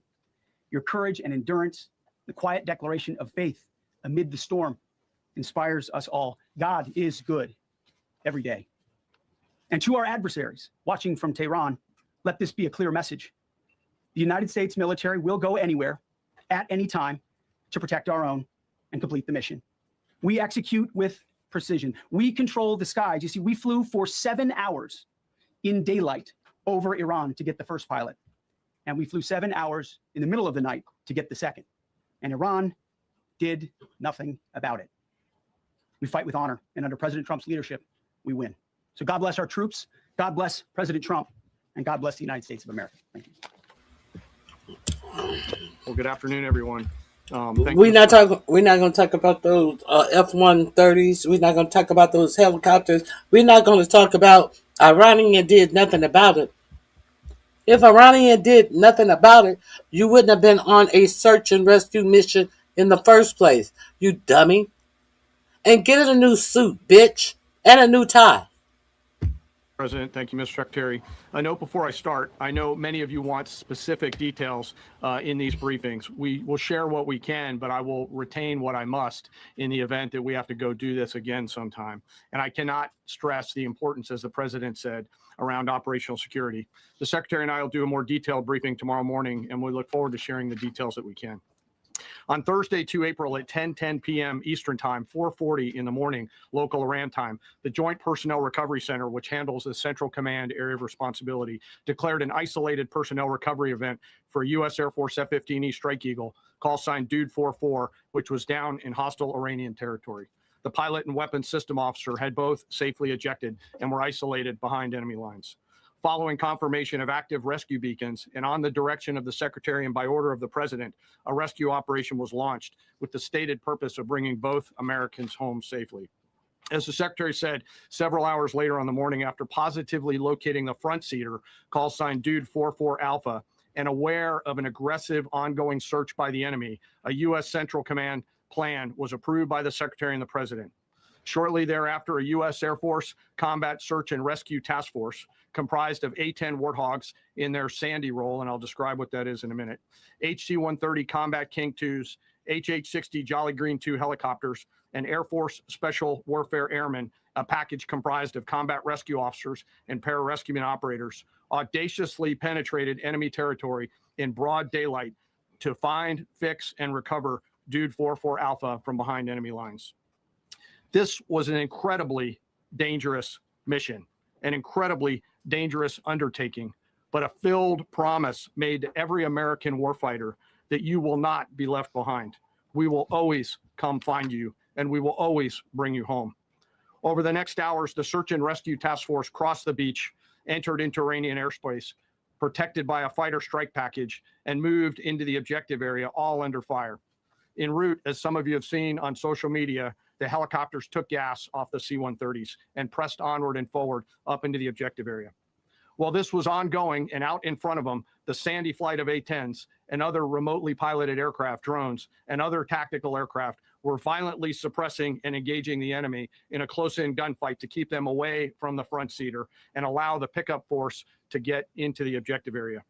During this engagement, one of the Sandy aircraft, the one primarily responsible for communicating with the downed pilot, was hit by enemy fire. This pilot continued to fight, continued the mission, and then upon exit, flew his aircraft into another country and determined that the airplane was not landable. This was one of our A-10 Sandy aircraft. The pilot then made the decision to eject over friendly territory and was quickly and safely recovered and is doing fine. After picking up Dude 44 Alpha, the HH-60 Jolly Green fight was engaged by every single person in Iran who had a small arms weapon. And one of the aircraft, the trailing aircraft, took several hits. The crew sustained minor injury, and they are going to be fine. A note for those of you that do not know what a Sandy does. Named after the flight call sign that did this very mission in Vietnam, flying A-1 Sky Raiders and A-7 Corsairs, a Sandy has one mission: get to the survivor, bring the rescue force forward, and put themselves between that survivor on the ground and the enemy. They are committed to this. This is what they live for, and this is what they've trained for over many, many years. The A-10 force and the rescue force did a fantastic job rescuing Dude 44 Alpha. He was recovered Friday afternoon. As I said, and the nation needs to know this, this was an incredibly brave and courageous mission, and a testament to the courage, skill, and tenacity of the joint force and our leaders. And especially a daylight option, having the guts to try, means so much to so many. Meanwhile, the backseater, as the president and the secretary have said, had continued to work and survive. Through the hours of daylight, Dude 44 Bravo, the backseater, evaded. Using every means available, the efforts of the United States military, the Central Intelligence Agency, and others were attempting to find and locate with precision Dude 44 Bravo, the backseater. A note on the backseater and the front seater. The single most important contributor to a successful rescue operation is the spirit of attack inside the heart of that downed aviator. Their will to survive, their will to evade, their will to recover is everything. In this case, the backseater's absolute commitment to surviving made much of our efforts possible. On Saturday, 4 April, after establishing positive communications with the backseater, we learned, as the president said, that he was injured and actively evading enemy forces. And thanks to our interagency partners, we were able to get eyes on his location and positively ID him. Throughout this entire time, the enemy force continued to search for 44 Bravo, and the joint force continued to strike them over and over and over again. Fighting off marginal weather in Iran and the enemy search for a second time on Saturday, at the recommendation of the CENTCOM commander and at the approval of the secretary and the president, we launched a rescue task force to recover Dude 44 Bravo. Again, this came to the president and the secretary for approval, this time with a much larger force package based on the time that the enemy had to prepare to find 44 Bravo. Again, this force was protected by A-10 Warthogs using the Sandy call sign. And this force had one single mission: do everything they can to bring an American home. This meant having a plan, being prepared to execute that plan, and more importantly, being prepared for multiple simultaneous contingencies. And because of this force's professionalism, grit, and determination, fight off two enemies at the same time. The enemy searching for 4-4 Bravo and contingencies, which anyone who has done these types of missions knows we run into every single time. The force fought off both of those enemies incredibly well. During the period of darkness on Saturday, and as the Secretary said, into Easter Sunday and into the daylight, the force fought its way in and rescued Dude 4-4 Bravo. They were protected overhead by an air armada, including tactical drones, strike aircraft, and others. The force fought through multiple simultaneous contingencies, something no other nation, no other military can do, and safely returned Dude 4-4 Bravo, the backseater, home, and all other Americans home as well. At midnight 12 local Eastern time, Easter Sunday, more than 50 hours after the start of this operation, the Joint Personnel Recovery Center declared Dude 4-4 Bravo, both the front and back seater, returned to friendly territory. The courage demonstrated by both the pilot and the weapons system officer while isolated and them invading the enemy cannot be overstated. All right, let's see if they ask any questions. It's a direct result of the absolute trust they have in our rescue forces, their training, and their will to survive and return. They always knew that we would be ordered to go get them, and they always knew that we would be coming to get them. These two operations. Let's see if they ask any good questions. Fuck all of these dramatics. Because all of this talking about how our war fighters were this, that, none of this would have happened if we hadn't gone over and struck Iran in this illegal war. So you get no kudos for saving people after putting them in harm's way for absolutely no reason at all. Are we supposed to? I am grateful that the pilots were rescued. But the whole reason they were rescued is because of these idiots to your right, who put them in harm's way for absolutely no reason at all. What y'all want? A motherfucking cookie? For fixing the fuck up that you fucked up? Let's see if there's any question from the press. Reflect our nation's most sacred obligation to our military service members. We leave no one behind, bless you. It also perfectly captures the first truth of our special operations forces, that people are more important than hardware. That is the standard we live by, and the rescue forces that execute these missions operate under a clear motto: these things we do that others may live. Their actions were a direct and everyone, a clear America we would see proud of and love. Amazing, pretty amazing. And these two gentlemen have been gained in my first term because he was able to take lesser generals. And I said, you know, if I ever do this again, that's going to be the head of my Joint Chiefs of Staff. And we worked it that way, didn't we? He's amazing. He took out ISIS. We defeated ISIS by able to take out ISIS in 4 weeks instead of the 4-year projection that was given to me by other much lesser generals. And I said, you know, if I ever do this again, that's going to be the head of my Joint Chiefs of Staff. And we worked it that way, didn't we? He's amazing. He took out ISIS. Yeah. You put a unqualified 3-star general and fired a black 4-star general that we just, if you didn't hear the earlier part of my broadcast, I played CQ James right before I started playing this. 4 years. I flew to Iraq to find out where the greatest equipment in the world was. CQ Brown. I said CQ James. CQ Brown. It would take 4 years. And he told me, sir, it won't. It'll take 4 weeks and you'll have time left over. And that's exactly what happened. So he's great. And Pete, all I can say is that he was treated very unfairly.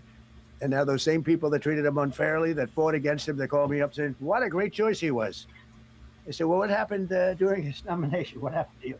I'm telling you, it's people that were not choice genius that think so. I'm fast. See something. We got time for this. Thank you. I have 2 quick questions, Mr. President. What was your reaction when you learned that Kurdistan region had resumed exporting oil to the international market with your support as United States of America? Well, I expected that. We've gotten along with the Kurds for a long time, so I expected that. Another question: what Well, we know you got along. Was it the Kurds? Who is it? Did you hear the report that came out that Donald Trump on this big uprising that the 30 or 40,000 Iranians were supposed to have? Was it the Kurds? That Donald Trump actually sent weapons through the. I think it was the Kurds. I do think it was the Kurds. He has reportedly sent weapons to these 30 or 40,000 people of Iran who he got to stand up against their government, and it is reported that the Kurds have kept the weapons. Are you guys aware of that? That your president was shipping weapons. You know, our American presidents are very astute at shipping arms to people who they want to help rise up against some government that they won't want ousted. So, was it the Kurdish? Yes, I think it was the Kurds. No. Kuwait. It was Kuwait. It wasn't the Kurd. It was Kuwait. It is reported that Donald Trump sent weapons to Kuwait, and Kuwait may have kept those weapons.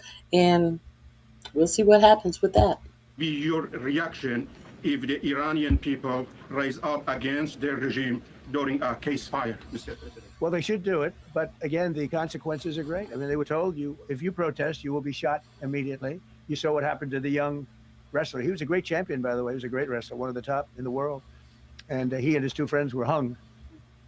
And all they did was say a little bit about liberty. They wanted liberty, and they were violently executed. Well, what about all of the Jewish, all of the people from Pakistan who are about to be hung within 90 days because Israel made a ruling that they will kill people who they have determined are enemies of the state or something, and it doesn't apply to any Jewish people, that all of the people must go through a military court, but not the Jewish people. Only the non-Jewish people have to go through a military court, and all the connect they wore nooses on their lapels as they voted for this discriminatory law that will be hanging people who have been found guilty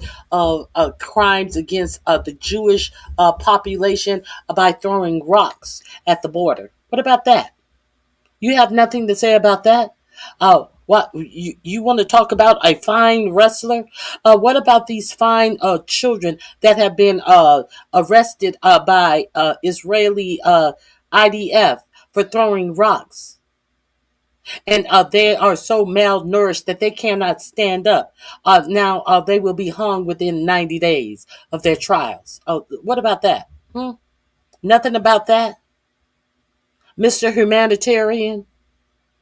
Now you talking about somebody who's been hung in Iran, and you are striking little girls. What about those little girls that you struck in Iran? You want us to feel for people in Iran as you are tearing apart their country and striking their civilian areas? What the fuck are you talking about, stupid? We shouldn't be over there at all. What are you talking about? You don't have that much to say about the people that ICE killed in your own street for protesting. But now you for protesters, motherfucker? But the number is up to probably 45,000 people were killed. So, you know, when somebody stays... when did the number get up to 45,000 people? At first it was 30,000. You just put 15,000 more people into this, and no one has really identified it as being 30,000. But you have added 15 more thousand to it because you care so much for protesters, as you wanted to say the people that were protesting in your own country were domestic terrorists. The fuck out of here. is in a house when they know if they walk out of the house to protest, they'll be immediately shot and killed. And they issued that, that was publicly issued. It's not a secret. Did you see the piece that I wrote, that I showed, that was written by Ken Klippenstein, that will be determining American citizens for pre-crimes as domestic terrorists in the United States, that the budget for 2027 has for your FBI new political pre-crime center for, let me remind you. Let me remind you, while you listening to this motherfucker standing up there talking about what's going on in Iran, let me remind you what's going on in the United States of America that has been put into 47 budget for 2027. Let me remind you of this. Exclusive FBI's new political pre-crime center. What is pre-crime? That means before the crime. What is pre-crime? That means you have not committed a crime yet. They're pre-crime center. Let's get into this. What is it the pre-crime center looking to do? I'm going to go through this very quickly. It is looking for people who are who have the following belief: anti-Americanism, anti-capitalism, anti-Christianity, support the overthrow of the U.S. government. You don't have to have committed any of these things. If you are suspected of being someone who is anti-Christian, support the overthrow of the U.S. government, extremism on migration, extremism on race, as long as it's not against black or brown people, you can have that extremism. If you are extremism against the white race, you're going to have problems. Extremism on gender, hostility towards those who hold traditional American views on family, hostility towards those who hold traditional American views on religion, and hostility towards those who hold traditional views on morality. Your government is here is the memo, the budget request to Congress to fund beds and facilities to hold you as a domestic terrorist if you are deemed to do any of these vague descriptions I have listed for you. The author has listed to you that are in this MSPM7 memorandum. Okay, so let me drop this link in the chat, and I will also drop this link in the description box as you listen to the bullshit that this motherfucker is saying about being in a whole war with another country. And while your for-profit media is not giving you this information about what they have in store with you under some vague clauses that pre-crime, which means you have not committed a crime, that you can be arrested and held under as a enemy of your own state. That's it's under MSPM 7.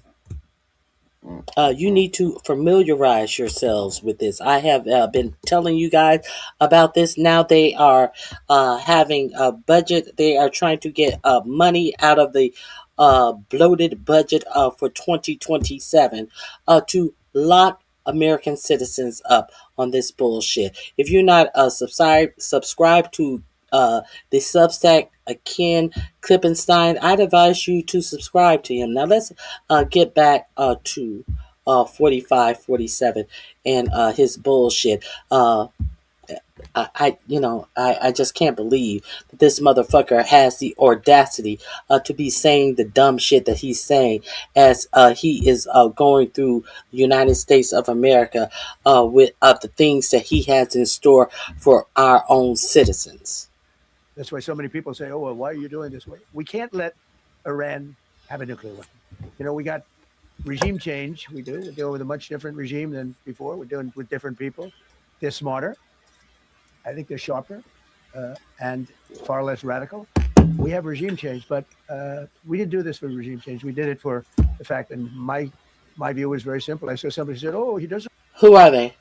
Who are these people? Who are these people that are far less radical? Because we know that the heir apparent is far more radical than the one you killed. So who are they? Who are these people who are far less radical? Nothing. Nothing. A liar. Lies. Have a plan. I have the best plan of all, but I'm not going to tell you what my plan is. You know, they want me to say, "Here's my plan. We're going to attack at 9:47 in the morning, and then we're going to do this, and then we're going to." And if you don't do that, they say, "I have a plan."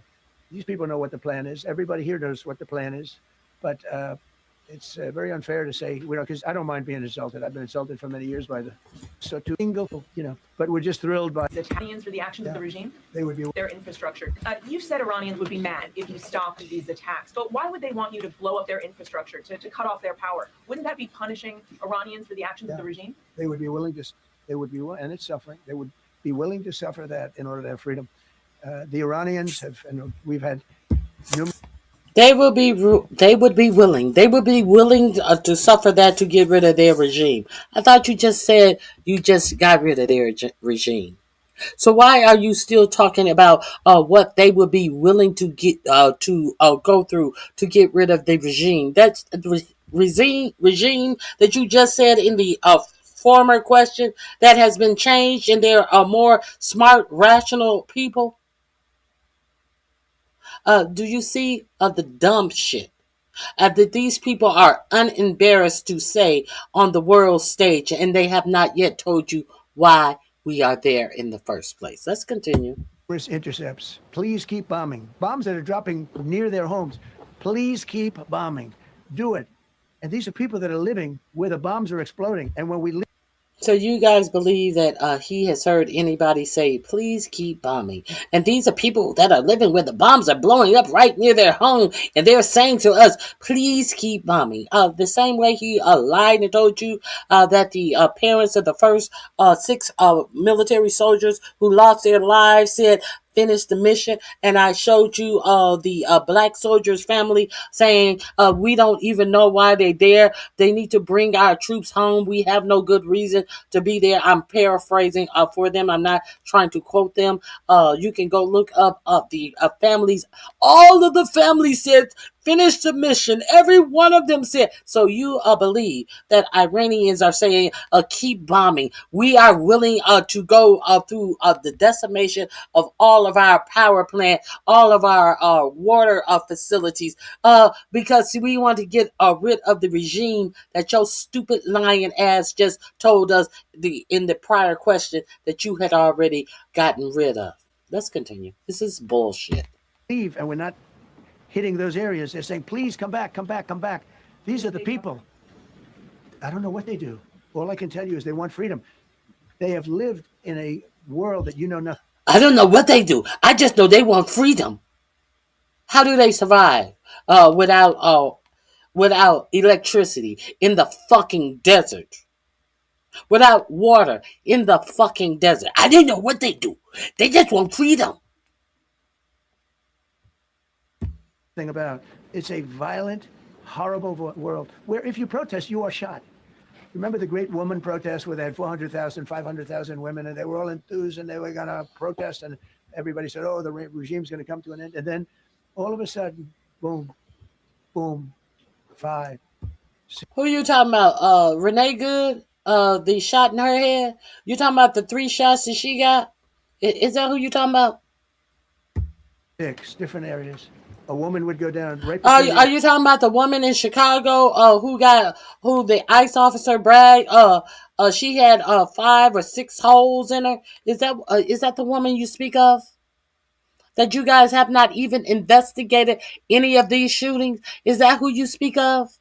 While you talking about women who protest? And it's supposed to bring something forward in us when we know what we go through in our own country. But you have the nerve to act like you give a fuck about the same shit happening in another country. And you are the reason that that same shit goes on in our country? Are you crazy, or you think we crazy? I know your voters are crazy. The people that vote for you are crazy. But everyone in America is not crazy. They had snipers. They had 5 snipers. That's all it took. And those 400,000 or 500,000 women said, "Oh my God, what's that? Oh, look over there. What's that?" A woman shot right between the eyes. And after 5 or 6 of them go down, then you start hearing the purr through the vast number of people. And then they said, "Oh my God, who would do that?"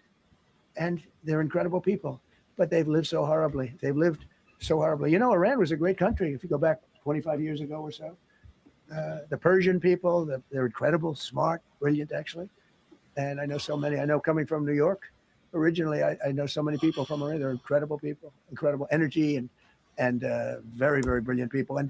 But when you're standing in a group and protesting, and you have a woman, in the case of the woman, remember the Great Woman March. Everybody was a bunch of bullshit. Let me tell you something, you stupid bitch. Do not come in my chat being disrespectful. Do not come in my chat cursing. Nobody gives a fuck what you think about Allah or Muhammad or anybody else. Bitch, your personal religious belief are yours. Do not come in here disrespecting anyone else's religious belief, or thinking that you are doing something other than looking like a dumb motherfucker. Don't come in here with that ignorance, you dumb bitch. The fuck out of here.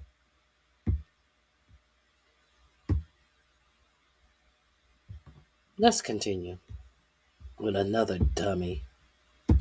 "Oh, this is the end of the country." And then snipers selectively picked. Every single one was shot right between the eyes from a long distance. They were on top of buildings. Nobody even knew where they were. Where they coming from? This wasn't like a machine gun, which is also very bad. They've done that too. They did that recently.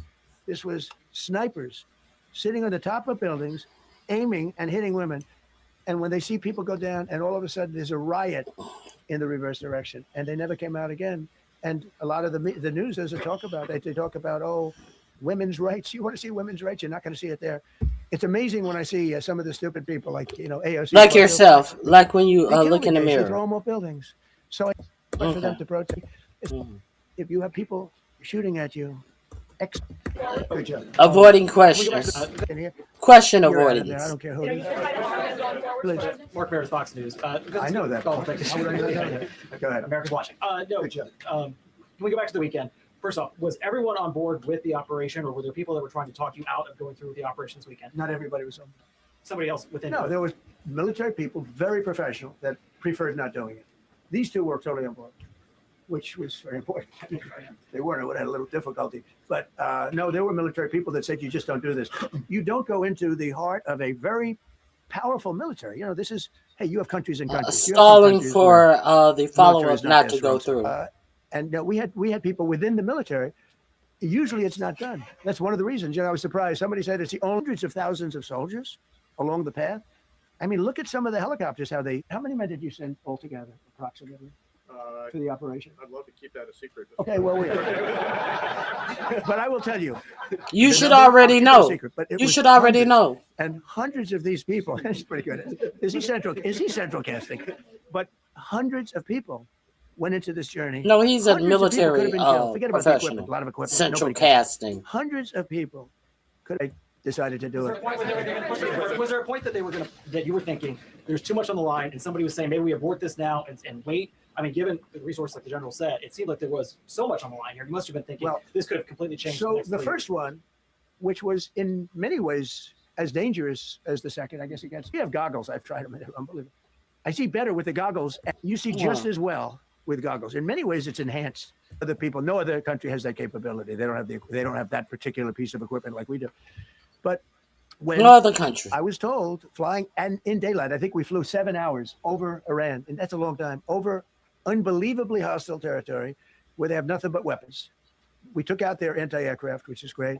We took out their radar, which is great. We took out a lot, but they still have, what hit this one was a handheld shoulder missile, heat-seeking missile. So it's not like, they're totally whatever.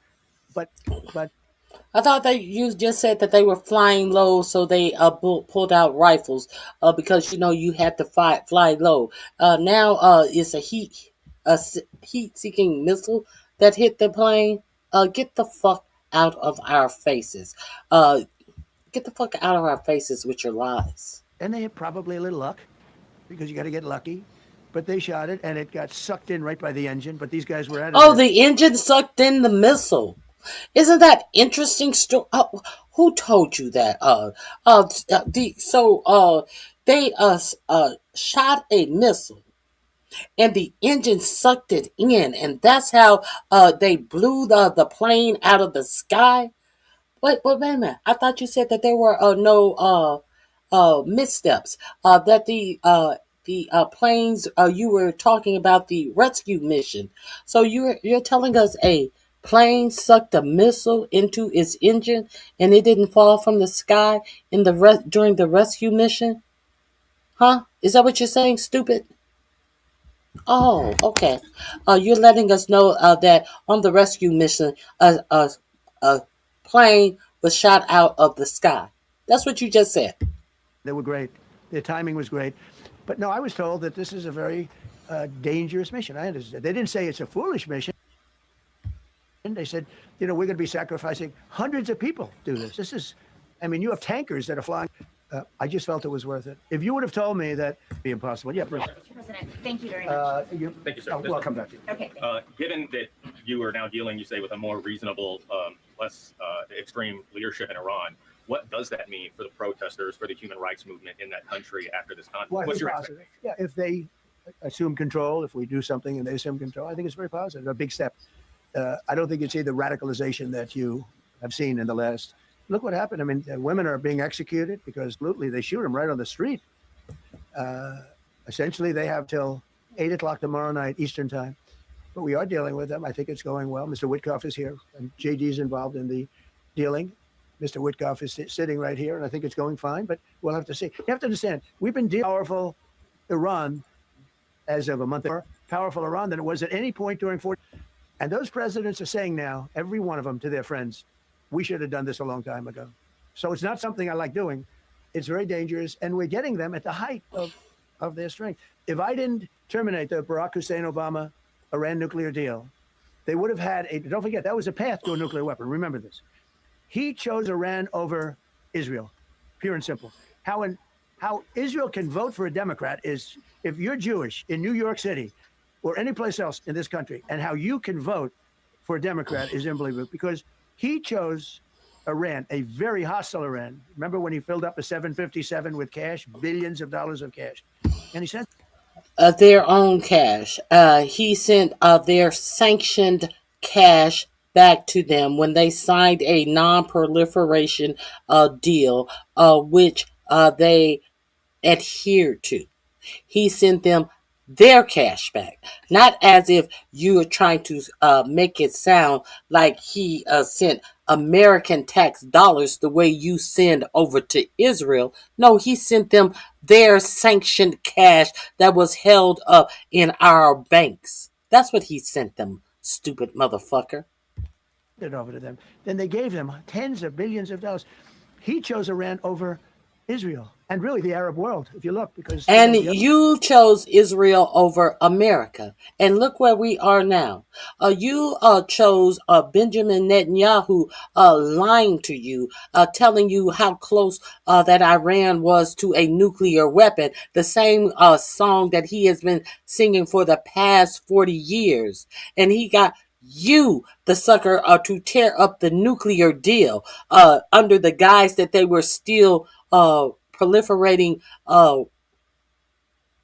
uranium for a nuclear weapon in your first term, and now he has you striking them not only in June, but in a full-fledged war that you have not even declared as a war, with no proof to you that they were close to a weapon. And then when you found out how stupid you look, now you want to talk about it's about long-range missiles.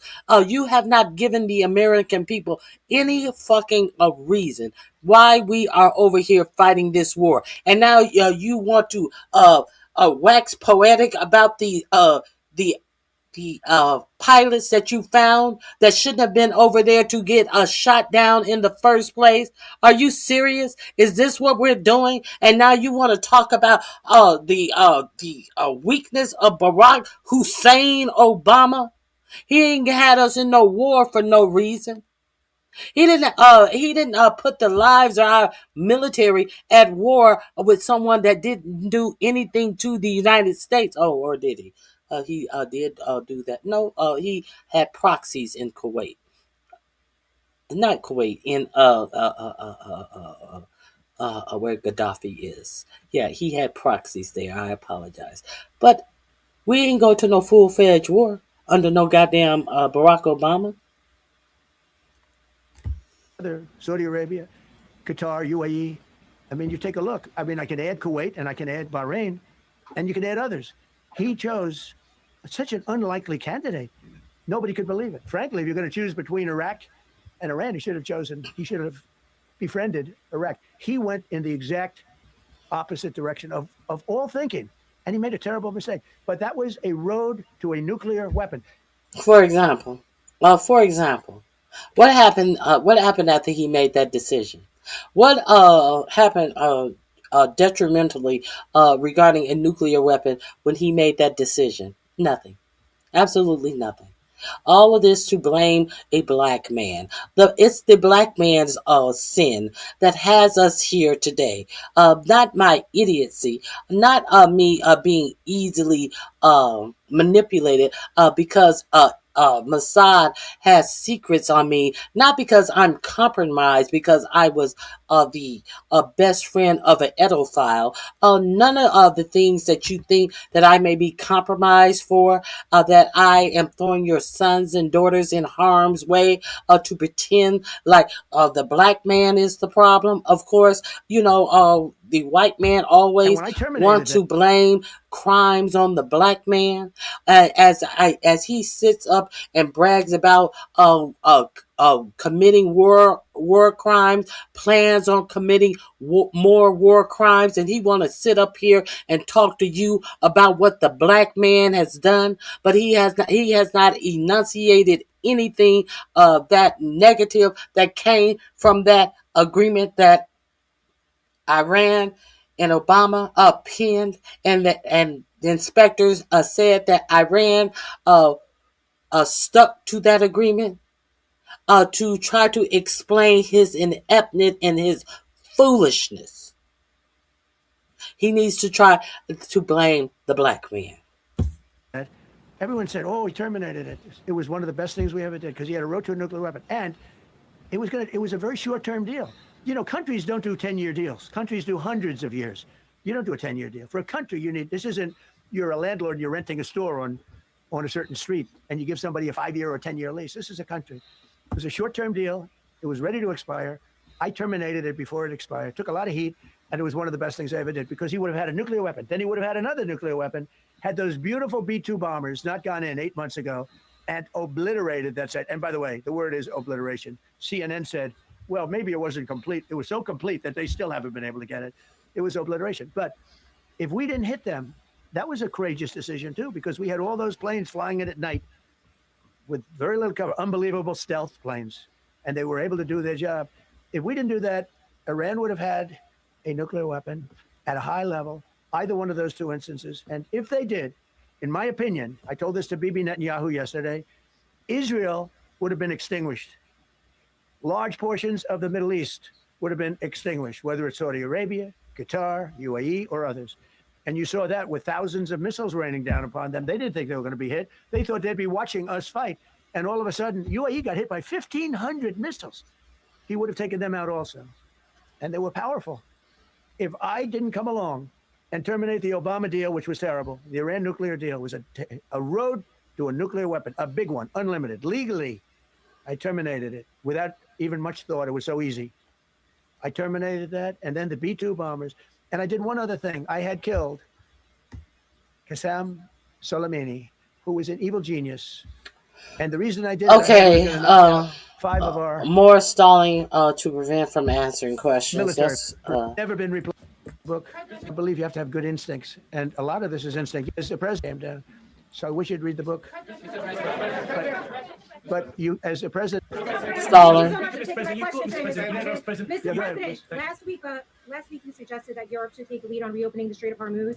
Has circumstances changed now that you're issuing a direct 48-hour ultimatum? And secondly, would a new ceasefire include Israel, or would it just be between Iran I can't and talk the about US? ceasefire, but I can tell you that we have a active, willing participant on the other side. They would like to be able to make a deal. I can't say any more than that. But You've listed the goals. Excuse me. Please, go ahead. You've listed the goals. Who are you with? Who are you with?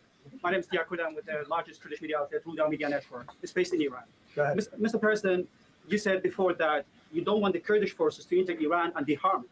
Do you still want them to stay away, or what role do you expect them to play now? I'd rather have them stay away.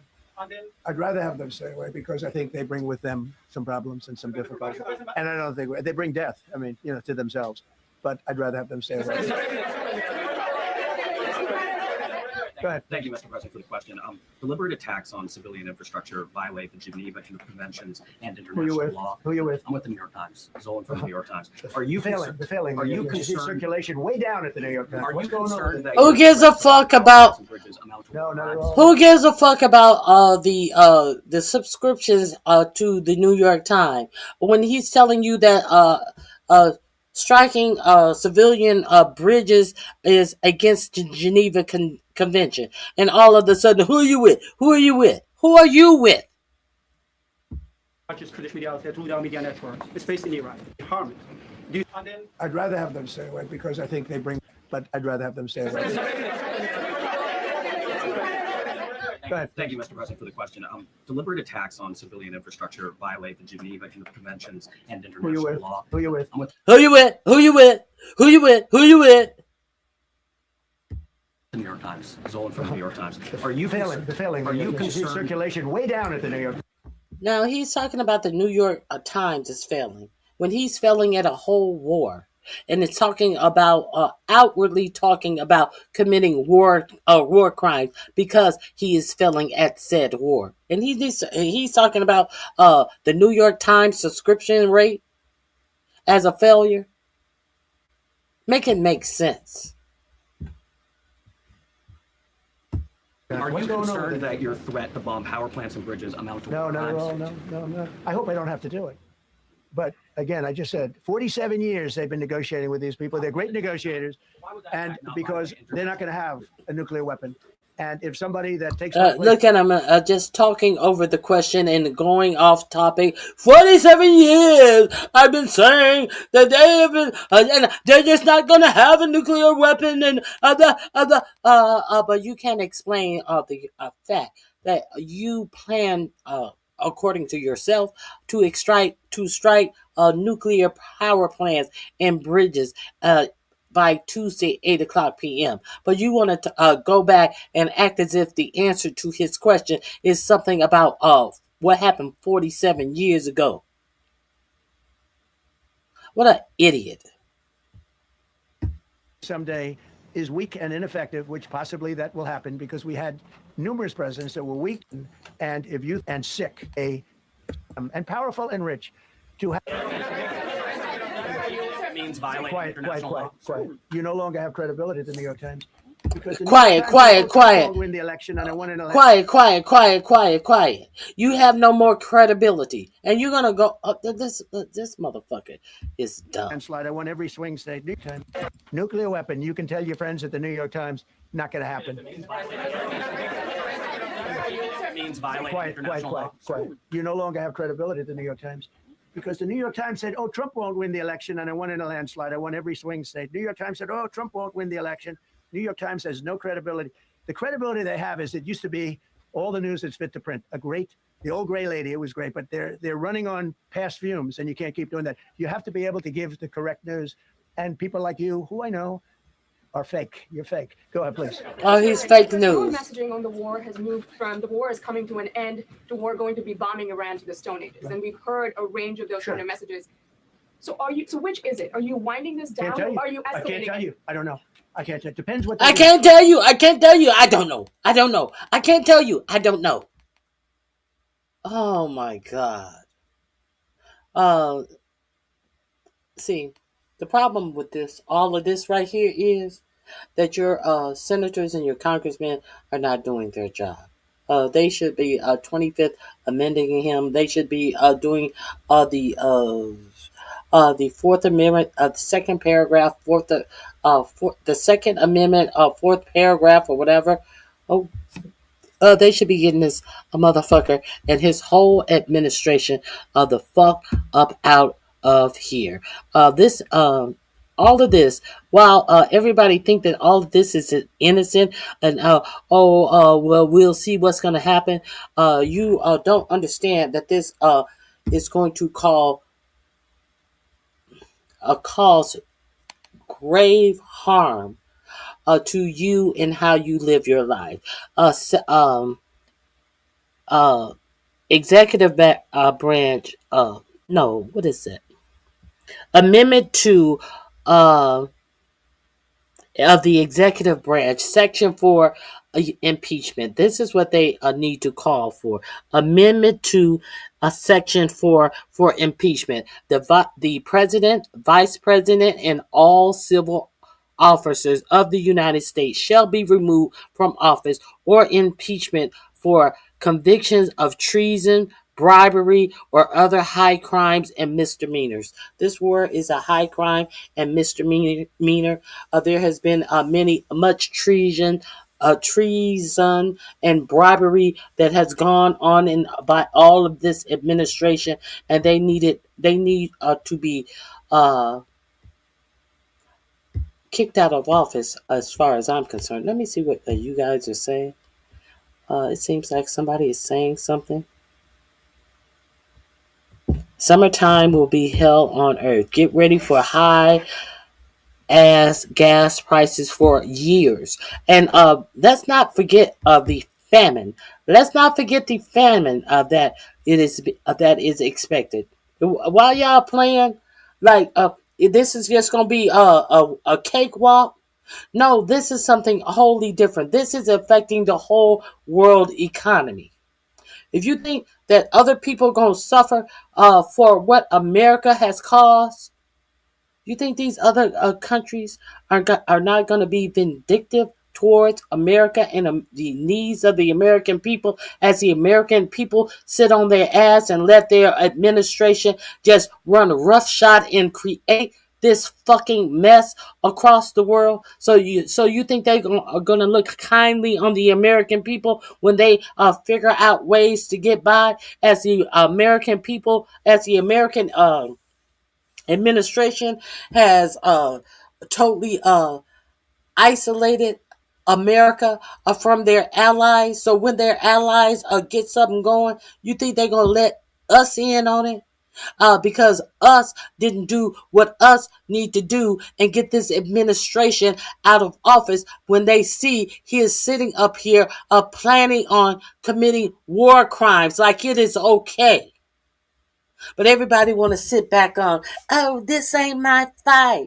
Oh, this ain't my fight. No, we just got to sit back and we just got to continue to let them take everything from us, as we sit back and say, this ain't our fight though. This ain't our fight though. They've taken all our civil rights away. They have taken everything away from us, but no, that's y'all fight. Y'all voted for him. This ain't our fight. What you gonna fight for? What you gonna fight for? Oh, this ain't your fight because you're a punk ass bitch. Because you were born into what other people have fought for. So you act like you are entitled to some shit that other people fought and died for. And when they take it away from you, you ain't even gonna fight to get it back because you're a punk ass bitch. Okay. Anyway, let's continue. This is a critical period. They have a period of, till tomorrow at 8 o'clock. I gave them an extension. They asked for an extension of 7 days, right? I said, Steve, give them 10 days. 10 days is up actually today, so I gave them 11, I guess indirectly. I thought it was inappropriate the day after Easter. I want to be a nice person. No, you gave them 10 days, and now you've already extended it to tomorrow. Taco Trump. Is there any more questions? Tomorrow. This is Now some we're getting to bullshit. help also. 8 o'clock. CNN fake news. Are you willing? They're going to have no power plants. Stone Ages, yeah. Stone Ages. CNN fake news. Are you willing to make a deal that does not include reopening the Strait of Hormuz, or is that now a top priority? I would say it's a very big priority because, see, that's one thing that's a little different than other things. We can bomb the hell out of them. We can knock them out for a loop. But to close the strait, all you need is one terrorist that somehow has a truck loaded with, because you can carry them in trucks, large trucks, a water mine, drop them in the water. And now you tell people that own ships that cost $1 billion to don't worry about the mine. You can do that even just by saying we put mines in the water.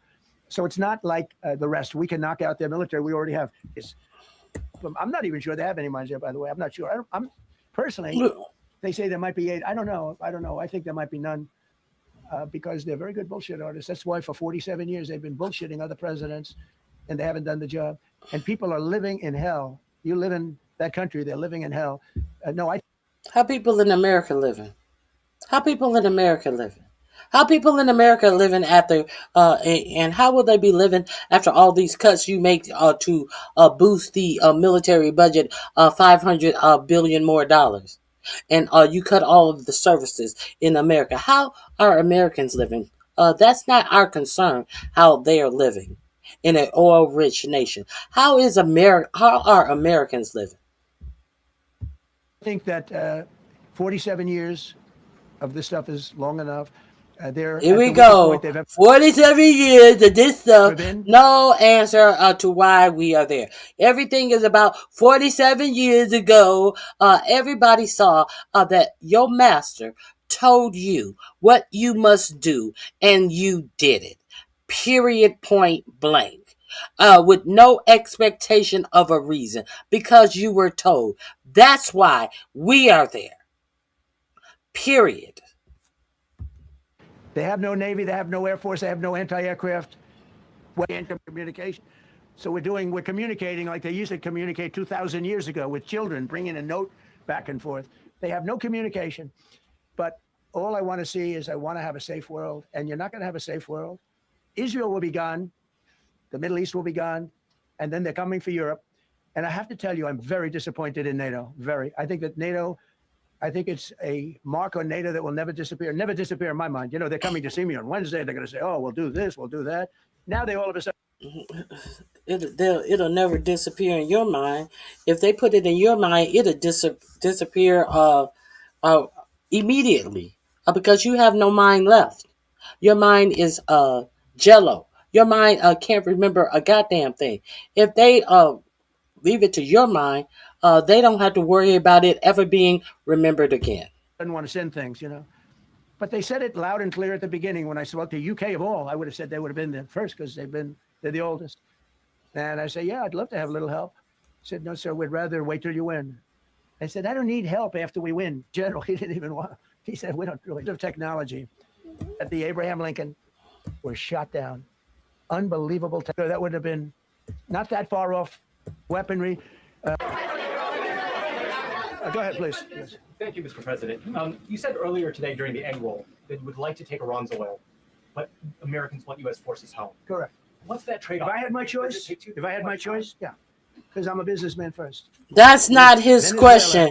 No, that's not his question. Let him ask his question. As you know, the war was over in about 45 minutes. And we have great people running Venezuela, very good, taking hundreds of millions of barrels, hundreds of millions. Over 100 million barrels already is in Houston, refined and out.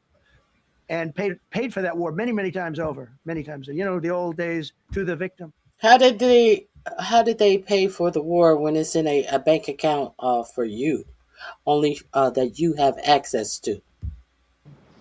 Okay, you know that. To the winner belong the spoils. To the victor goes the spoils. I see. They put it in your mind, and you can even enunciate how you are stealing the money from this oil from Venezuela. You are not the victor. You did not fight this war. The American military fought this war. But the money from the spoils of this war is sitting in a Qatar bank account that only Donald Trump has access to. Make that make sense. Okay, let's continue. And I've said, why don't we use it? To the victor, go the spoils. And we don't have that. We haven't had that in this country probably in 100 years, because even the Second World War, you look at the Second World War, we didn't have it with the Second. And that is why a judge has ruled that the United States cannot sell any more of this Venezuelan oil. So where did that money go? Maybe it went to some of these red states, these ignorant voters, these ignorant Trump voters. Maybe it went. Hold your hand up if you got some of that Venezuelan oil money.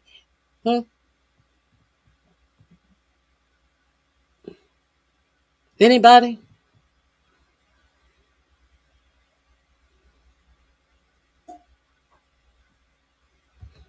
Anybody? Anybody? I'm asking you.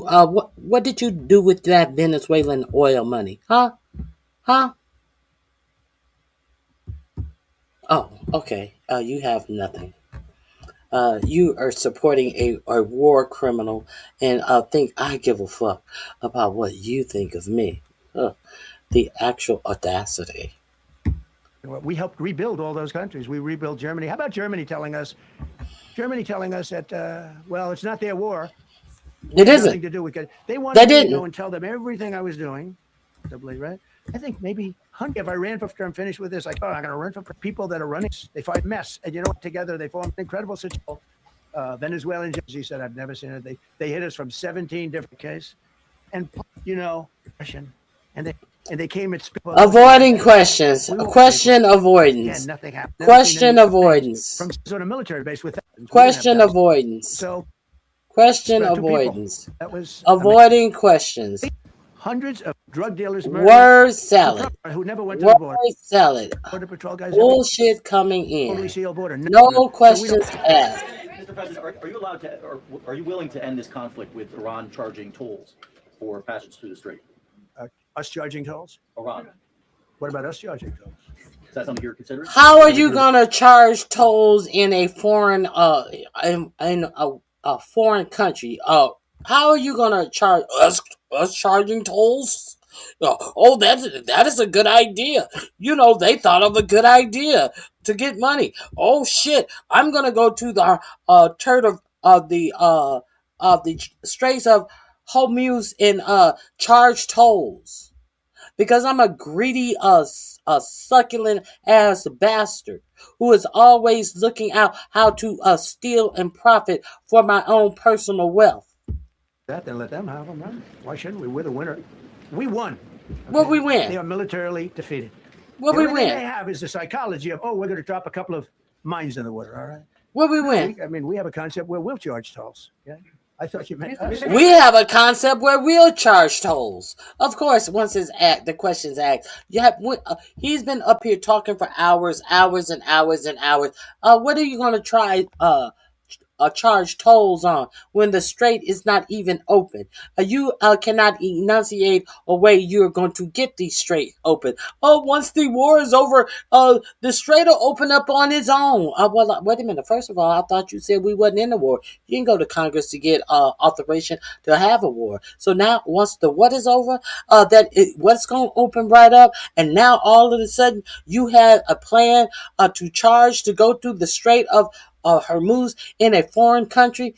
Get the fuck out of here. Get the fuck out of here. Your question would have been more accurate if you said us. Go ahead. So just to clarify, in order for Iran to successfully meet your deadline tomorrow, do they have to make a deal, open the strait, or both? We have to have a deal that's acceptable to me. And part of that deal is going to be we want free traffic. He just said that there was no deal. He just said that there was no deal to be made. Now, let's hear what the deal is. Free what? We have to have a deal that's acceptable to me. And part of that deal is going to be we want free traffic of oil and everything else. President, thank you very much. You said glory be to God in this conflict. Do you believe that God supports the United States actions in this I do, war? because And have you God sought is his good, direction? because God is good, and God wants to see people taken care of. God doesn't like what's happening. I don't like what's happening. Everyone says, I don't enjoy this. I don't enjoy it. These two guys don't enjoy it. You know, people, wars, no prize. She announced that. When they announced, they said, this is ridiculous. They gave me the Nobel Prize. Minister of Pakistan said, President Trump, what they're doing right now. That makes me much happier. We have one more to end, by the way. In your Truth Social, you called the Iranians crazy bastards. True.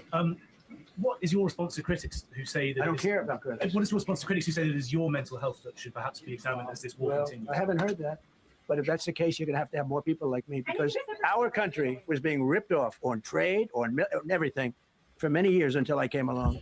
So if that's the case, you're going to have more people. So you calling them crazy bastard about a illegal war has to do about U.S. being ripped off on trade and everything else. Oh, the poor white victimhood of it all. The victimhood of the white man, of the white devil.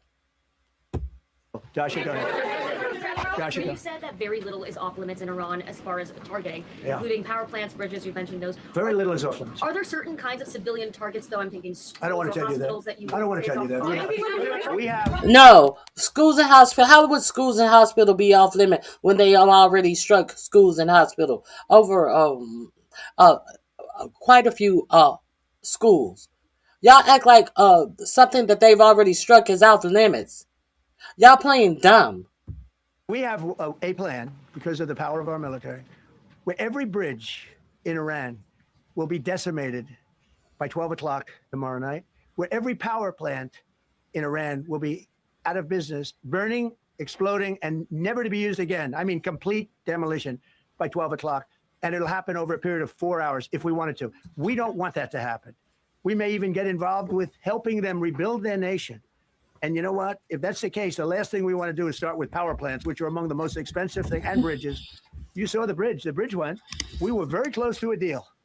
And then I got a call from Mr. Witkoff, Mr. Kushner, and JD saying, I think they're breaking the deal.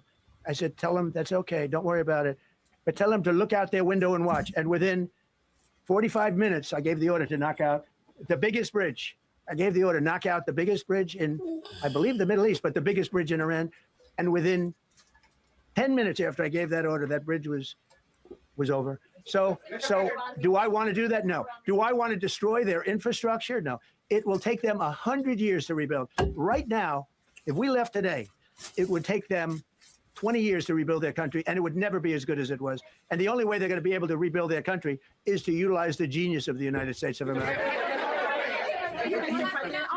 You voiced your displeasure with NATO in the past. Is there a danger to the U.S. not being the de facto of the leader of the alliance, and then other powers within the alliance then getting the decision making when it comes to wars and nuclear weapons? No, it's not a danger. NATO's, look, we went to NATO.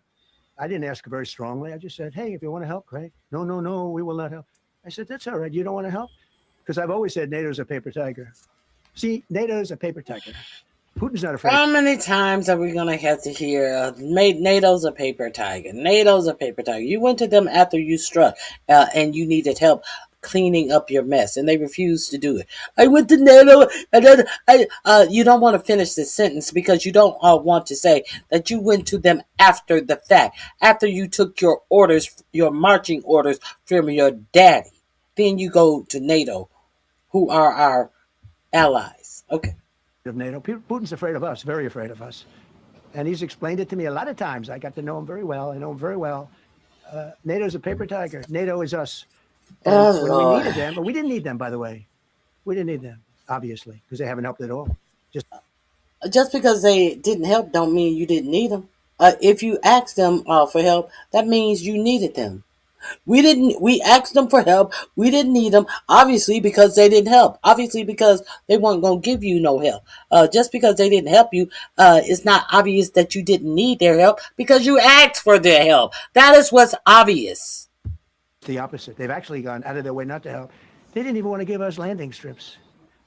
Think of it. And it's not just NATO. You know who else didn't help us? And when whoever helped you, what happened to them? Of course they didn't want to give you help because whoever help you, they wound up getting bombarded with bombs from Iran. You know, those same bombs that you say that NATO should have helped us because Iran can strike them. And they are full aware of that. That's why they didn't help you. You didn't ask for help beforehand, before you went off like you fucking, what's that dude's name? What's that big John Wayne, some big ass cowboy walking into Iran like you the baddest motherfucker in town. You didn't ask for their help then when you went in there shooting them up because you were told to, because you are a compromised president, in my opinion. South Korea didn't help us. You know who else didn't help us? Australia didn't help us. You know who else didn't help us? Japan.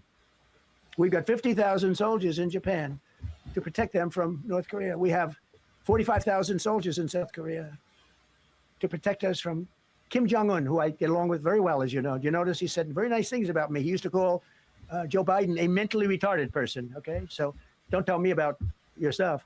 Joe Biden, he said he's a mentally retarded person. He was so nasty to Joe Biden. It was terrible. But to me, he likes Trump. And you notice how nice things are with North Korea? It's very nice. But we have 45,000 people, soldiers, in harm's way, and right next to Kim Jong-un with a lot of nuclear weapons. 45, which should have never happened if a certain president, I'm not going to mention this president because I happen to like him, believe it or not, but if a certain president did his job, Kim Jong-un would not have nuclear weapons right now. But they were all afraid to do their job properly. But just to conclude and just to finish, Japan didn't help us, Australia didn't help us, South Korea didn't help us, and then you get to NATO, NATO didn't help us. There were some countries that did. Now, countries that have been good, now you could also say they're got to be a little bit more involved because they're in the territory, but Saudi Arabia has been excellent, Qatar has been excellent, UAE has been excellent, Bahrain, Kuwait. I mean, Kuwait did shoot down 3 of our planes. The only planes really that we lost with friendly fire, they call it. I call it unfriendly fire. They unfortunately didn't know how to use our great Patriots.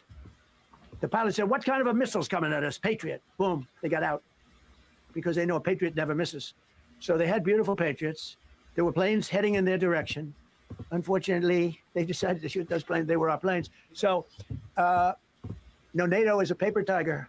Now, he's coming to see me on Wednesday. NATO is a paper tiger. NATO is a paper tiger. NATO is a paper tiger. He's got to give it. Are we done yet? Thank you very much, everybody. Thank you.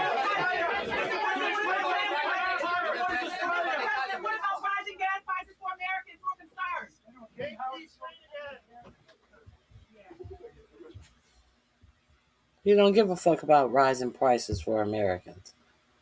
Are you serious? Girl, bye. Let me see. I think that is all. Wait, predictions. The predictions. I want to cover this just in case you don't know. It is predicted that in 3 months there will be We're fighting this war in Iran. We're flying over and pretty bad a world famine. I would be remiss if I didn't tell you about this. I always tell you to make sure that you are stockpiling things that you will need to survive: water, non-perishable foods, personal protection for yourself and for your family, things that will be able that you will be able to purify water, very, very serious things. If you motivation, then I highly recommend you get one of these diaries before they all sell out once. If you're not familiar with what you need, you may want to familiarize yourself with what you could possibly need to survive, because it is expected that it is about to get really bad. Unlike the United States of America, a lot of countries are already telling their citizens to start rationing water, food, and energy. So I understand that the United States of America is run by unqualified people, but hey, all I can do is give you the information. What you do with it, you're on your own. So let me share this with you right quick. And I'm going to drop the link in my description box as well. This will be the last link in my description box. And I'm not going to share the whole video. I'm just going to share a piece of this. The first three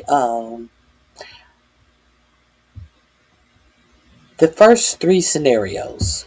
So there are 5 scenarios in which the war could end because Trump is stupid enough to take on what Israel wanted to do, which was destroy Iran, but they're bitten off far more than they can chew. So scenario 1 is Iran destroys the Gulf power infrastructure. I think that's highly likely. And if that happens, then Saudi Arabia... Wait a minute. That may be too quick for a lot of you. I understand there are some slow bus people in the chat based on some of the things that were written. I can't leave the slow boat people out.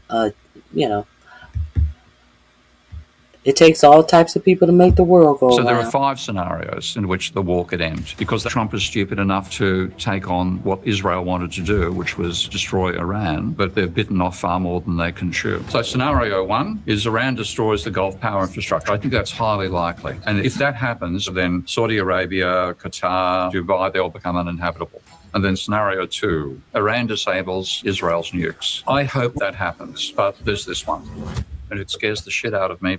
Professor Steve, I have so many questions. What is going on? So this war is threatening everybody on the planet. And what Trump is doing at the moment is a pump and dump scheme. He's trying to drive up the oil price and exploiting it for his friends and for his own wealth in the process. So people are focusing upon the price of this. But the really important point is this is Strait of Hormuz. So oil, fertilizer, helium, all have to pass through the Strait of Hormuz. And Iran have blocked that gap. So they can say you do or do not pass, depending on what your country's attitude towards our country. And it's quite terrifying because 20 to 30% of our fertilizer comes through this point. But if this is not available, the globe has a famine. Do you think he will send ground troops in? Yes, I do. But I'd hate to be one of those troops because it's a suicide mission. They've got underground military units of weapons and troops, but we have no idea of the scale. Trump keeps saying that the war has been won. Yeah. What's going on there in your view? I think he's been fed propaganda to tell him that he's winning the war by his immediate advisors because you cannot tell a person like that they've made a mistake. We'll talk about that as well. But you've developed a bit of a reputation because you're very good at predicting things. So which of these 5 outcomes do you think is most probable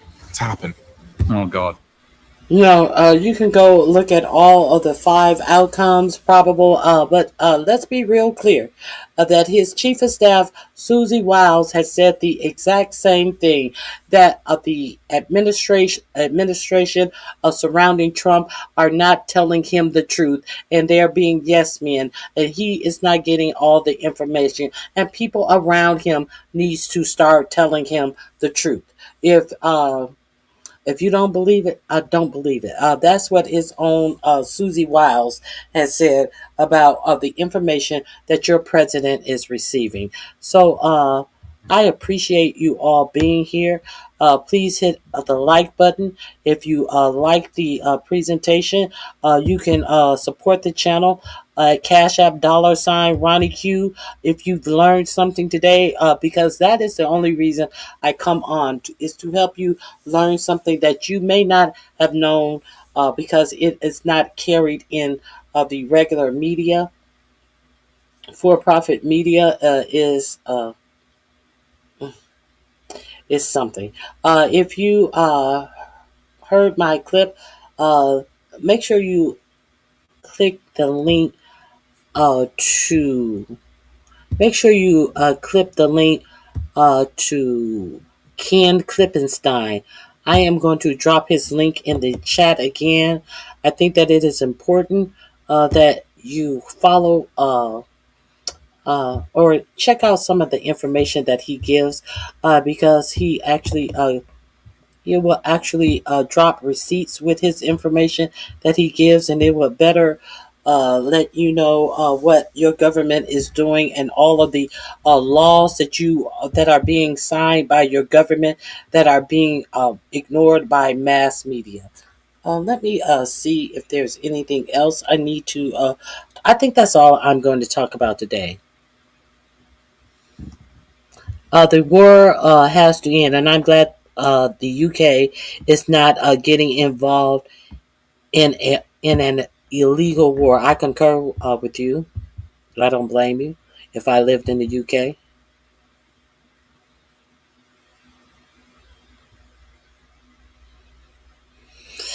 Okay.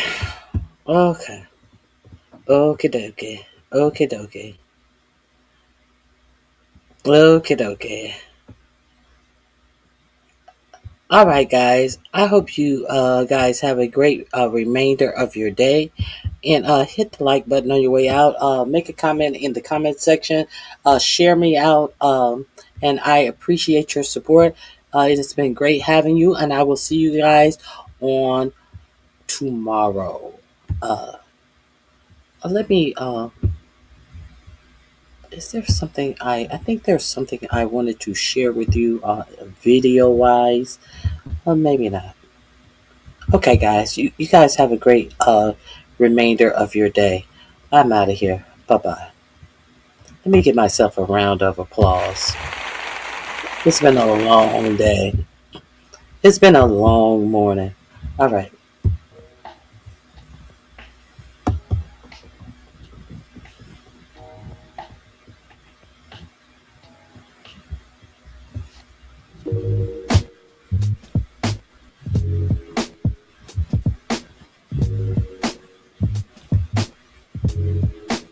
You too, Leonard. Bye, Leonard. Good seeing you. I appreciate you, Leonard.